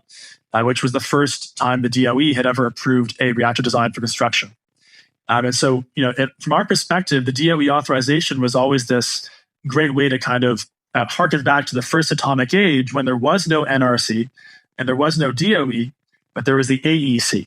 And it was under their watch that all the first kind of test reactors got built. And they tried all sorts of different technologies and kind of iterated towards different types until PWRs, pressurized water reactors, became the prevalent tech of the day. But right now, we're working on advanced reactors. These use other coolants other than water, and they have certain benefits around mass manufacturability, inherent safety. I'm sure we'll talk more about this. But we are pushing one of these designs forward. And right now, we are on pace to achieve criticality, which means turn the first power plant on in around 10 months. So super exciting. And would love to elaborate, but that's the intro. Yeah, that's great. You mentioned DOE versus NRC. For those who aren't kind of steeped in the nuclear world, what are the practical considerations for that difference? So the NRC is kind of the traditional regulator that has been around since the 70s and regulated a lot of the designs that have been operating and the few that have been built in that time period. And the kind of short answer to your question is NRC is for civilian land, DOE is for government land. And so, if you're deploying commercially, traditionally, NRC was the main way to go. However, as of this past summer, there were some pretty interesting developments in the space. The Trump administration, with the Energy Secretary Chris Wright, put out these executive orders that are kind of changing the game when it comes to nuclear. And it's really a reflection of this realization that we really don't want to lose to China and Russia on AI and nuclear. And so they're saying, hey, maybe we can actually use DOE authorization to deploy commercially at gigawatt scale on DOE land nuclear plants directly powering data centers. And the idea there is it could be a more streamlined pathway to get these newer technologies built faster in a safe setting on government land under DOE authorization.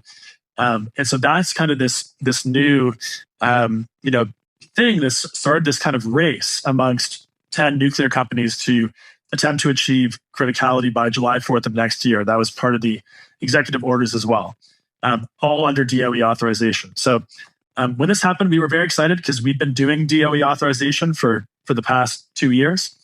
So we, felt it was very serendipitous, and we're, full steam ahead towards turning this first plant on as fast as we safely can. Yeah. Now, when you do the DOE authorization, you get the first plant built. Are you also going to be pursuing NRC authorization so that you can do wider deployments? Yeah, that's a great call out. So we have engaged the NRC already as well. So sorry to throw so much industry jargon at you, but we've submitted our regulatory engagement plan, a number of topical reports and white papers. So these are the typical API methodologies of the NRC with the reactor developers.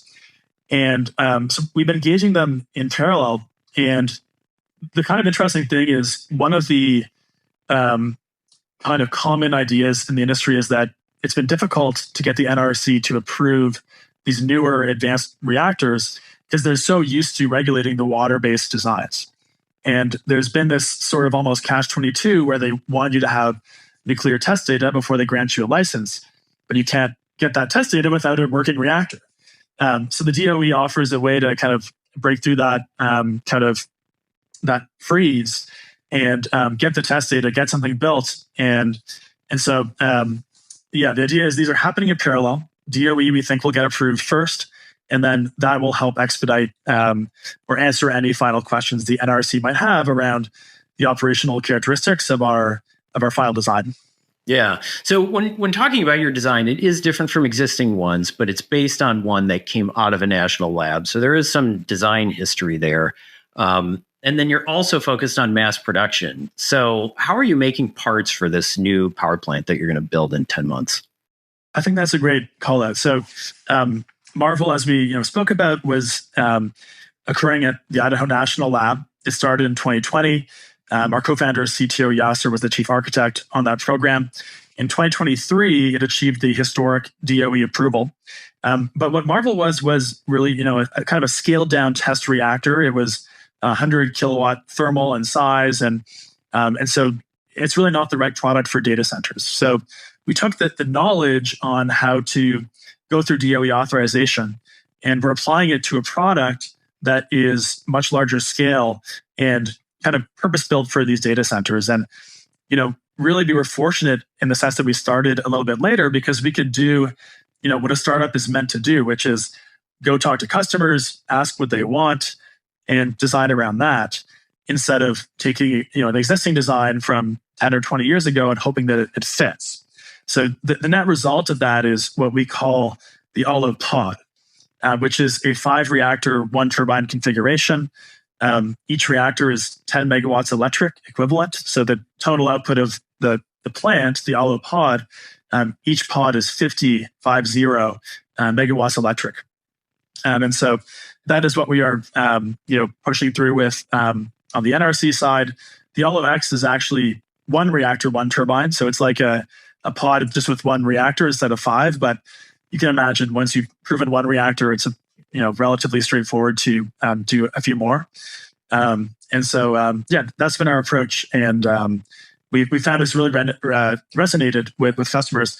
One more thing to highlight that I think you really aptly are questioning is there's been this term small modular reactor, SMR, and we have kind of a spicy belief that this has never really been done properly.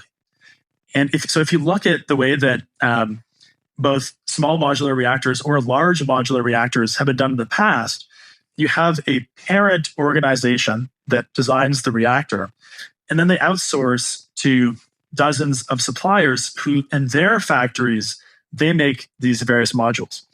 And then they try to assemble on site, and that's often where challenges happen because these different factories from different companies made all these modules, and they don't integrate super well. So what we're really trying to do is vertically integrate as much as we can without trying to bite off too much more than we can chew, given our size, and really take raw materials into our factory. What you see behind me is just our pilot factory, 40,000 square feet. We'll be building a much larger one as we scale. But then outputting from this single factory, 80% of the modules needed to set up one of these power plants. And we really see this as the solution to what's held nuclear back, which is a fear of cost and schedule overruns. So, what better way to solve that than having a single factory that can predictably produce these modules and these power plants on schedule and on budget? Yeah. So that model that you have behind you, is that what you're essentially going to take and make bigger for the commercial scale for the 5-to-1 pod that you're discussing? Well, depends on what you mean by behind me, because this one is the vessel. So this is just one of 35 modules that is shipped per reactor, per pod. So, this is actually what goes in here is a lot of the internals. So the nuclear fuel, the sodium, some of the heat exchangers, pumps. But then there's a number of other modules that we make for the balance of plant that also gets shipped. And that's all happening here in this factory. And the idea is we just want to scale that up very soon. So this 40,000 square feet is good for the Olive Zero, our non-nuclear prototype, which we've already built, the Olive X, which we've been talking about, where it's our experimental power plant turning on next year, and then the first few commercial pods. But the bottom line is we really have to turn nuclear on its head, because right now it takes 10 years to build a gigawatt scale nuclear plant. And we need to be able to build several gigawatts per year in our factory. And that's really what's required to even stand a chance at servicing even a fraction of the demand from these data centers. We're talking about 40 gigawatts in the next 5 years is a somewhat conservative estimate in the US alone. So that is our objective here.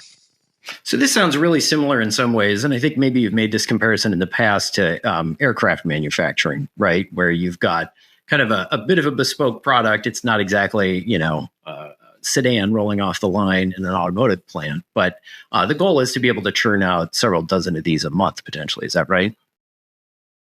Yeah, exactly. I mean, probably by 2030, our target would be 100 reactors a year. So one every few days. Yeah.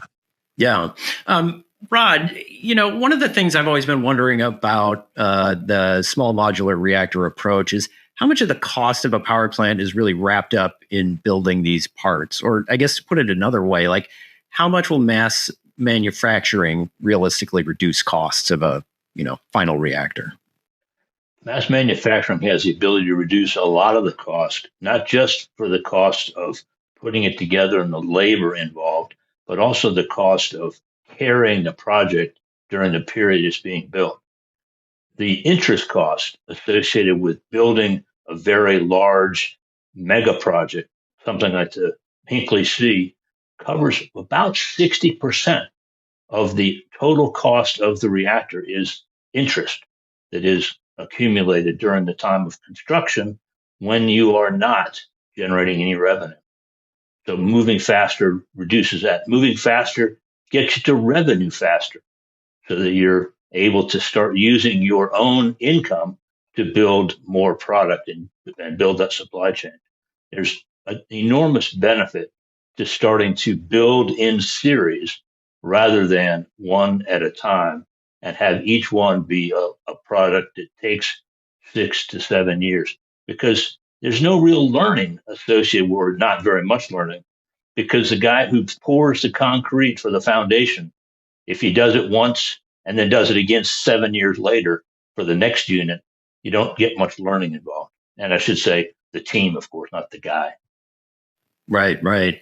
So you're looking at not just reducing upfront costs in terms of the manufacturing and the total cost per megawatt, but also it sounds like there are many knock-on effects that go down the line. Sure, there are. And one thing to be clear, there is always an economy of scale, but scale can be achieved in more ways than just building huge units. You can achieve scale like Alo's doing, where you build a lot of units and you deploy them in a way that you can achieve scale on site, maybe by having 10 Alo pods on a single site, for example. I don't know if that's in their business plan or not, but that helps you achieve scale as well. But the other piece of this whole shifting from only one size, and one size doesn't fit all, with the extra large reactors that we built before, the only customers were large utility companies. Nobody else would buy those plants. And that's a customer base that's kind of follow the leader. Either they're all buying or nobody's buying. But by going to smaller sizes and having a variety of smaller sizes, I mean, there are people designing 1 megawatt reactors. By the way, there's even some that are down in the kilowatt range, hundreds of kilowatts. But 1, 5, 10, 20. I mean, we review business plans all the time with sizes all the way around. And what it does is it's filling out your catalog. It's providing different customers an access point, because each group of customers may have different needs. The nice thing, though, is once you start building them, the other sizes can start encroaching on each other's areas. But that's good for customers. Yeah. Matt, you mentioned that your ultimate design is going to have 5 reactors around a single turbine. Can you explain the thinking behind that? Why not just build one 50 megawatt reactor? Yeah, so it kind of comes down to high availability. So you have to refuel a nuclear reactor every couple of years, which can be an outage for 2 to 4 weeks.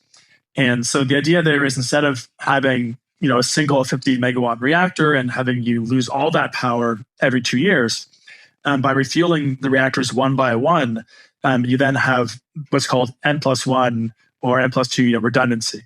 And that allows you to maintain power and only lose a fraction. And so when you kind of extend this to an entire fleet of pods, as Rod was saying, you actually then have redundancy not only at the reactor level, but also at the turbine level. And that's where it really gets interesting, because these hyperscalers, what they really care about is speed. And there's a few things that can slow them down. One is if it takes 10 years to build a gigawatt scale plant, that slows them down. And so if you deploy a fleet of these smaller reactors, you're able to build them incrementally alongside the data center. Because the way that these data centers get built is in these 1 or 200 megawatt data center shells. And each of those takes 9 months to get built. So if you can deploy an olive pod at that pace, instead of waiting 10 years for a full gigawatt, you can monetize those expensive GPUs incrementally along the way, which makes way more financial sense for these customers. And so it's the speed and the redundancy that this model really unlocks. So that's the key. Yeah. You mentioned something interesting there that I wanted to touch on, which is that data center operators, obviously, they want power yesterday, right? And the next best option is tomorrow and the day after that and the day after that. And so how quickly can you get to a gigawatt scale? Well, right now, the competition is definitely natural gas.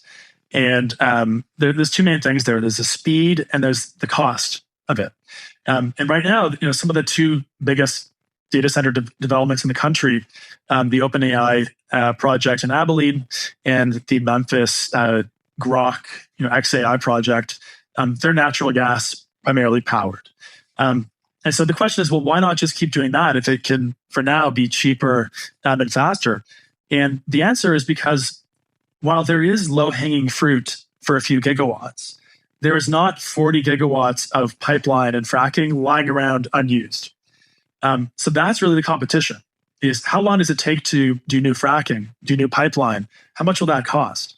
And this is our kind of Goldilocks, moment of the window being open to get our factory set up, come down the cost curve, get things going faster.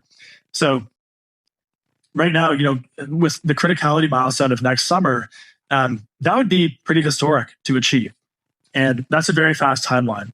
And that's showing that these things can be set up on the order of, 1 to 2 years for the first few, and then come down to probably a matter of months for, once you're really pumping this out of the factory. So that's the way this is going. And there's a lot that really is supportive of this. We could probably go in a different direction here, which is on the regulatory side, how that's changing and in flux and allowing for faster speed. But it's a super exciting time. And I think there's a good chance that this AI data center movement can help bootstrap these nuclear gigawatt factories, which, then, by the way, can go after so many other amazing markets. Because data centers are 4% of power in the US, 1% globally. There's a lot of other energy that could be serviced by these types of products if only this kind of factory existed. So we think it's a super exciting time. Yeah. So, are you able to put a date on that gigawatt, or is it somewhat dependent on the regulatory process? Our goal is to reach a gigawatt of deployments by around 2030. Okay. Yeah. Yeah. So that's pretty fast. Rod, is the fuel side of things ready for this? It's getting ready. Obviously, there's not been any real development before the last couple of years in producing the fuel, because if there's no customers, there's no interest. Up until the time when we stopped wanting to buy enrichment services from Russia in 2022, there was an oversupply of enrichment. Oversupply meant that the enrichment companies weren't making any money. They were running their centrifuges and basically giving away the SWUs, just able to charge enough to keep the lights on. So they weren't investing in new. They are now. I just saw an announcement that Urenco has doubled an already planned expansion. They're going from 750,000 SWUs in Netherlands to 1.5 million SWUs. And that's just a technical unit term. Okay, I don't understand what a SWU is, but just remember, it's a unit. Okay, and it's the unit that enrichment is being measured in. There's plans to start really digging into recycling fuel. That's going to take a while, but that's another alternative. There's lots of developments in the fuel category. There's going to be some times when reactor operators are going to pay more for fuel than they were paying 5 years ago. And if they don't pay more, the development won't happen. But there's going to be some price increases. But in nuclear, price of fuel is a relatively small portion of the total cost. It's somewhere down for conventional reactors. It's down around 10% of the cost. Yeah. Now, one of the things I think that's kind of lurking in the background here is AI, of course. Maybe not so much in the background as the foreground, right? A lot of AI is driving what we're seeing in terms of data center development, increased power demand, and then, of course, that spills over to interest in the nuclear industry. And obviously, tech companies are happy to pay a premium at this point for power to get their data centers moving. But what if the AI bubble bursts? Where would that leave you guys? Well, first of all, as Matt said, there's an awful lot of electricity customers outside of data centers. And I almost cringe when I keep hearing people repeating data center over and over again, seeming as if they're the only customers that want reliable, clean electric power and heat, by the way. I don't think that data center collapsing is going to really harm the industry. It will remove some of the froth that's existing today. Their data centers, to me, are sort of like the people that would buy Tesla Roadsters. They're the early adopters that's going to allow this market to just get untracked. And they're already doing that. There's already capital coming into the business and getting companies like Allo and a number of others up and running. And so if that peters out, there's going to be some pain, but it's not going to stop this thing from happening. Because there's an awful lot of other customers out there. We see customers like Dow Chemical, like Nucor, which is the biggest electric arc steel manufacturer in the world. Many others that I see in meetings all the time expressing their interest in nuclear energy. I think I would add, it definitely, wouldn't be the end of the world for all these energy companies, nuclear and otherwise, because this is not just a nuclear thing; it's across the board for energy. It is true that the grid did somewhat stagnate in the U.S. for a few decades, but now we're seeing this growth. It is largely driven by AI. At the same time, there is a natural turnover in a lot of energy infrastructure, and there will certainly be other markets to go after. But we have to acknowledge that this AI movement is creating a much faster change than otherwise would be happening. And so I think maybe Rod said it well. What I would just add is maybe we can try to assess what is the likelihood of this bubble bursting and what does that look like? And my view is this is very analogous to the internet in the year 2000, where on the one hand, there were a lot of things that were overvalued, and there certainly was a financial bubble that burst. But if you look at a graph of usage of the internet from 1995 to today, you can't even see the bubble because it was such a transformative technology that just kept driving so much change. And that just you didn't see any downturn in the usage of it. And similarly, the infrastructure build out, they did get a little bit ahead of their skis at a time, but they got caught up and then some, right? So we kind of think of it in an analogous way where AI is potentially a more transformative technology than the internet in terms of how much it can do for humanity, how much good it can do.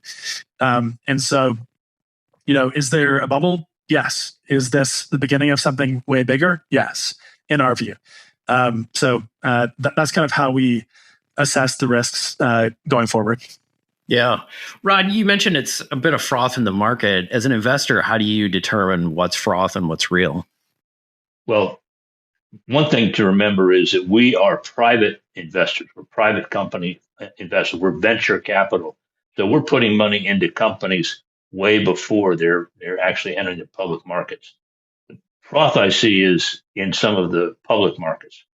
Now, in the private space, there is capital coming in. We don't think there's too much capital coming in yet.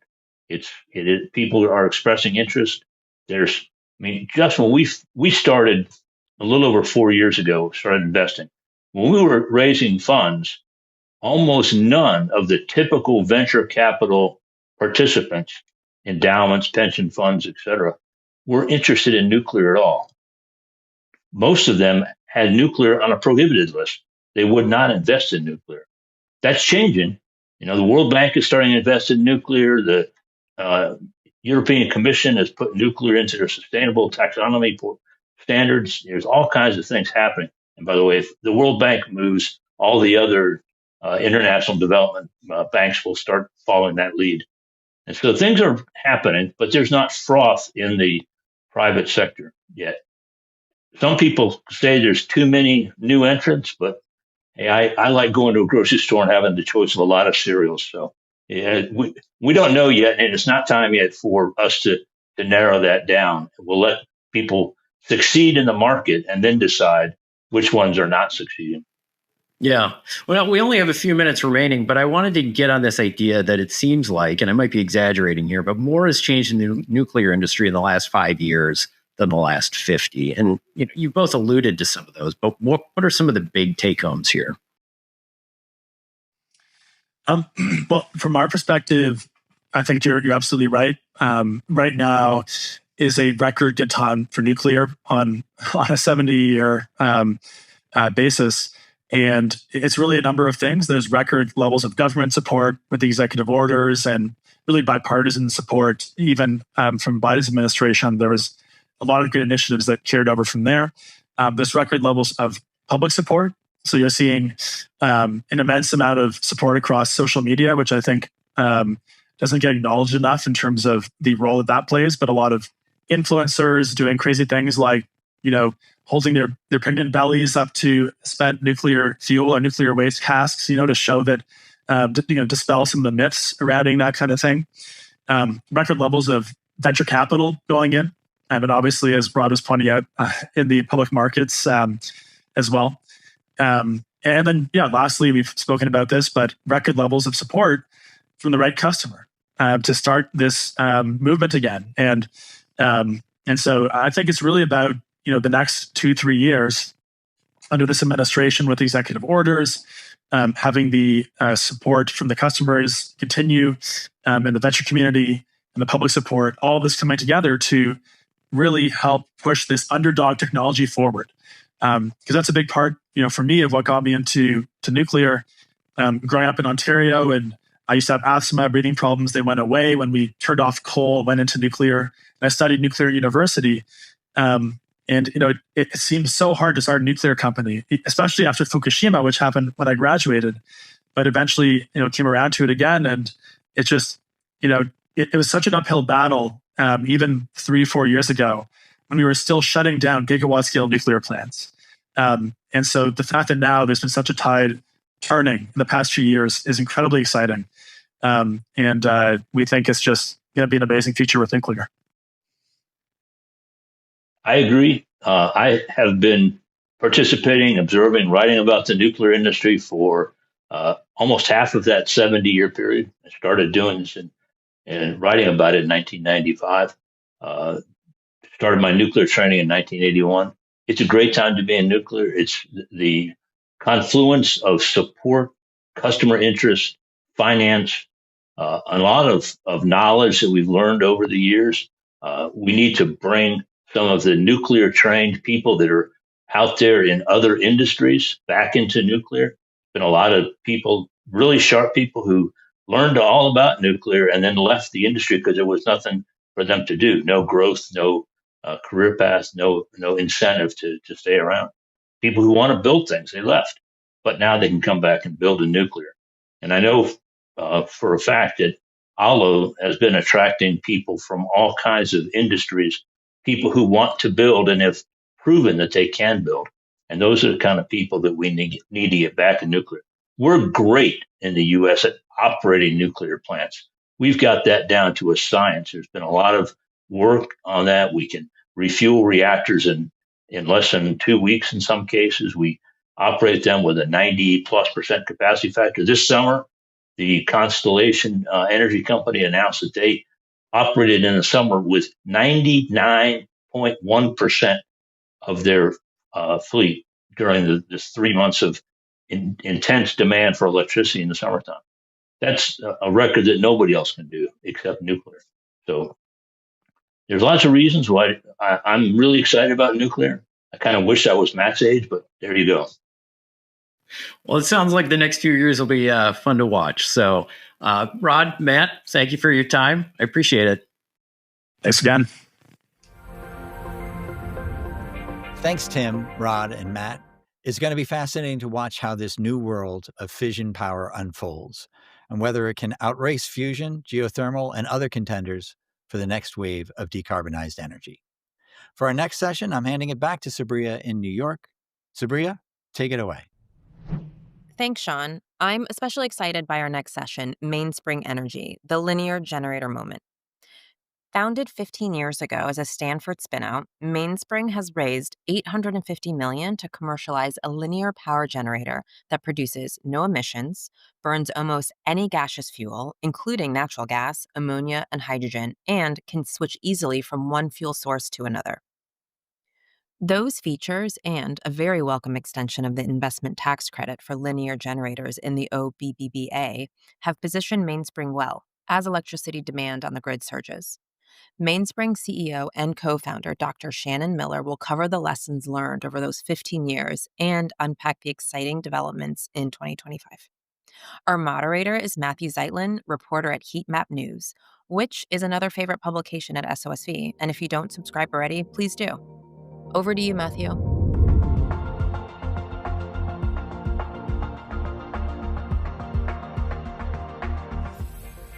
Thank you so much. I'm really excited for this conversation I'll be having with Shannon of Mainspring Energy. And I think, we should probably just start from the beginning. Mainspring has developed a truly novel way of generating electricity. Could you just talk about what a linear generator is and, how it's different than kind of what we normally think of, combusting fuel to generate power? Absolutely. Thank you, Matthew, and thank you so much for having me here to talk about Mainspring and what we're doing in the power space. So maybe just big picture, what Mainspring is doing is helping customers unlock capacity that's affordable, reliable, and meets their sustainability goals. And we do that by building a new type of generator, as you mentioned, a linear generator, which is essentially one that takes advantage of power electronics and software to redesign the conventional generator to be dramatically simpler. And so essentially what the linear generator does is it takes in fuels of things like natural gas, but also hydrogen, ammonia, biogas, propane, any kind of fuel that's one of its capabilities is fuel flexibility, and converts that fuel into electricity and does so at very high efficiency, very low emissions, in a very modular, scalable, and with a lot of dispatchability. So we can go into more details on it, but high level, we're taking fuels, making electricity in a way that's better than today's engines, turbines, and fuel cells. Yeah, and so I think another interesting thing for the audience would be to kind of get a sense of the scale of the generator. I think as far as I know, when I think of engines and generators, you have something you would see from size, maybe from like you'd see on the back of a boat to like a jet engine or a power plant. Where does Mainspring kind of fit on the, two-stroke engine to jet engine power plant Absolutely. spectrum size wise? Yeah, part of the innovation is that we've been able to make a very modular system. So we've been able to capture the efficiency of a 100 megawatt gas turbine at a much smaller scale. So our units today are about a quarter megawatt, but they're very modular and scalable. And so you can put them, they're essentially shipping container sized units, 20-foot shipping container size units, and you can stack them next to each other to get whatever power need that you need. So we can adjust from, we're doing commercial and industrial applications where we only have a few units at sites, or we're doing data center and utility applications where there can be anywhere from tens to hundreds of megawatts. Mm-hmm. And when these things are running, what are kind of either the visual, audible, or, particulate or not particulate emissions of it? How do you even know, if there's one running in a parking lot or on a roof, would you even know? Yeah, you can hear it operating, but it sounds like a HVAC system. So it's pretty low decibels, which is really important to a number of our customers. We did a EV charging application with Prologis in Southern California. And one of the things their team continues to comment on every time I visit is how quiet the generators are and how important that is because they're in a residential neighborhood. Mm-hmm. And so being able to both get rid of the diesel trucks, which were really loud, and replace them with EV trucks, and then also replace the generators with something that's very quiet, really is critical to being able to build this infrastructure in downtown areas. Is also really important. And so that application with Prologis is a great example where the diesel trucks that were being run through these neighborhoods had a lot of particulate, had a lot of NOx emissions, and to your point, a lot of noise, and a lot of carbon from the diesel. And so by switching to linear generators, we've eliminated the particulate, eliminated the NOx, very, very trace amounts of NOx, and dramatically reduced the carbon emissions, 40 to 50% reduced carbon emissions. And that's running on natural gas. And I think compared to the diesel, of course, the desire is ultimately to get to zero carbon. And so I know Prologis is looking at RNG and ultimately things like hydrogen as well to get to zero carbon over time. Yeah, and that's kind of my next question. I think what's so interesting about this technology is that there seems to be, it is somewhat kind of fuel agnostic. What is it about the linear generators that means it can run on natural gas, ammonia, hydrogen, biogas, et cetera? Yeah, so I mentioned earlier that part of the innovation is that we use power electronics and software to essentially replace mechanical systems. And so what that does is instead of being confined to a mechanical constraint, we can use power electronics and software to adjust the system on the fly. And so essentially the way the system operates is we actually have two translators, we call them. They're big steel tubes with magnets on them moving back and forth. And those magnets go through a set of coils to produce electricity. And we run what we call the adaptive pressure cycle, which allows us to control the position of those translators very precisely to the thickness of a piece of paper. So these are actually 200-pound tubes moving back and forth 12 times a second, and we control their position really precisely. And that allows us to adjust how the system is operating. And so when we run on something like hydrogen, we compress the fuel to a certain point, and it's not very much. When we run on something like ammonia, we compress a lot more, and that we're doing in real time. The controller is running in real time to adjust to those different operating conditions. And I think one thing I think it's really important to touch on is like a pretty high level of deployment you guys are doing. I was wondering maybe you could just talk at the high level about when you actually kind of just started deploying these units commercially and what kind of the scale of that looks like right now. Absolutely. So we started in 2020. So we've had units running now for 5 years in the field. And we started we have three sectors that we work with: the commercial and industrial, data centers, and utilities. And the commercial and industrial is where we started. We started with a few units at cold storage facilities, logistics centers, EV charging. I mentioned the EV charging facility. And now we're starting to do data center and utility applications. Yeah. And, examples of that are, like I said, the Prologis site is a really good example where they couldn't get power from the grid, and they needed to build this microgrid in less than a year because the EV trucks were coming.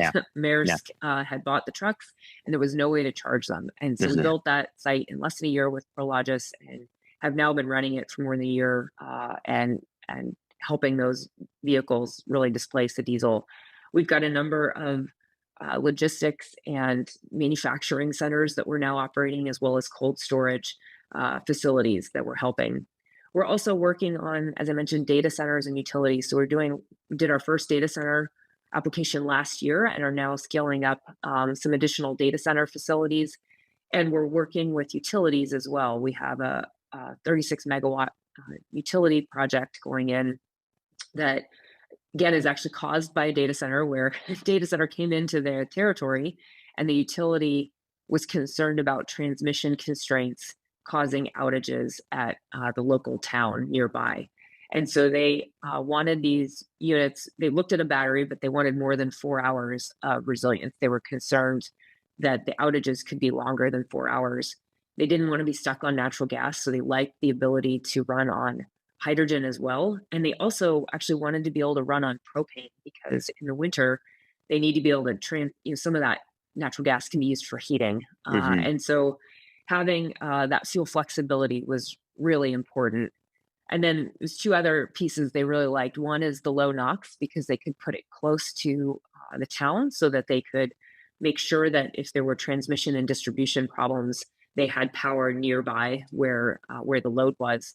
And then the last piece is they really liked the modularity, because if they had bought a 36 megawatt turbine and there were any outages at critical periods, they'd have no power. And with 36 megawatts of linear generators, the probability that you have 34 megawatts at any one time is very, very high because of that modular design. And so they really liked all of those aspects of the system to help them solve their power problems. Yeah. And I was wondering, you may talk a little about how kind of the business plan or the markets that you would serve has evolved since when you started deploying in 2020. You know, were data centers on the table then, and when did you kind of start realizing that you had something that there was this big new source of demand that you could meet? Yeah, that's really, data centers were not on our maps when we started deploying in 2020, and we I think it's influenced the data centers directly. Are a customer, but they've also really influenced those two other sectors dramatically, because there's a lot more. There's causing constraints across the whole grid, and so C&I customers, commercial and industrial customers that could get power before are now finding themselves constrained because the utilities are trying to serve everyone. And similarly, the utilities are also trying to serve those data center customers. In addition, there's really a drive from electrification as well, not just data centers. And so that's also, there's a lot more manufacturing in the US, a lot more robotics, a lot more EV charging, and a lot more automation within facilities. And so it's not just the data centers, it's this sort of larger theme of electrification and automation that is driving the need for power.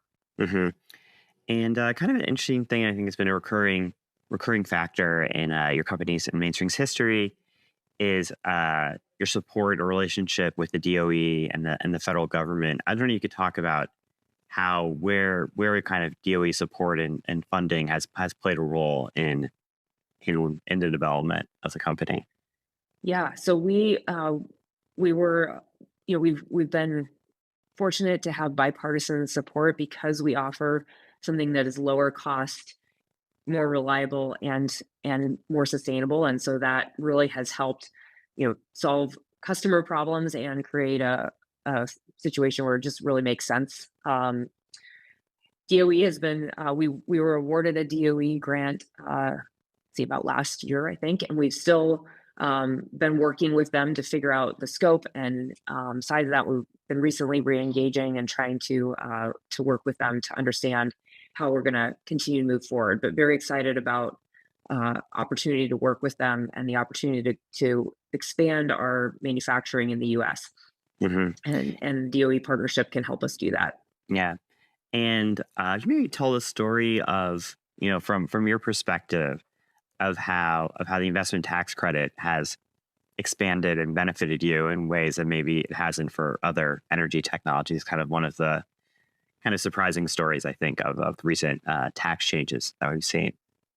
Yeah, the ITC is really helpful. So the ITC was extended as part of the OBBB and in July this year. And our view is that these tax credits really should not stick around for a long time, but they're incredibly beneficial for new technologies in energy, where energy is really around low cost and really around scale. And when you bring a new technology to market, you don't have low cost and you don't have scale. And so, but your incumbents do. And so the benefit and the point of the tax credit is to help those new technologies enter the market and be competitive to start, and then it should go away. And so it was extended for 10 years, which we think is the right amount of time for us to really scale this new technology and really help customers get the same, get those additional benefits from the new technology and be competitive with the incumbents that are out there. And then it should go away, which is how we think a lot of these are transitioning. Yeah, and I was wondering you talk about how when these linear generators are deployed, what's the balance between thinking of them or using them as kind of a backup generator versus a kind of full scale behind the meter power solution? Yeah, we typically, most of our customers are looking to operate us more as a prime power application Mm-hmm. and less as a backup. Yeah. But what they really like about the system is the flexibility, because they know that over the next 10 to 20 years, the grid is going to change, their needs are going to change. And so they're going to start, often we're starting by solving a need for power today. So they can't get enough power from the grid. And we are solving that speed to power or speed to market problem, and allowing them to accelerate their business faster. But they also know that they can then flexibly dispatch the system to do demand charge saving, peak load shaving, run resilient, be a resilience tool for them, and help them continue to save money and add resiliency, even if they're not running necessarily prime power for the full 20 years of the life of the product. Though they can if they need to. And so I think that flexibility is a huge part of what our customers value in the technology and the product. Yeah. And, I know at this point, the challenges for the company are around, deployment, commercialization, actually getting the stuff out there, finding customers. But I do want to kind of maybe talk a little bit about the science aspect of it. We always joke at work that, there's very few new ways of generating electricity that, aren't boiling water and spinning a turbine. Linear generators are one of them. I was wondering if you could talk a little about kind of, the other joke we make is that any novel form of power production, power generation, there's an academic paper, there's a paper from the 50s sketching it out, and then it hasn't been developed and commercialized until very, very recently. I don't know, talk a little about kind of the pathway from, maybe back of a napkin sketch to something that you're actually, is powering EV trucks today. Yeah, to your point, people in the 50s had conceptualized the concept of a linear generator, and the missing piece was actually the way to make electricity. And so today's grid is entirely run by engines and turbines, all spinning at 3,600 RPM, because they need to spin a generator that has, a 4-pole generator, 2-pole generator to create a 60 hertz sine wave. And so because we were constrained by that 60 hertz sine wave to make up the grid, and the only way to do it was to spin something, you had to have something spinning to create that waveform. And what the real unlock for us, and so people had conceptualized the linear generator in the 50s, and GM and Ford had tried it. There was a number of patents, there's a number of concepts and drawings out there, but they always had to have these pretty wonky connections to create the spinning electric motor. And power electronics are the real unlock here. And those power electronics, the same power electronics that are used in inverters and batteries and EV charging, EV cars, those inverters and those power electronics allowed us to create that sine wave without spinning something.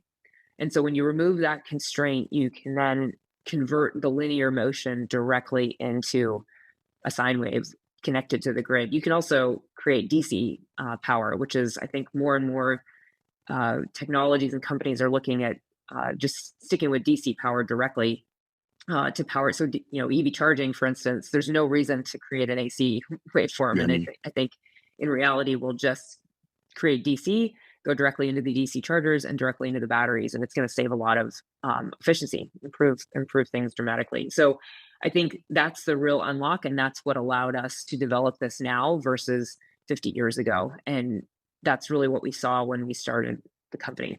Mm-hmm. And so is this and kind of think of it in the broader context of power generation, is it because of the kind of investment and research that's been done in EVs and batteries that has kind of created the need for these kind of more advanced power electronics and using software in this context of that, and helped out the development of your technology?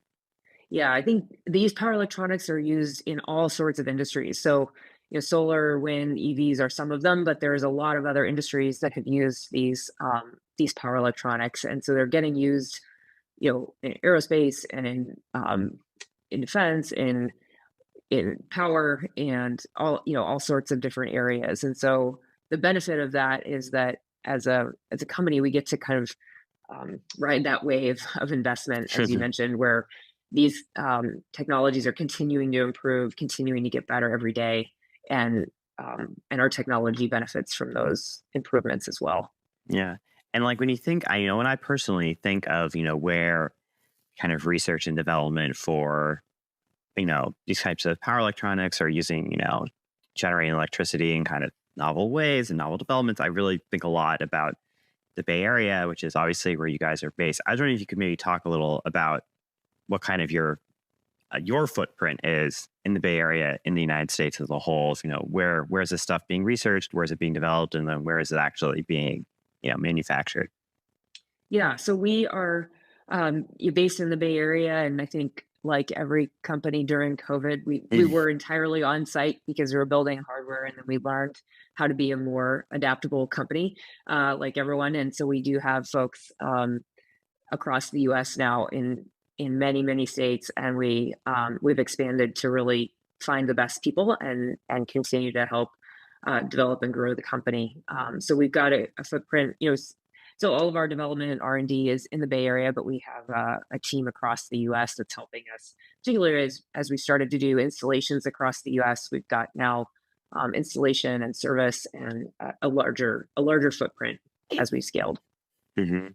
And one thing I was wondering about is how much is kind of the development of this and kind of the business based around the idea that there's going to be demand or supply of these kind of alternative fuels. And I was wondering if maybe kind of the forecast for that has changed in the last year. I think we're seeing a lot less investment in, say, hydrogen. I think the idea that we're going to have like some large scale switch from natural gas to hydrogen in the United States anytime soon seems, a little less likely than maybe it was a year ago. And, the RNG market is limited, I guess. Yeah. How do you guys think about kind of fueling and how important that is to the business?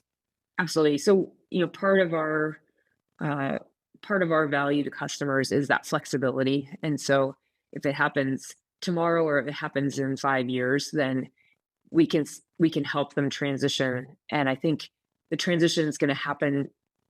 It's going to be very geographically focused. So different parts of the world are going to transition faster than other parts. And it's largely a function of economics and a function of the availability of low cost power to create something like hydrogen. So if you have a lot of excess solar and wind, it's going to be easier to make lower cost hydrogen than if you don't. And so there's places in the world where that's very, very easy, and places where that's not going to happen for a long time, as you said. And I think the big picture sentiment obviously was very pro hydrogen, probably too much, and now it's very anti hydrogen, probably too much.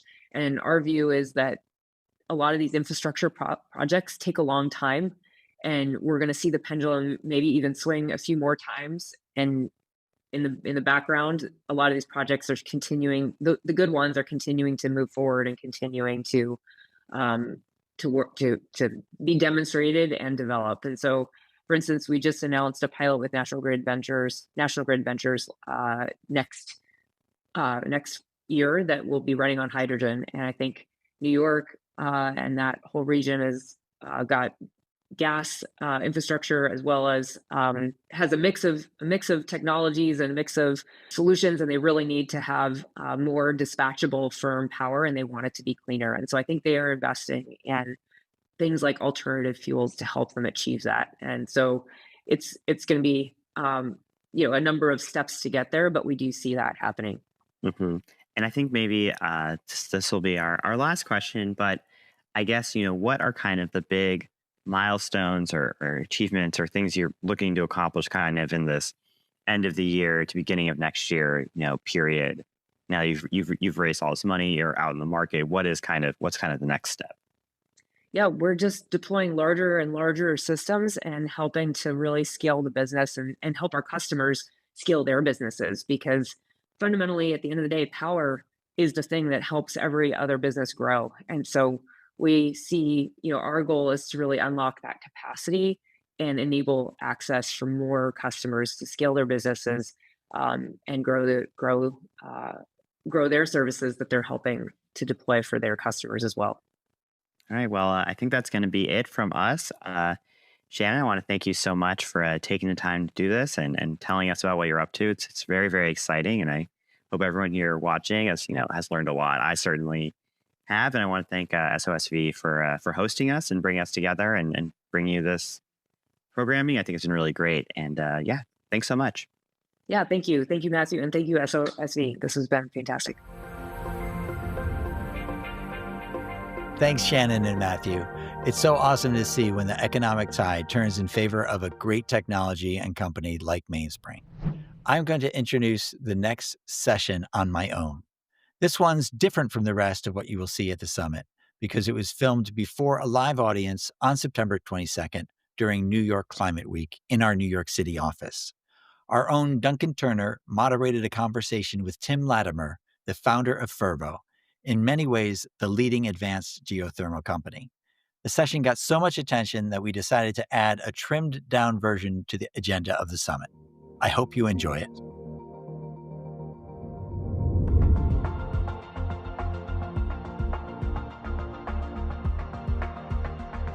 We're kind of on the cusp of Fervo being somewhat of a household name, certainly one that my mother might know in the next 5 years. I want to ask my first question, which actually an investor of yours asked me to ask you this. I think she had some self-interest. So the first one is geothermal really going to transform the energy world? I'm assuming you're going to answer yes, so if you are. Yes. Yeah, okay, yes. I'll give maybe the unsatisfying answer that it's going to take a very, very long time. Okay. And you sort of think about this, look at energy technologies that are successful today. You've got, solar obviously is growing at a really rapid pace, and you look at where's most capacity additions coming from, and it's from solar. And solar is a technology that was, sort of commercialized, and solar PV was brought about in the 70s. In the late 2000s, you sort of crossed this intersection where it was getting cheap enough to work at utility scale. And it probably took until 3 to 5 years ago for it actually to show up as a big enough piece of the energy mix to have a dent in emissions. And here we are today in 2025, and it's a successful technology, but it's still got a long way to go until it makes a true global dent in emissions. And so this is sort of what you sign up for when you do a startup in the atoms world, not the bits world, is that you can make change, but it's a journey that you need to stick with for a while. So if I think about solar being a globally transformative technology now, where you can look at a chart of carbon emissions and the counterfactual of like, what would it have been without solar, or the US grid capacity, what would have been without solar? And it actually, like, you don't need a magnifying glass to see the difference. And it's now growing astronomically, so it's gonna make a huge impact. So if you compare where we are in the geothermal energy today and industry today, with enhanced geothermal systems, we just proved out the first pilot project in 2023. We're just building our first large utility scale project right now. And so I still think we're, in the equivalent of, let's say, 2007 of where solar was in that framework. So we have a multi-decade journey ahead of us. That's just the nature of energy technologies. And for me, I think when I think about how we know we made it, or how do you know where there's success, it's about global impact. Can we look at a chart of carbon emissions globally and say this slice that's lower is because we commercialized geothermal technology? And I don't think I'll say we've made it until you can have impact at that global scale. Awesome. The number one reason people passed on investing in Fervo when we started the company in 2018, and this was still true up until about 2023, was people are like, who's going to buy the power? The U.S. electricity grid is stagnating. There actually hasn't been growth in the U.S. electric grid. Natural gas is cheap. Solar is cheap. We don't need to grow. We just need to maintain the grid. And so we'll retire some plants. We'll replace them with some combination of natural gas and solar. And that's the power sector for the next rest of our lives. And so people passed on us constantly because there was just, why would there be power demand? Right. And I think this is one of the fun things about being in the energy sector too, is like you blink and the world changes. The idea that there's not going to be new incremental power demand right now, and now that we have all this load growth and then we're throwing AI on top of it, is just wild. So it's like, we spent 2 or 3 years ago, so much executive time, team time, management time, investor time at Fervo, trying to answer this problem of like, who's going to buy the power? How do we convince folks that there's a need for more clean electricity and that it's a bankable thing to invest in? And now we don't think about that question at all. One thing I discovered through a little bit of research on this is we've been doing it at utility scale longer than we have done solar.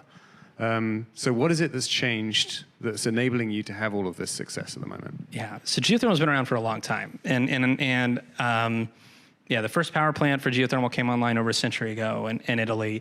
But if you look at geothermal up until just a couple years ago when Fervo started developing our projects, nearly all of the projects are literally sitting like on top of volcanoes or mid-Atlantic ridges or just rifted areas. You're talking about places that are famous for their volcanoes, like Northern Italy, like New Zealand, like Iceland, like Kenya. The narrative around geothermal was always nice if you have it, but it's not in a lot of places. And nice if you have it because it's 24/7, it's carbon free, it solves all these problems, it can do heat and power. Like, it's a very phenomenal energy resource, but to be economic, you needed steam that was really close to the surface and it had to have the ability to flow. And so part of the why now is a technology story, because when I started looking, I started my career in oil and gas, which I'm sure we'll talk about. I was a drilling engineer right when the shale revolution was taking off in the US. And by the way, to get on another sort of energy nerd history thing that took a long time, when I was in college, the US was licensing the first ever LNG import facilities. And the narrative was that there was going to be such a shortfall of natural gas in the United States that we needed to build LNG facilities to import natural gas into the US. And I went to college at the University of Tulsa, right in the heart of Oklahoma. You could imagine what the biggest industry hiring from was. And so what happened from the time that I was like a freshman to a senior, what you saw was like salaries for petroleum engineers doubled. And it was just this like, what is going on? And what you realized is that folks had figured out that hydraulic fracturing, horizontal drilling, better seismic data acquisition, this full suite of technologies was actually going to unlock a lot of resources in the US for oil and gas that we didn't think we had. So I started my career there in 2012. And in the intervening years from like 2007, when the U.S. was forecasted to become the biggest natural gas importer in the world, to today, the U.S. is now the largest natural gas exporter in the world because they found so much gas, they reversed that trend. And a lot of it was due to technology. So a lot of the founding story of Fervo was me looking at, look, if there was a lot of gas here that people didn't think they could get economically, and then these new technologies came in and totally changed the story. You look at the analogy to geothermal, and I learned about geothermal because I was researching high temperature drilling when I was working on a drilling rig in South Texas. And there was a report called The MIT Future of Geothermal Energy that had been published in 2006. And it said, if you could just figure out how to do low cost drilling and get high flow rates out of low permeability wells, this resource could be anywhere and it could solve the climate problem. And I was like, whoa, we solved that. Like, there's clearly an opening here. And so we had access when we founded Fervo in 2017 to drilling technology that was brand new, that had just had a huge breakthrough, and that we could apply systematically to the geothermal sector that shifted the cost curve and the eligibility of where it could work beyond these niche resources, beyond the place in Northern Italy where it was literally like the local eccentric rich guy who'd gotten obsessed with steam turbines, and he had a geothermal vent in his backyard, and he was like, what if I just put a steam turbine on this? And you compare that to where we are today. We drill 10,000 feet down, 5,000 feet horizontally. We image the rock. It's in granite. We go down to 450 degrees Fahrenheit. Huge change in complexity. So the technology was ready. And then the other thing, of course, is the market. What we got lucky in is from a timing standpoint, we founded the company, we went through the lab R&D, we went through the pilot demos, and we finished the commercial pilot, our partnership with Google, and it came online in 2023. And there's a lot about my story that you're going to find is just like, what lucky timing, and that's true of any successful startup. And right around the time that we're like about to publish the results that like we have a project that works, we invented a new way to do geothermal energy, it's putting power on the grid, ChatGPT 3 gets released. And everybody's servers start getting fried because everybody's using so much AI. And all of a sudden the theme is, wow, how are we going to get all this energy? And we're like, well, we have a technology we just proved that solves that problem. So the why now is a big part of the technology's finally ready. We figured out how to deploy it. And we're actually selling electricity into a market that desperately needs new electricity now. And that was not the case until very recently. Fast forwarding to today, you've actually just finished. You just completed the Cape Station project. Is that right? Still in construction. Still in construction. Nearing completion. Nearing completion. Yeah. And I just wonder, are there some parallels with the town you grew up in, and then this new energy system you're bringing online, which is emission-free? Yes, there's definitely parallels to that. And I'd say, so Cape Station, so people know, we finished our pilot project in 2023. That was our partnership with Google. Phenomenal from a technical demonstration standpoint. But it's just a 2-well system. It was enough to prove it works, but not enough to really achieve our goals of like making a dent in the carbon emission story and in the electricity reliability story and the affordability story. So obviously we have to scale up. So we're scaling up by going from 3 megawatts to 500 megawatts. So we're building a 500 megawatt project in Southwest Utah right now. The first phase of that, the first 100 megawatts, will come online next year. We've already made really fast progress there. We have 3 power plants in construction. We've drilled 25 new wells, and rapidly we're moving forward to this point of like scaling up this technology quite significantly. So that's the scope of the project. And it actually shares a lot of similarities to my hometown. The town we're closest to is Milford, Utah, and it's a phenomenal community. There's about 1,200 people that live there. And what we found is just a great place to go and work and put our business. So, and I think there's one of the lessons that I have on development and building real hardware projects in the real world that impact real people's lives is there's no shortcuts. And you think about why do we have a good relationship with that community? It's because we had folks from the Fervo team start attending town halls there 3 years before we broke ground on our project. And we told them what we were going to do, and we moved forward. And I can tell you a great sort of like data point for us. We got permits to drill our first set of wells in 2023. We had a great groundbreaking ceremony. We had the county commissioner. She came out and spoke, and she spoke a lot about how actually in the backdrop there'd actually been the biggest employer in town had decided the same year we announced our project that they were pulling out of town. And so there was this huge fear of this economic pullback and job loss in the area. And in 2023, the county commissioner came and she gave a talk about what she sees in Fervo as the hope for us hiring locally and bringing new jobs to the area. And so that was a huge catalyst for this because we knew we were coming into a small town that had an economic setback. But I thought it was great. We had the governor come, other stakeholders come, but every single time we do anything at Fervo, we always make sure the mayor, the city council, the schools are represented, which is a huge part of the community development. And one of the other things I'd say about development that we were really excited about, you're doing a big project and permitting, there's almost always some form of public comment period in that project. And I think there's a lot of developers that take the stance of okay, just keep as quiet as possible about the project for as long as you can because you don't want negative comments in the public comment period. And one of my experiences of like seeing a big power plant come and get built in my hometown is I'm like, you're not going to keep that a secret from people. And people are smart. And so we showed up, we talked about it, we engaged people, and we took a very different approach on the public comment period, where we actually contacted all of the local officials, county commission, environmental groups, mayor, and said, why don't you send a letter in the public comment period about telling them how excited you are about this project? So we got like 9 letters in the public comment period, and 8 of them were positive from local stakeholders that were like, this project's really important. The 9th one wasn't negative, by the way. It was just totally off topic, which you see in these public comment periods. And that was really exciting for us. And to this day, we have a really phenomenal relationship with the local community. We've prioritized hiring locally.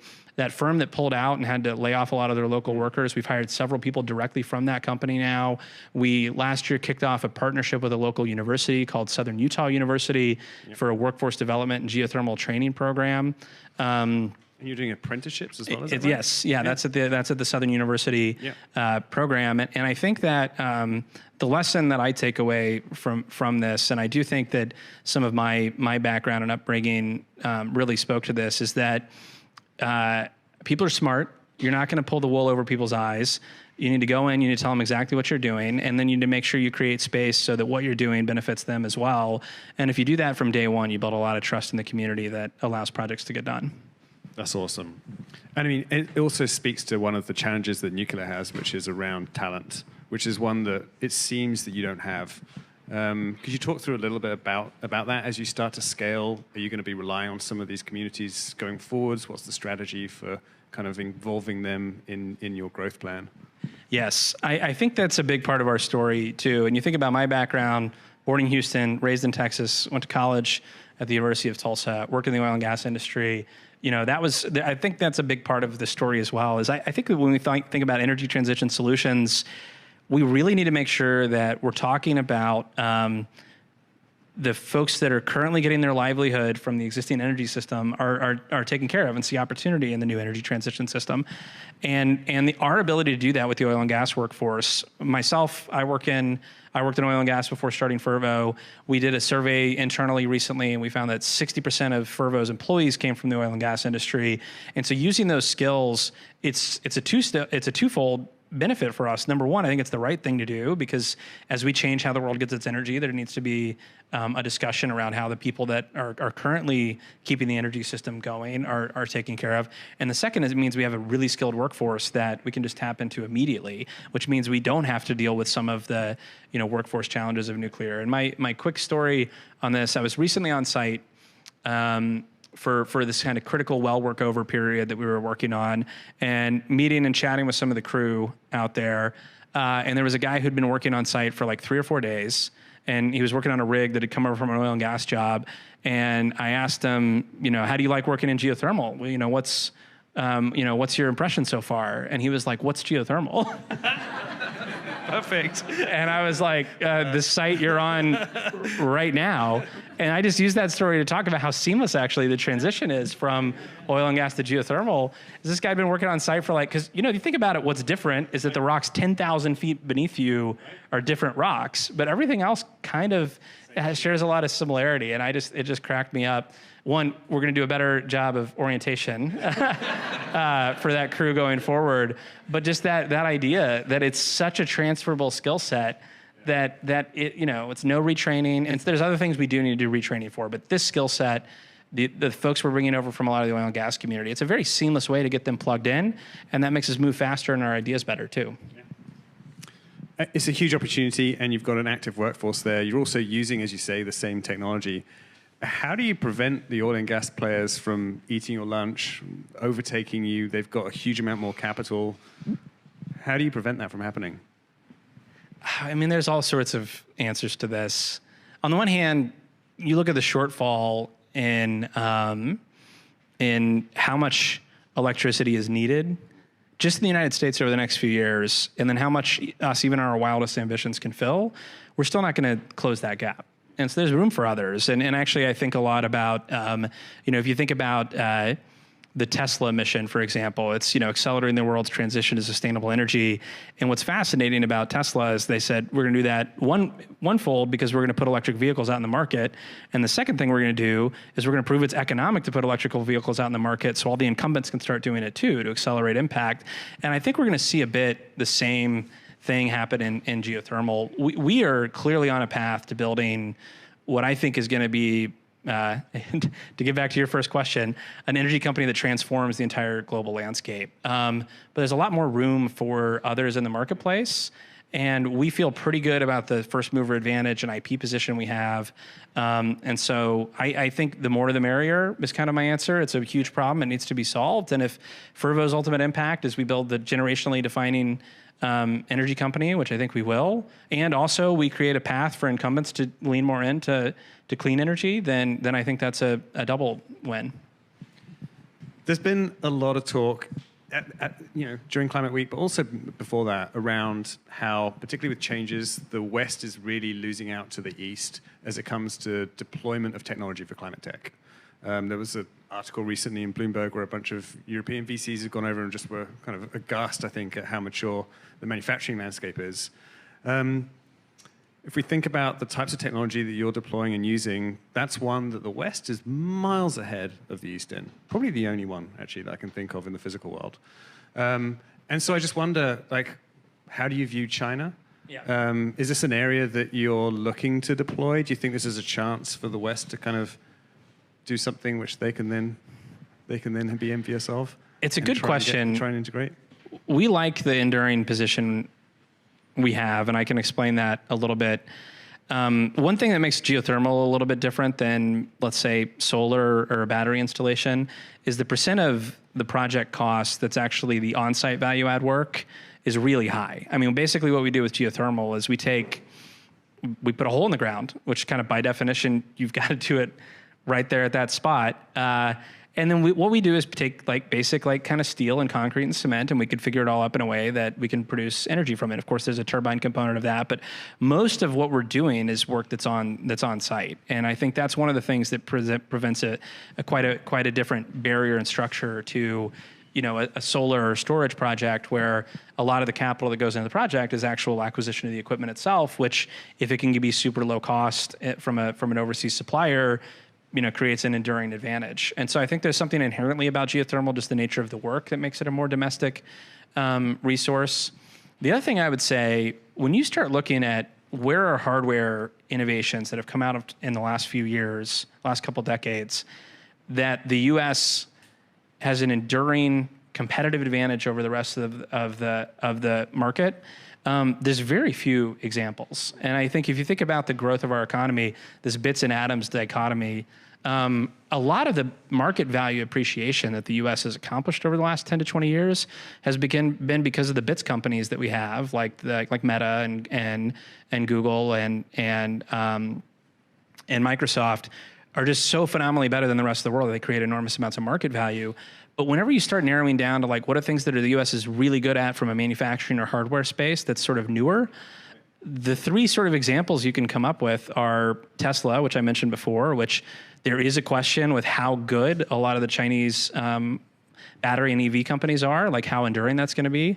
There's rocketry and SpaceX. And then the third one that I think is often overlooked is shale.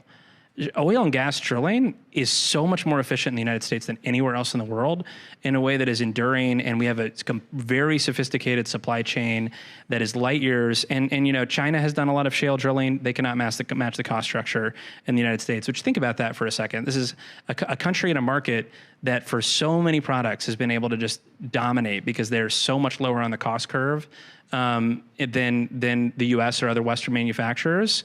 And the attempts to do shale drilling in China have been structurally higher cost than the United States because there's such a deep bench of skilled workforce and interconnected supply chain for it here. So I actually am bullish on it, one, because of the nature of the work, but then the second reason I'm sort of bullish on it is because we're taking an extension of drilling technology and applying it to a new domain.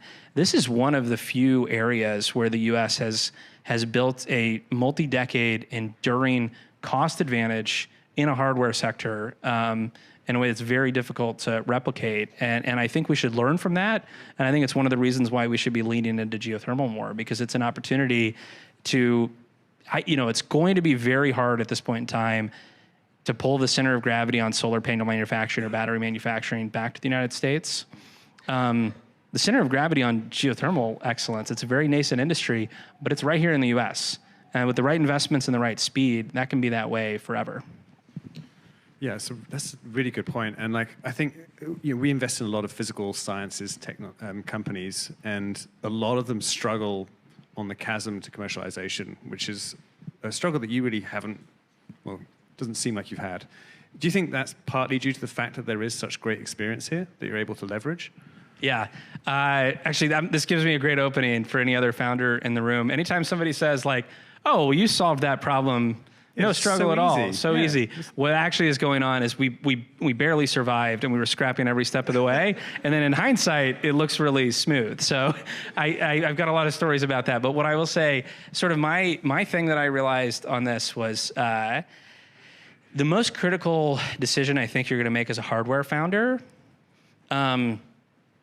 is how big to make the next one. Sort of by definition, as you're proving out a technology, you've got to go through lab scale to commercial scale and progress it through the TRL levels and get it to the right maturity. And then at some point you have to decide how big to make the next one. And I think we made two critical decisions at Fervo that one paid off handsomely and the second the jury's still out on. And the first one I would say is that when it came to the pilot project, we got some great advice early on from one of our advisors to say, what is new about your pilot, about your approach? And what we found that was new is the way we were completing the wells and the fact that we were drilling it horizontally and a few other things there, but it was mostly about the subsurface. And so he looked at our project model. We're going to build this demo plant, and half the CapEx was going into the power plant. And he was like, why are you spending half the capex to build something that's a 40-year-old technology that you're not improving on, by the way. You're just going to hire somebody in to turnkey to build it.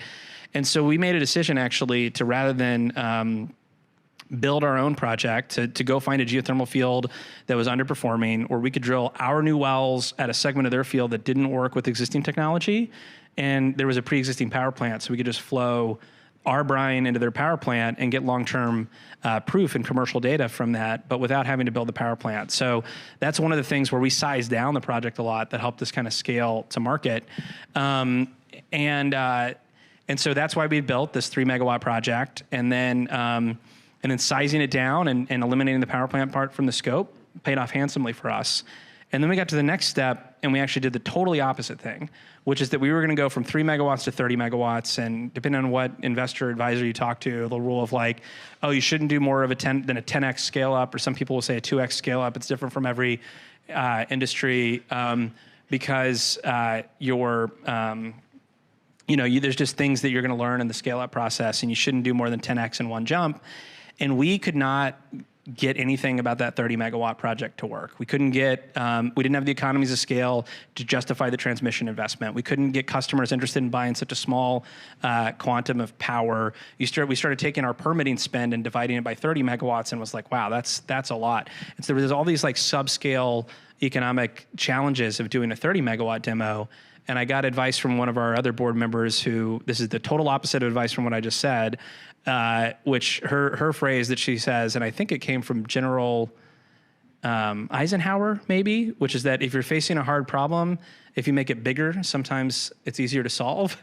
And so she was like, well, if it's hard to pencil at 30, what if you made it 300? And what we started realizing was that like we think we could deal with the scale up, and then all of a sudden like the dollars on permitting were spread around more easily. Like a transmission infrastructure build out made sense and everything. And so it was a big leap, and we got comfortable with it because we've built a lot of modularity into our system so you can scale up quickly. But we would have never gotten that project off the ground, and we probably would have still been stuck if we stayed in the mindset of like, you can't break the rule of going 10x bigger. You have to do it exactly. You went 3, then do 30. And we said, no, we're going to go 100x bigger, and we're going to see how it goes. And I just give this advice to say, or just tell this story to say that our path from lab scale to commercialization, I think the most critical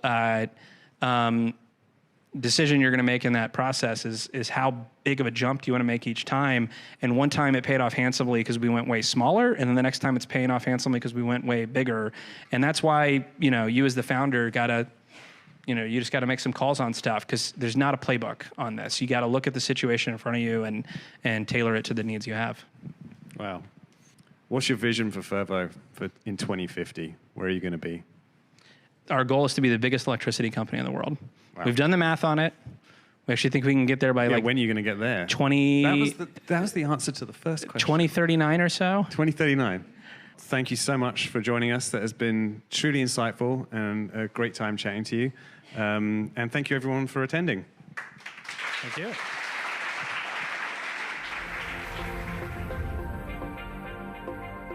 Tim Latimer's story is so interesting. An oil and gas fracking engineer changes it up to apply fracking to geothermal with stunning results.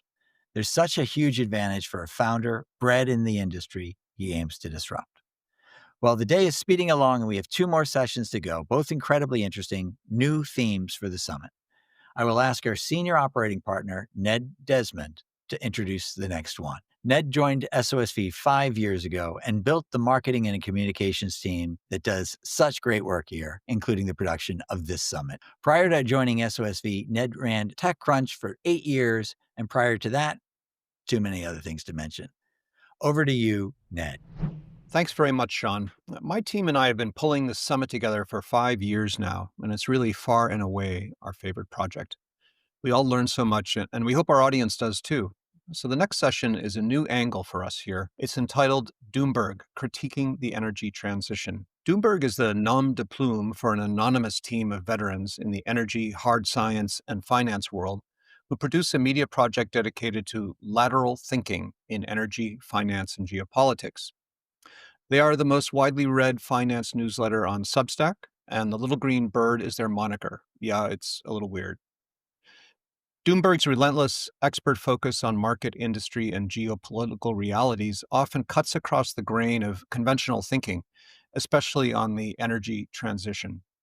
Just to be clear, these guys have a lot of sharp disagreements with many people on our agenda, but they land a lot of good points and they're always worth reading, and we love a good argument.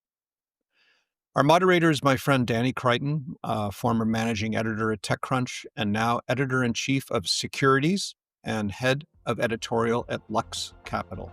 Over to you, Danny.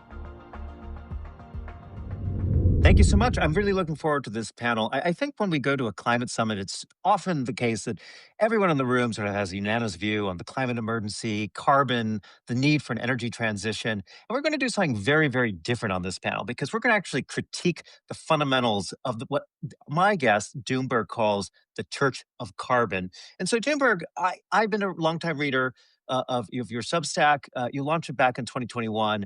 Today, it is one of the top ranked Substacks on the network with more than 300,000 subscribers, one of the highest margin Substacks as well, as we were talking about in the green room. So just give us a little bit of a preview and summary of sort of your views on the energy transition and why you seem to have managed to capture a zeitgeist among hundreds of thousands of paying subscribers out in the world today.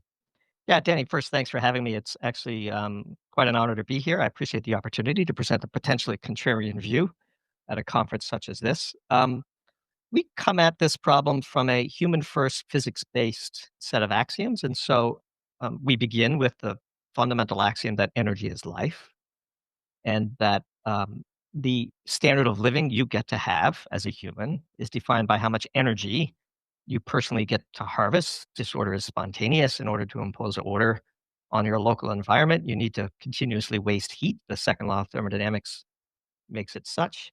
And so our first critique is all energy is additive. There can really never be a transition because coal, which is not burned in Europe, will be greedily burned in India. And oil, which is not burned in China, will be burned in Brazil.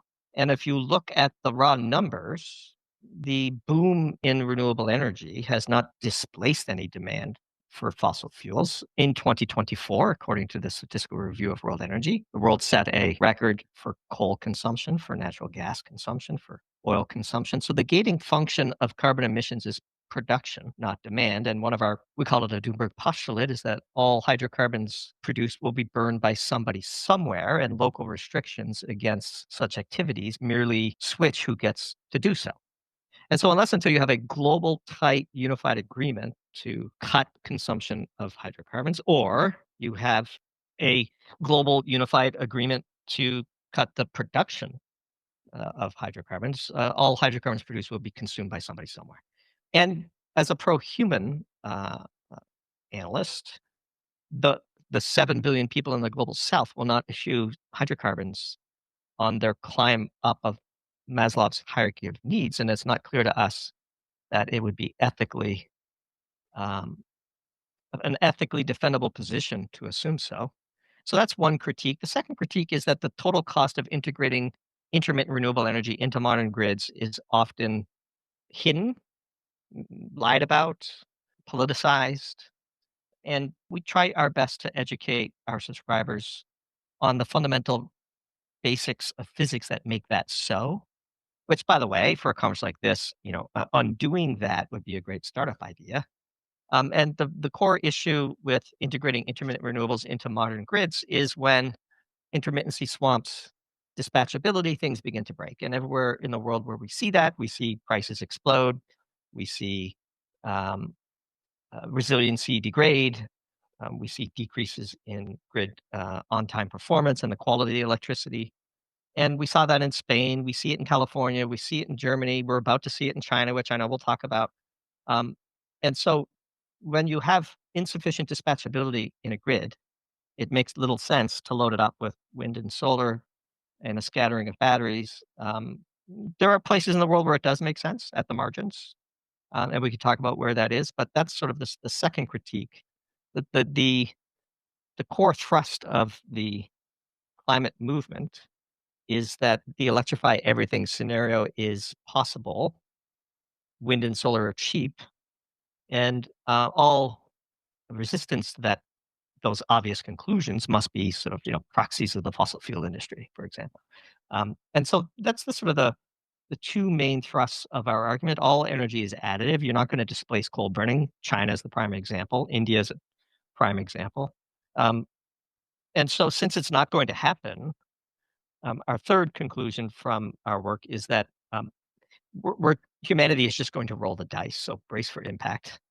And if it truly is a climate emergency, then we'll all suffer the consequences of it. But we are, as a global community, regardless of the efforts and the hundreds of billions being spent, we're going to run the experiment and see what happens on the back end. So that's sort of a broad summary. Hopefully, that's what you were looking for, but that's our view. No, I think that is great. And look, I agree with you on the energy transition. I think one of the facts that was most struck by over the last 2 years is that there's never been an energy. In fact, if you look at history, the only energy transition is something like whale blubber, which basically just ran out because there were less whales. But if you look at wood, we actually burn more wood today than ever before. We burn more oil, we burn more gas, we burn more nuclear power every time, more coal. Now solar and electric. We have a voracious appetite, and it's sort of an infinite appetite because, to your point, and I agree with you 100%, humans will find a use for energy. If we produce it, they will come. And that may not be true in real estate, but it's certainly true in the power grid. Now, the second question and postulate you had there is around dispatchability, grid reliability. And this one I think is a little bit more contested because I think a lot of governments obviously are trying to do more around reliability. They want to have cheaper oil. They want to have cheaper access to energy.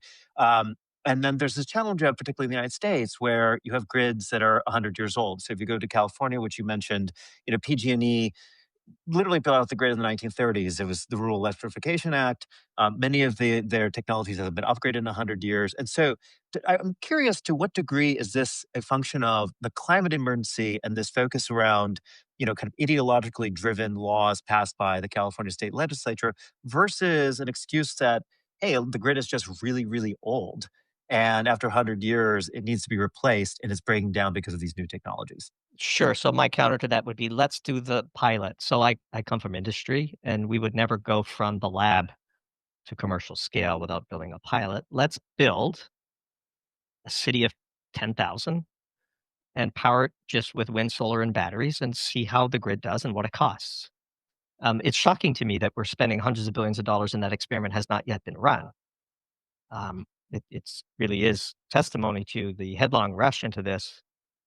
So there's lots of reasons why electricity is expensive in California. It's a single-party state. All single-party states become corrupt. Texas is a single-party state. It's well on its way to becoming corrupt.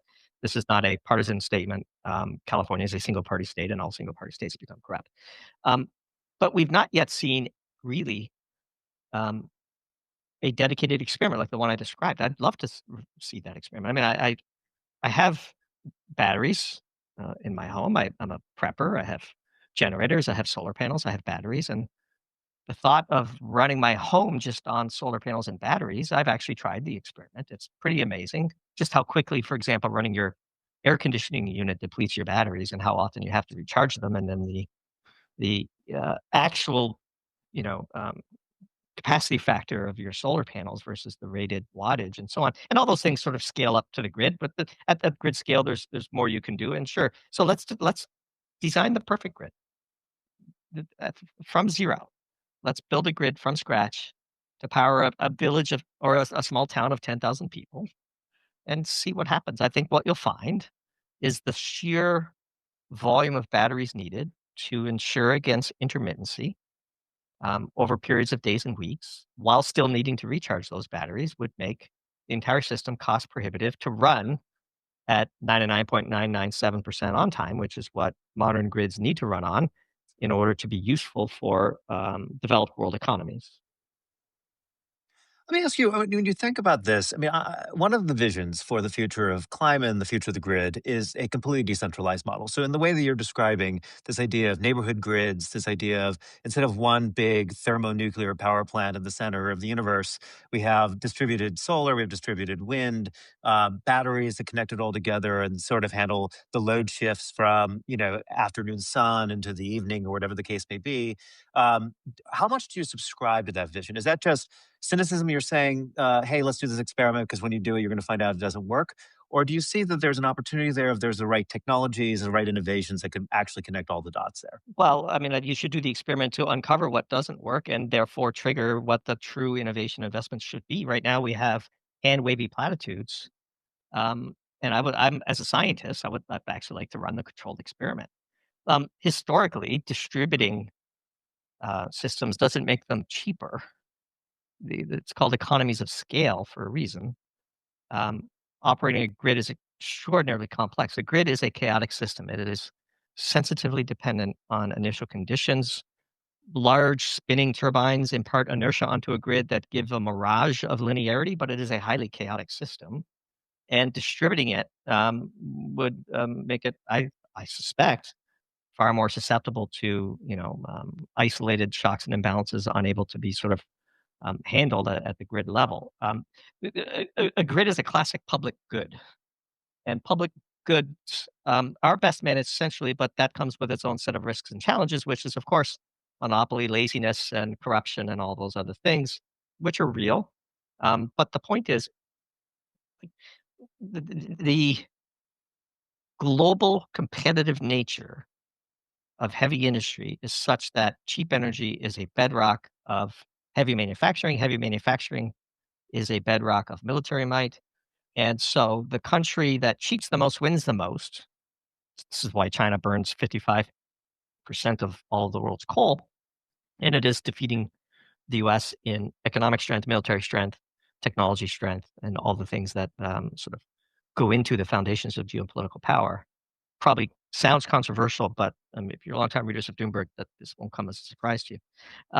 And so, you know, self-imposing expensive energy is impaling industry, which is then undermining geopolitical power, which Trump at a visceral level understands. I do have issue with his tactics, but that's the whiplash that we're seeing in the U.S. right now, and I think actually the Pentagon and DARPA probably agree. It's high time that the U.S. get back to building stuff which needs cheap hydrocarbons. Bombs are just condensed forms of energy, right? I mean, it's quite literally Europe can never rearm; it doesn't have the jewels.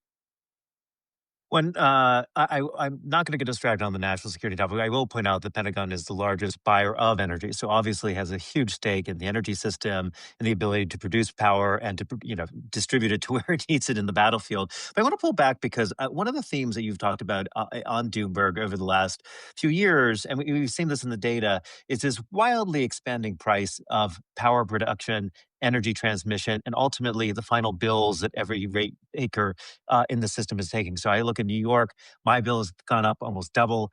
Many people in California have experienced the same thing. We've seen this pattern in Iceland, the UK, Germany, France, throughout Europe. And you covered this quite extensively.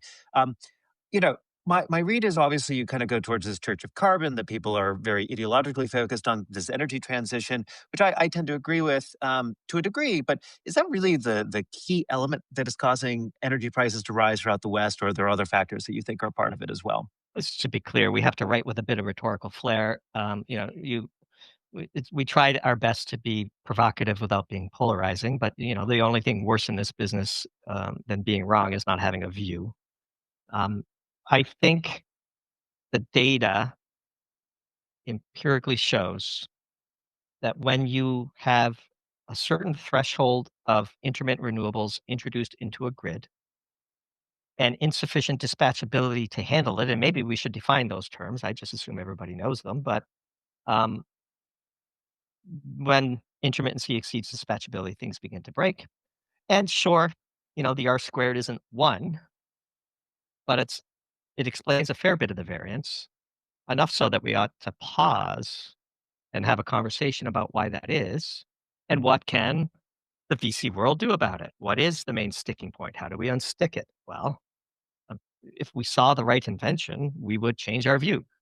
Like again, our mental models, we don't care if they're wrong; they just have to work. And the moment they stop working, we're happy to discard them. But our view right now is that let's take China. So China produces most of its electricity from coal. Coal is baseload, but it's not very dispatchable. China is also building an enormous amount of solar. Now, I happen to have experience in China. I was in and around the wind industry, for example, in the late 2000s when there was a quirk in Chinese regulation that all 50 megawatt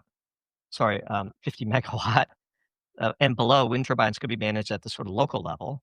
And so you saw this wave of 49 megawatt wind turbine plants being built and a wave of epoxy plants being built to supply them. And there hadn't been a sort of national level synthesis of how to integrate all this stuff into the grid. And so overnight, the switch was turned off and hundreds of millions and billions of investment were stranded because they just decided they weren't going to build any more wind turbines for a while they consumed what they had already built. This gets back to the whole central planning issue and all that stuff. And so China right now is building out a wave of solar capacity. This is often pointed out to us as some counter to our views. Well, soon enough, because there isn't really dispatchability, it has a fair bit of hydro, but China's predominantly a non-dispatchable baseload grid. And what we're seeing in France, which is also a non-dispatchable baseload grid in the form of nuclear, suddenly, as solar gets a certain market share, they bend on nuclear power plants to wind down production when they're not really designed to do that, or they have to, dump their excess energy at low prices because they have to get rid of it, the solar energy. And what we see in California, for example. So if California was not connected to its surrounding states, its grid would have collapsed a long time ago. And China's grid is about to run into trouble. And in fact, for all of the fanfare that this new solar project, high elevation solar project that I'm sure you're referring to has been getting, there's also some hesitation about the pace of solar deployment and whether or not the grid can handle it. And this is predictable because China is a non-dispatchable, high baseload, coal-backed grid. And whether it's nuclear or coal, whether there's carbon intensity or not, that fundamental aspect of how a grid operates just can't be ignored. I mean, you can for a while, but once you start getting grid reliability issues, once you have a high inverter-based grid like Spain had without the sufficient investment in inertial backup, then you're susceptible to nationwide collapse like we saw this April, which was a seminal moment, I think, a real eye-opener for people. And so it's okay to say this is expensive. It's okay to say we need to do this because of carbon. But what's not okay to say is we need to do this because of carbon and it's cheap. That's sort of the sleight of hand at the core of this entire movement that we tend to be critical of. Knock yourself out. If you think solar is cheap, go for it. I mean, we're not opposed to it. I sold into the solar industry as well. I'm very familiar with how China came to dominate it and what it takes to take, high purity sand and make ultra pure silicon and slice it into, or form it into ignits and slice it into wafers and mount it as cells and cell modules. That supply chain is well known to me. It's just, let's stop lying to ourselves. And in fact, I do believe that the fundamental spin around how, quote, cheap this will be is the undoing of the industry and one of the reasons why Trump won the election. Let me ask you, I mean, at basis, you have this direct connection between energy and geopolitics. So fundamentally, the ability to project power is literally a form of power, a form of energy, the ability to gather energy and sort of distribute it to where you need it to go. The US and China seem to be going two very, very different directions. China's launching these massive projects. We've already talked about the solar farm. It's also launching a $157 billion dam in the Tibetan Plateau that's designed to give it a huge amount of hydropower, up to 2 or 3% of GDP based on some of its own estimates. At the same time, President Trump, Doug Bogram, the Secretary of the Interior, Chris Wright, Secretary of Energy, Lee Zeldin, EPA Administrator, seem to be pulling back from all of these different technologies. So we've seen the cancellation of offshore wind, a major cancellation of a solar farm in the last few weeks. And there's a huge redirection of energy back towards oil and gas. I'm curious how you sort of perceive these two, because it doesn't seem like China's focused on climate change. We just had the UN General Assembly here in New York a few weeks ago. China had a very, very weak commitment to climate change goals. So it's clearly not the church of carbon that they're subscribing to. But it seems to me that they are focused on an all the above strategy: coal, oil, gas, anything that they can get their hands on. At the same time, the US seems to be pulling back from many of its choices. How do you sort of reconcile those two, given your sort of lateral thinking? Yeah, the US is swimming in natural gas. The US is a global natural gas gigapower. It has an infinite supply of natural gas. That's how we model it. And it's the cheapest hydrocarbon on the board. And that is what will feed AI in a nutshell. And China burns coal at a massive scale. Yes, it is installing a lot of solar panels. It has an oversupply of solar capacity. Part of that is domestic. But the US has decided that dispatchable natural gas, by the way, natural gas power plants are highly dispatchable. And the ideal grid in our world is a mix of nuclear and natural gas. And you could throw a lot more solar and wind into a grid like that because natural gas is dispatchable. And the hydrocarbon that China's building is not going to help in its dispatchability because that's a run of the river plant. It doesn't have a big dam behind it, so it can't act like a battery. So that hydrocarbon plant is going to exacerbate the issues that the solar investments will ultimately manifest in China. That's how we view that. So the US has a huge abundance of ultra cheap hydrocarbons, and natural gas is the cleanest burning of them. And that's what the Trump administration is betting on. And when you talk about AI, one of the patterns we've seen over the last year is this huge enthusiasm around nuclear. And I believe you're relatively pro nuclear or very pro nuclear. So we've seen the kind of revitalization potentially of 3 Mile Islands. We've seen Commonwealth Fusion Systems and other companies receive billions of dollars of venture capital to recreate new forms of nuclear power. And then we're also sort of, going from fission to fusion, and whether that's real or distant in the future is anyone's guess. I'm curious how much you think nuclear plays a role in the future of AI versus just natural gas in the United States. It's too slow. We are very pro-nuclear. Once you build a nuclear power plant, it's essentially immortal. It bequeaths future generations of carbon-free power, which everybody here should be for, but it's just too slow to meet the needs of the exponential growth in demand. And by the way, not just natural gas, it has to be off-grid natural gas, because the existing grids, per your earlier comment, just can't accommodate this new demand. And it will drive the prices up for everybody. The price a hyperscaling data center operator would be willing to pay for electricity is higher than the average industrial customer or residential customer can typically afford. And so, natural gas offsite is both the bridging fuel. And look, the U.S. right now in the Permian Basin, natural gas is it's negatively priced. People are being paid to take it. Natural gas Henry Hub, $3 a million BTU. That's the equivalent of $17 a barrel oil. So if you have an infinite supply of the cleanest burning hydrocarbon that is priced at 1/4 the price of oil, you're going to burn it. And so, that's just what's going to happen. China's going to burn coal, and it's going to, I think, imperil its grid with introducing intermittency with insufficient dispatchability. The US's grid, which is loading up on natural gas, comes with a lot of dispatchability. So you can then make more room for wind and solar if you wanted to.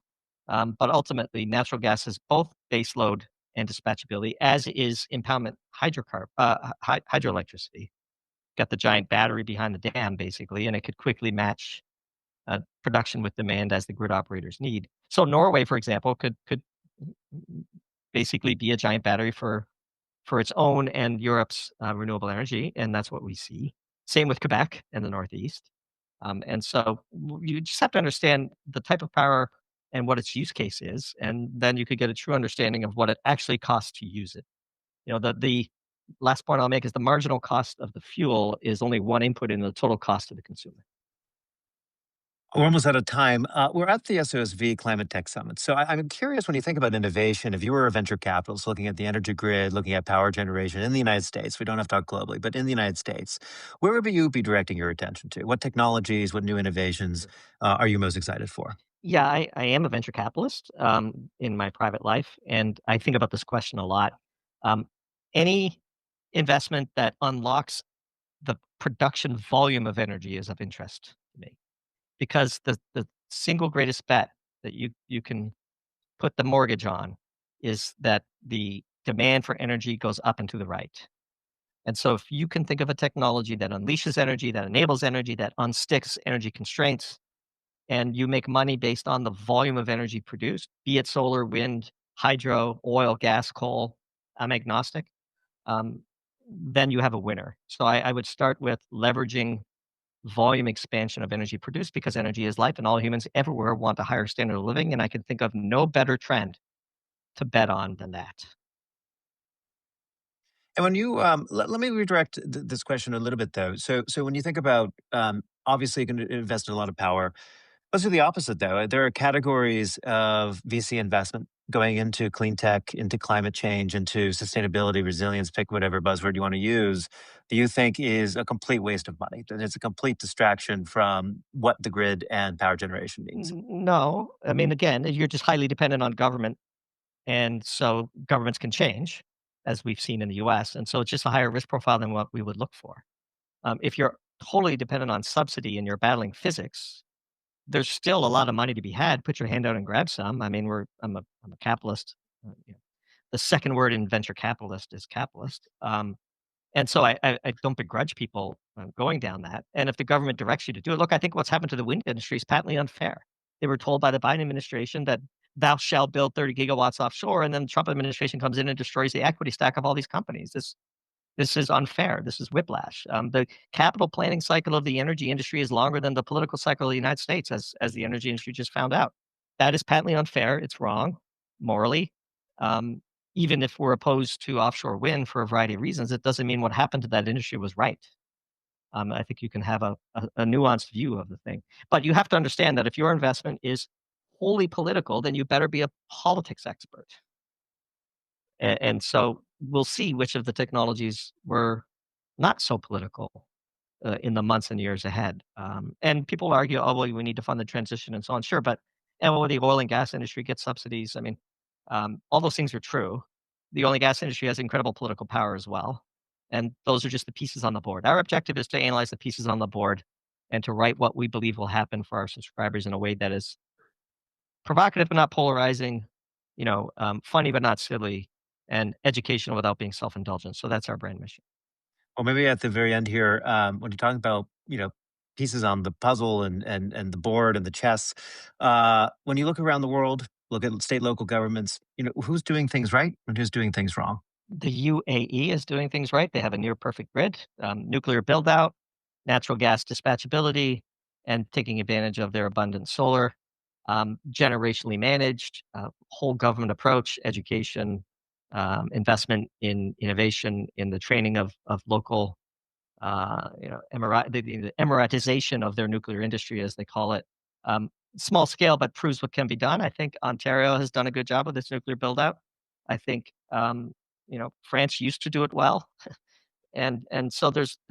But when you go from country to country and grid to grid, you just use that same framework that we described earlier. What is dispatchable? What is baseload? What is intermittent?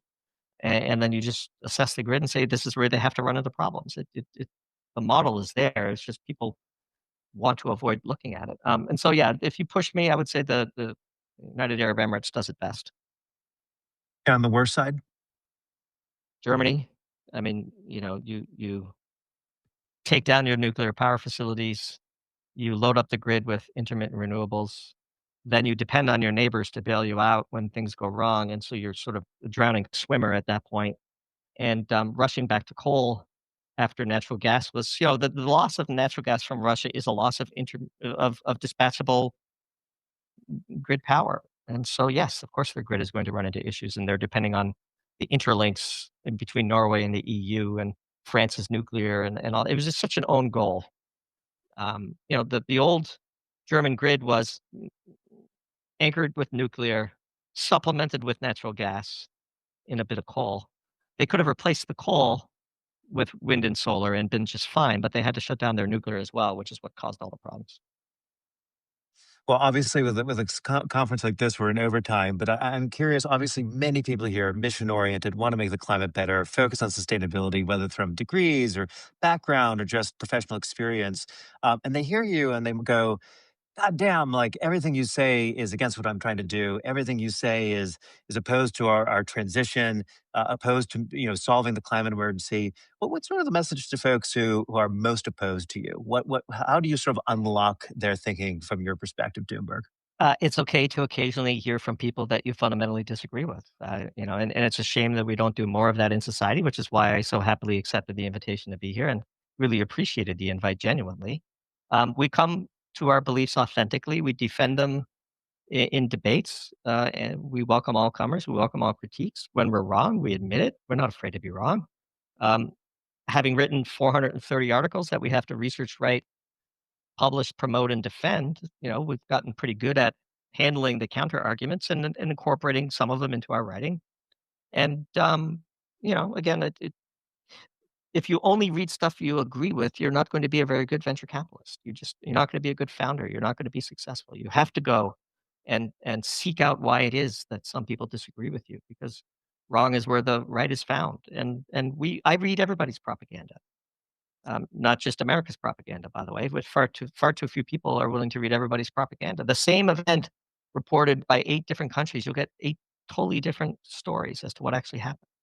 And so, if hearing me has upset you, that's on you, not me. We present our views authentically, and we're happy to defend them.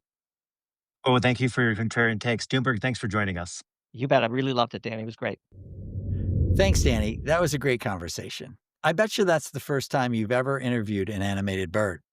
I wonder if we will ever find out who the Doomberg team really is. Well, we're down to our last session of the summit for today, and it's another fresh topic for the summit. For this one, we'll turn to another of our colleagues, Parikshit Sharma, an SOSV partner based at our IndieBio office in San Francisco. He works with our founders on milestone mapping, building data rooms, indication selection, and techno-economic modeling. Over to you, Parikshit. Thanks, Sean, and it's great to be a part of the summit this year to introduce our next session, which follows the summit's ongoing interest in climate tech markets outside the US. The session is titled, What Can China's Engineering State Teach the West? In his new book, Breakneck, China's Quest to Engineer the Future, Dan Wang portrays China as an engineering state that can single-mindedly pursue giant infrastructure projects, energy dependence, and abundance. That ambition accounts for China's heavy reliance on coal, as well as record deployments of solar, wind, hydro, and nuclear to expand its grid at that staggering pace. What lessons should the lawyerly society, as Wang describes, of slow-moving United States can take from China's pragmatic efforts to build a grid that treats renewables as a cost-effective component in a strategy focused on energy dominance? Our moderator is Akshat Rathi, senior climate reporter for Bloomberg News. Over to you, Akshat.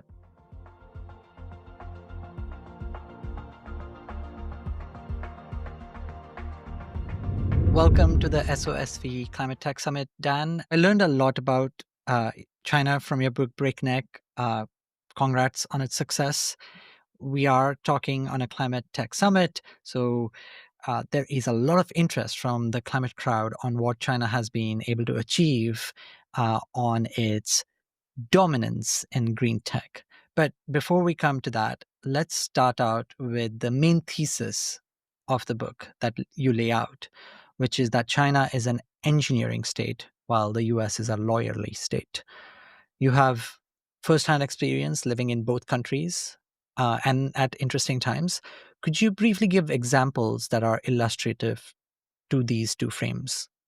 The time that I lived in was between 2017 to 2023 in China, in which I felt like it really was a momentous period in which Donald Trump, in his first administration, had launched his first trade war. China was growing ever more capable in all sorts of technologies, including clean tech. And I also lived through zero COVID, which was the centerpiece of my experience. And China is a country I call the engineering state in my book because various points it has been ruled entirely by engineers at the senior-most levels of the Communist Party. The engineers in China treat the physical environment as a giant engineering exercise. They build a lot of homes and hyperscalers and solar and wind and coal plants as well. China also treats the economy as a big engineering exercise in which they tend to shuttle young people here and there in order to work on more strategic industries. And they also treat society as a big engineering exercise, as I show through the examples of zero COVID as well as the one-child policy, which the numbers right there in the name. There's no ambiguity about what sort of engineering projects these are. I contrast that with the United States, which I call the lawyerly society. I mostly wrote this book out of the Yale Law School. It's still kind of surprising to me that every president needs to earn a degree from Yale Law before they can be in the White House. And the Democratic Party is especially lawyerly, but the Republicans are pretty lawyerly as well. The issue with lawyers is that they block everything, good and bad. So you don't have stupid ideas like the one-child policy. Also, don't have very functional infrastructure anywhere, and it is really difficult to build clean technology on par with China in the US.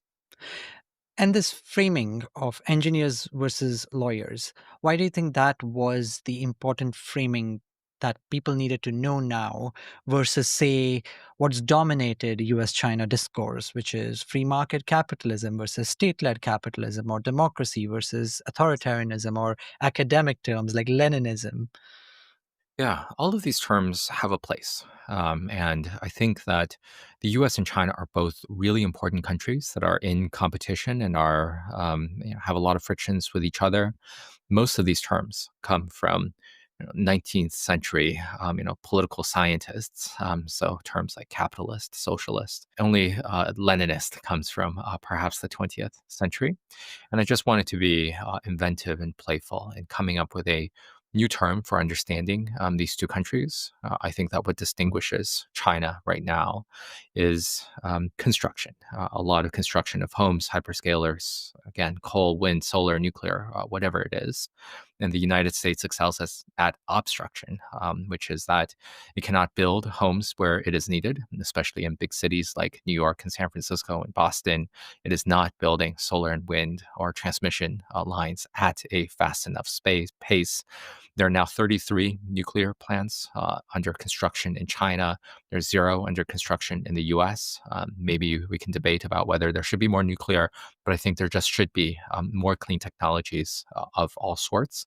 And right now, China is doing that. And I think that is just one of several frameworks that we can use to understand a lot of what has been happening in the US, as well as a lot of what's been happening in China. And if we take the historical frame here for a little bit, we do know that America has built in the past. Yes. And it did so when there were lawyers around. So, what has changed in America's mindset to build now? Because maybe the number of lawyers has increased, but it's not like lawyers were a rare commodity at that time. Absolutely. I think that the US has always been lawyerly, that among the founding fathers, most of them were lawyers. First 16 US presidents from Washington to Lincoln, 13 of them were lawyers. But the United States had been a proto engineering state. It built a lot when it was a mostly empty country where there were a lot of, especially European immigrants drifting into mostly the East Coast. And there was a consensus among the elites that this big country, vast empty space, really needed to build. And so the US used to be a proto engineering state when it built canal systems, train systems, skyscrapers in Chicago and Manhattan. And then in the 20th century, major projects like the Hoover Dam or the Manhattan Project, Apollo missions, or the transcontinental or the interstate highway system. And what changed, I think, essentially was the 1960s, in which the American engineering state made too many mistakes. And that has to be frankly conceded, in which urban planners like Robert Moses had completely overrun a lot of dense neighborhoods in New York City, in which the US Department of Agriculture was spraying DDT and other pesticides throughout the country, and in which people had grown really tired of rule by technocrats, which were a little bit too cozy with the industrial companies, especially the automotive companies as well. And so I think the United States turned into a lawyerly society throughout the 1960s for excellent reasons. A lot of the lawyers turned away from being creative deal making types of the sort that are most obvious on Wall Street, in which the lawyers were working with the railroad barons to raise bonds for them or eminent domain people out of their way. And for good reason, a lot of the lawyers turned into more litigators and regulators, led by people like Ralph Nader. But I think the challenge right now is that a lot of the schools, a lot of the law students, a lot of lawyers are still obsessed with solving the problems of the 1960s. Rather, I say, let's solve the problems of the 2020s, which is insufficient homes, insufficient mass transit, and insufficient solar, wind, and transmission lines. So the lawyerly society has swung too hard towards obstructionism, is the case you make. So one place where the US has been able to build has been when it has a perceived enemy. A lot of the successes in the 20th century come during the Cold War, for example, where you talk about the Apollo mission. These are driven because there's an enemy and the US wants to be in a race where it wants to win. Now, many in the US see China as the enemy or want to try and compete with China. But if you flip that side of the narrative and look at it from the Chinese perspective, is the driving force behind the Chinese engineering mindset, the building mindset, the same as it is in America to try and beat America? I think it is the same as America throughout the 19th century, in which there was a lot of need for infrastructure, and not so much necessarily motivated by the external threat, although that is a part of it. I think that we can also, frankly, acknowledge that there is an external component to China's building. The highway systems in Tibet are pristine. Not so much because the Tibetans really desperately needs excellent highways, but it is to prepare for military eventualities around the Himalayas.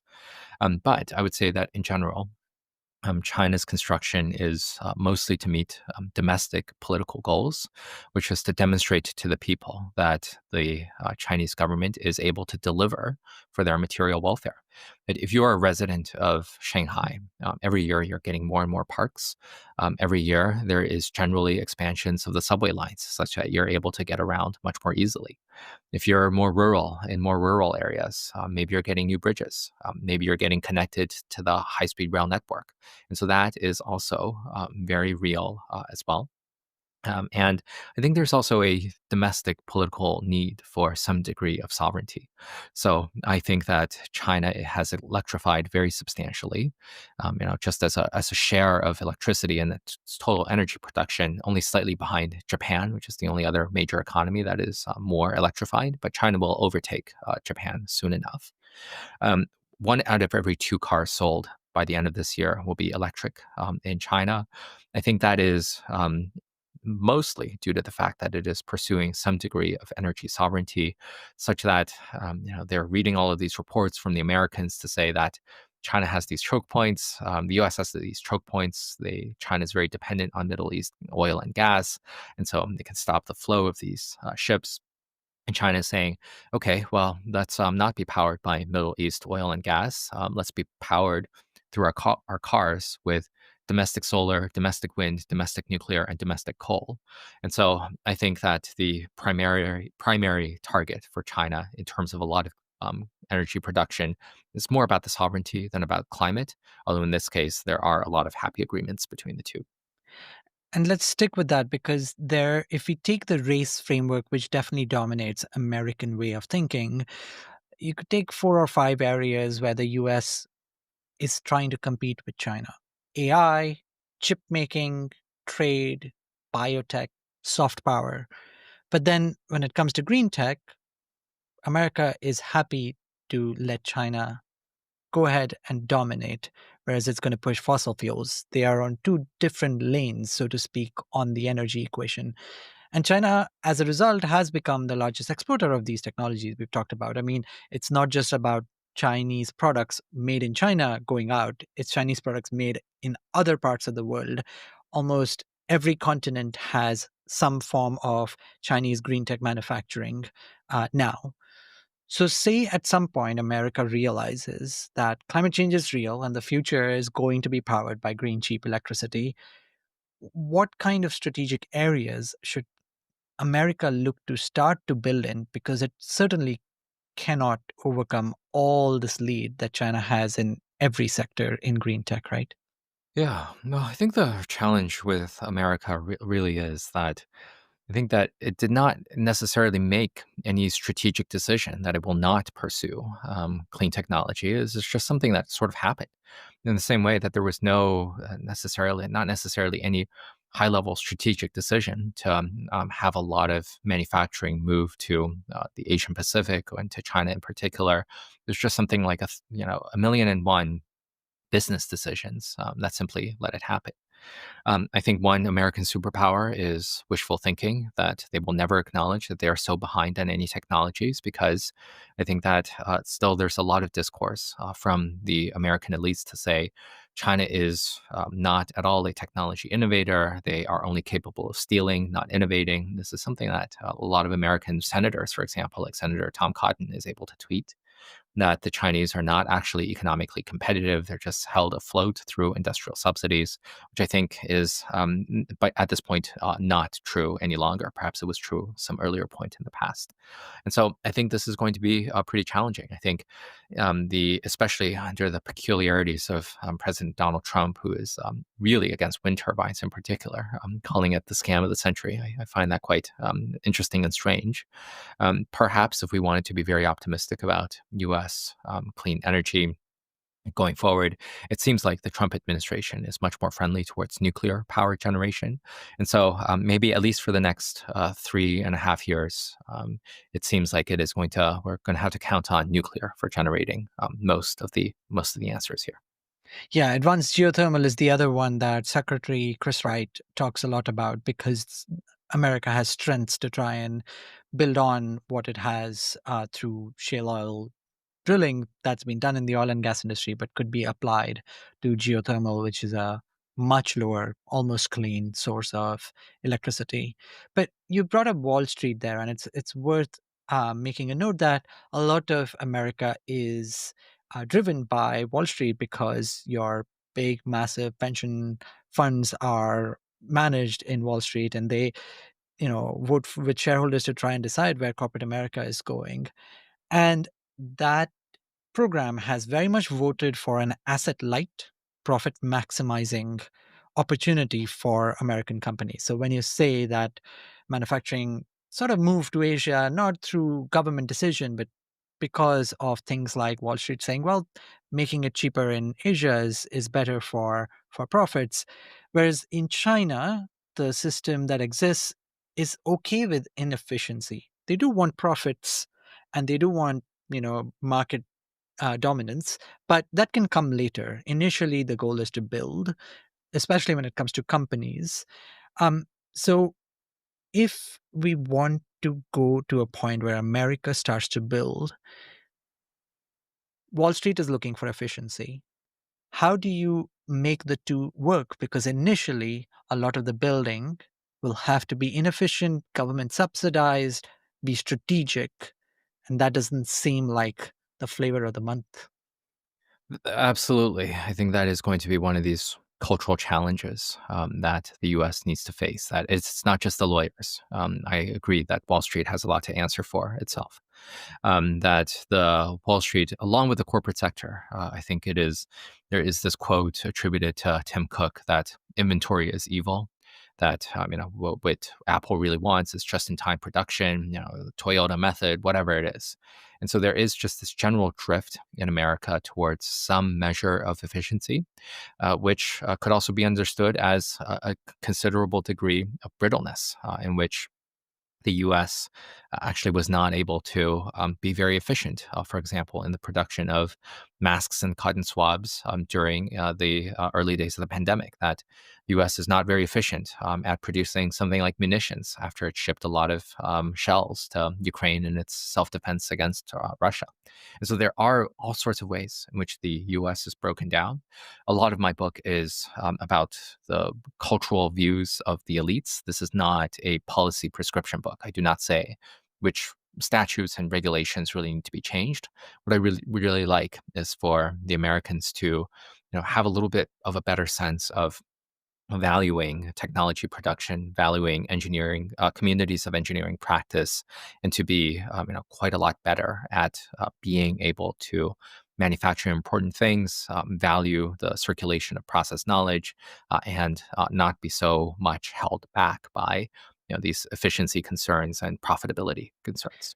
So, if I'm hearing you right, you're saying there is a vision that exists in China where the Chinese Communist Party is trying to meet the material needs of its people, and that's the social contract it has, and it's delivering on that contract so far, and so it's worked.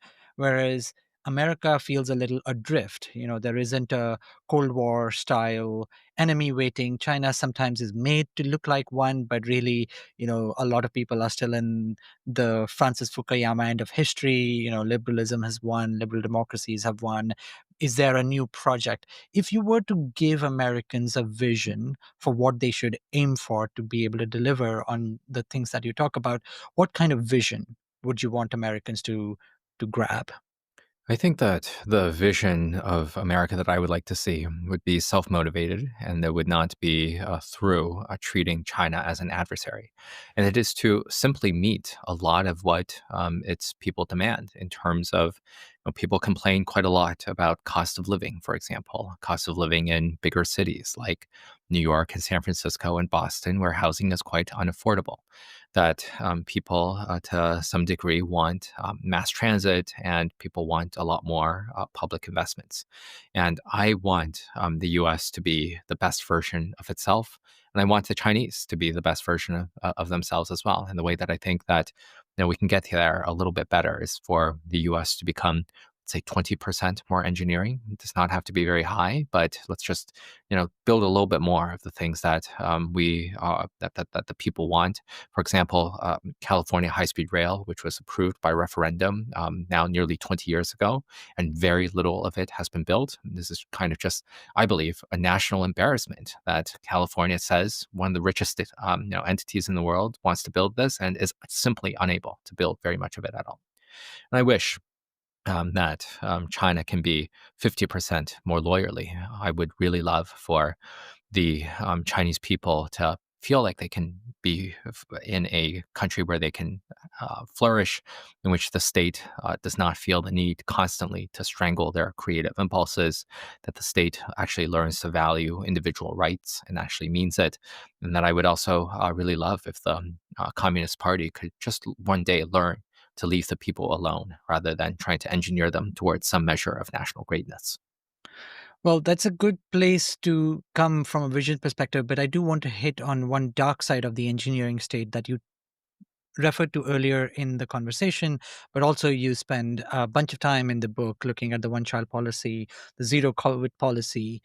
The one child policy, which your parents and the friends that they had back home experienced, the kinds of brutality that you note in the book, plus the zero COVID policy that, half of it was pretty great for you, but then the other half was pretty brutal.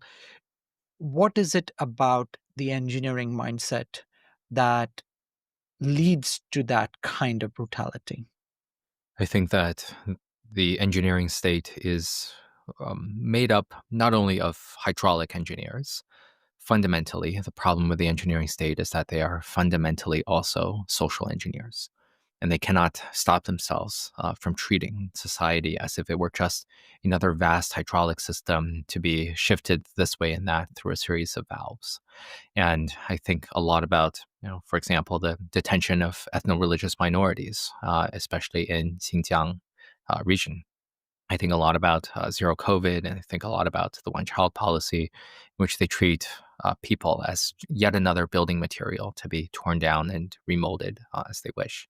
And I think the problem with some of China is that, living in China made me realize that a state could be too efficient, that, you could have too much state capacity.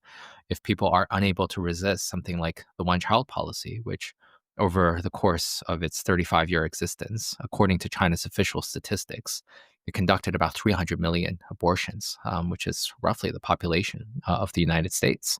And so, to have, these sort of national traumas being visited by a highly efficient state against the people, I think that this is, something that we don't want to see, which is why I wish that China could be 50% more lawyerly, to have, to some extent, a federal judiciary that is separate from the executive, that is able to protect the rights of the people. I don't think we'll ever get there so long as the Communist Party is in charge, but I would really love for there to be actually substantive legal protections for Chinese to be able to resist some of the worst impulses of social engineering. And in the last few minutes I've left, I want to try and look a little bit forward because AI features in your book briefly to try and tell sort of a little bit of the history where it comes from cybernetics that was developed in Soviet Union. The goal was to try and figure out whether you could actually create a society using these hydraulic engineering type methods to create that perfect socialist society. Well, we are now in an age where AI is way more powerful than the computers that existed in the past, and there is this temptation to try and use it for all sorts of things. So, how do you think AI fits in the way in which governance of these two countries should take advantage of this technology, and where is the risk? I think that AI right now is one of these things where there is definitely a race between these two countries. And I don't know how exactly it will shake out because there's some people in Silicon Valley who believe that AI is something like God in a box, which will just reach super intelligence and it will just solve pretty much all of humanity's problems. I'm a little bit skeptical of that approach. And I think what I want to suggest is that we can't count China out on artificial intelligence in part because China is just building so much electrical power at a much faster pace than the US. And at some point, AI will become a power problem in which the US will need to solve a lot of its energy challenges. Right now, there's a lot of talent in the US, which are of Chinese heritage, who went to Chinese universities. Right now, they are living and working in California, but it could possibly be the case that they decide to move to China, in part because of the erraticness of the Trump administration right now. Right now, China is constrained on a lot of chips, but again, here's where Donald Trump, being very erratic, might simply gift a lot of these chips to China, so long as NVIDIA pays an export tax. And so, a lot of these things are uncertain, but I think that the US and China are racing towards AI, and that race is actually profoundly uncertain. I think that we can't count China out, and we can't expect necessarily for the US to win. So, last question for you. Do you think that AI and AI powered robots would be necessary if the US is to bring back manufacturing, I bring think back building? it is it probably would help, but I think that I would just focus on manufacturing much more directly because I think that it is really important to make things, and we can't outsource all of our views to AI. AI might be unfriendly. AI might only be really good at making us make better PowerPoints. And so I think that to target manufacturing, we should actually work on building better manufacturing. Thank you, Dan. Thank you very much, Akshat. Thanks, Akshat and Dan.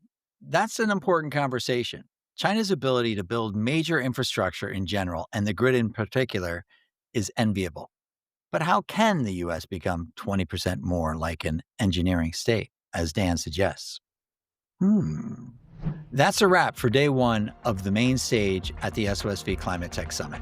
We hope you enjoyed the event and plan to join us again at 8 a.m. tomorrow for the second and final day. Thanks, and see you then.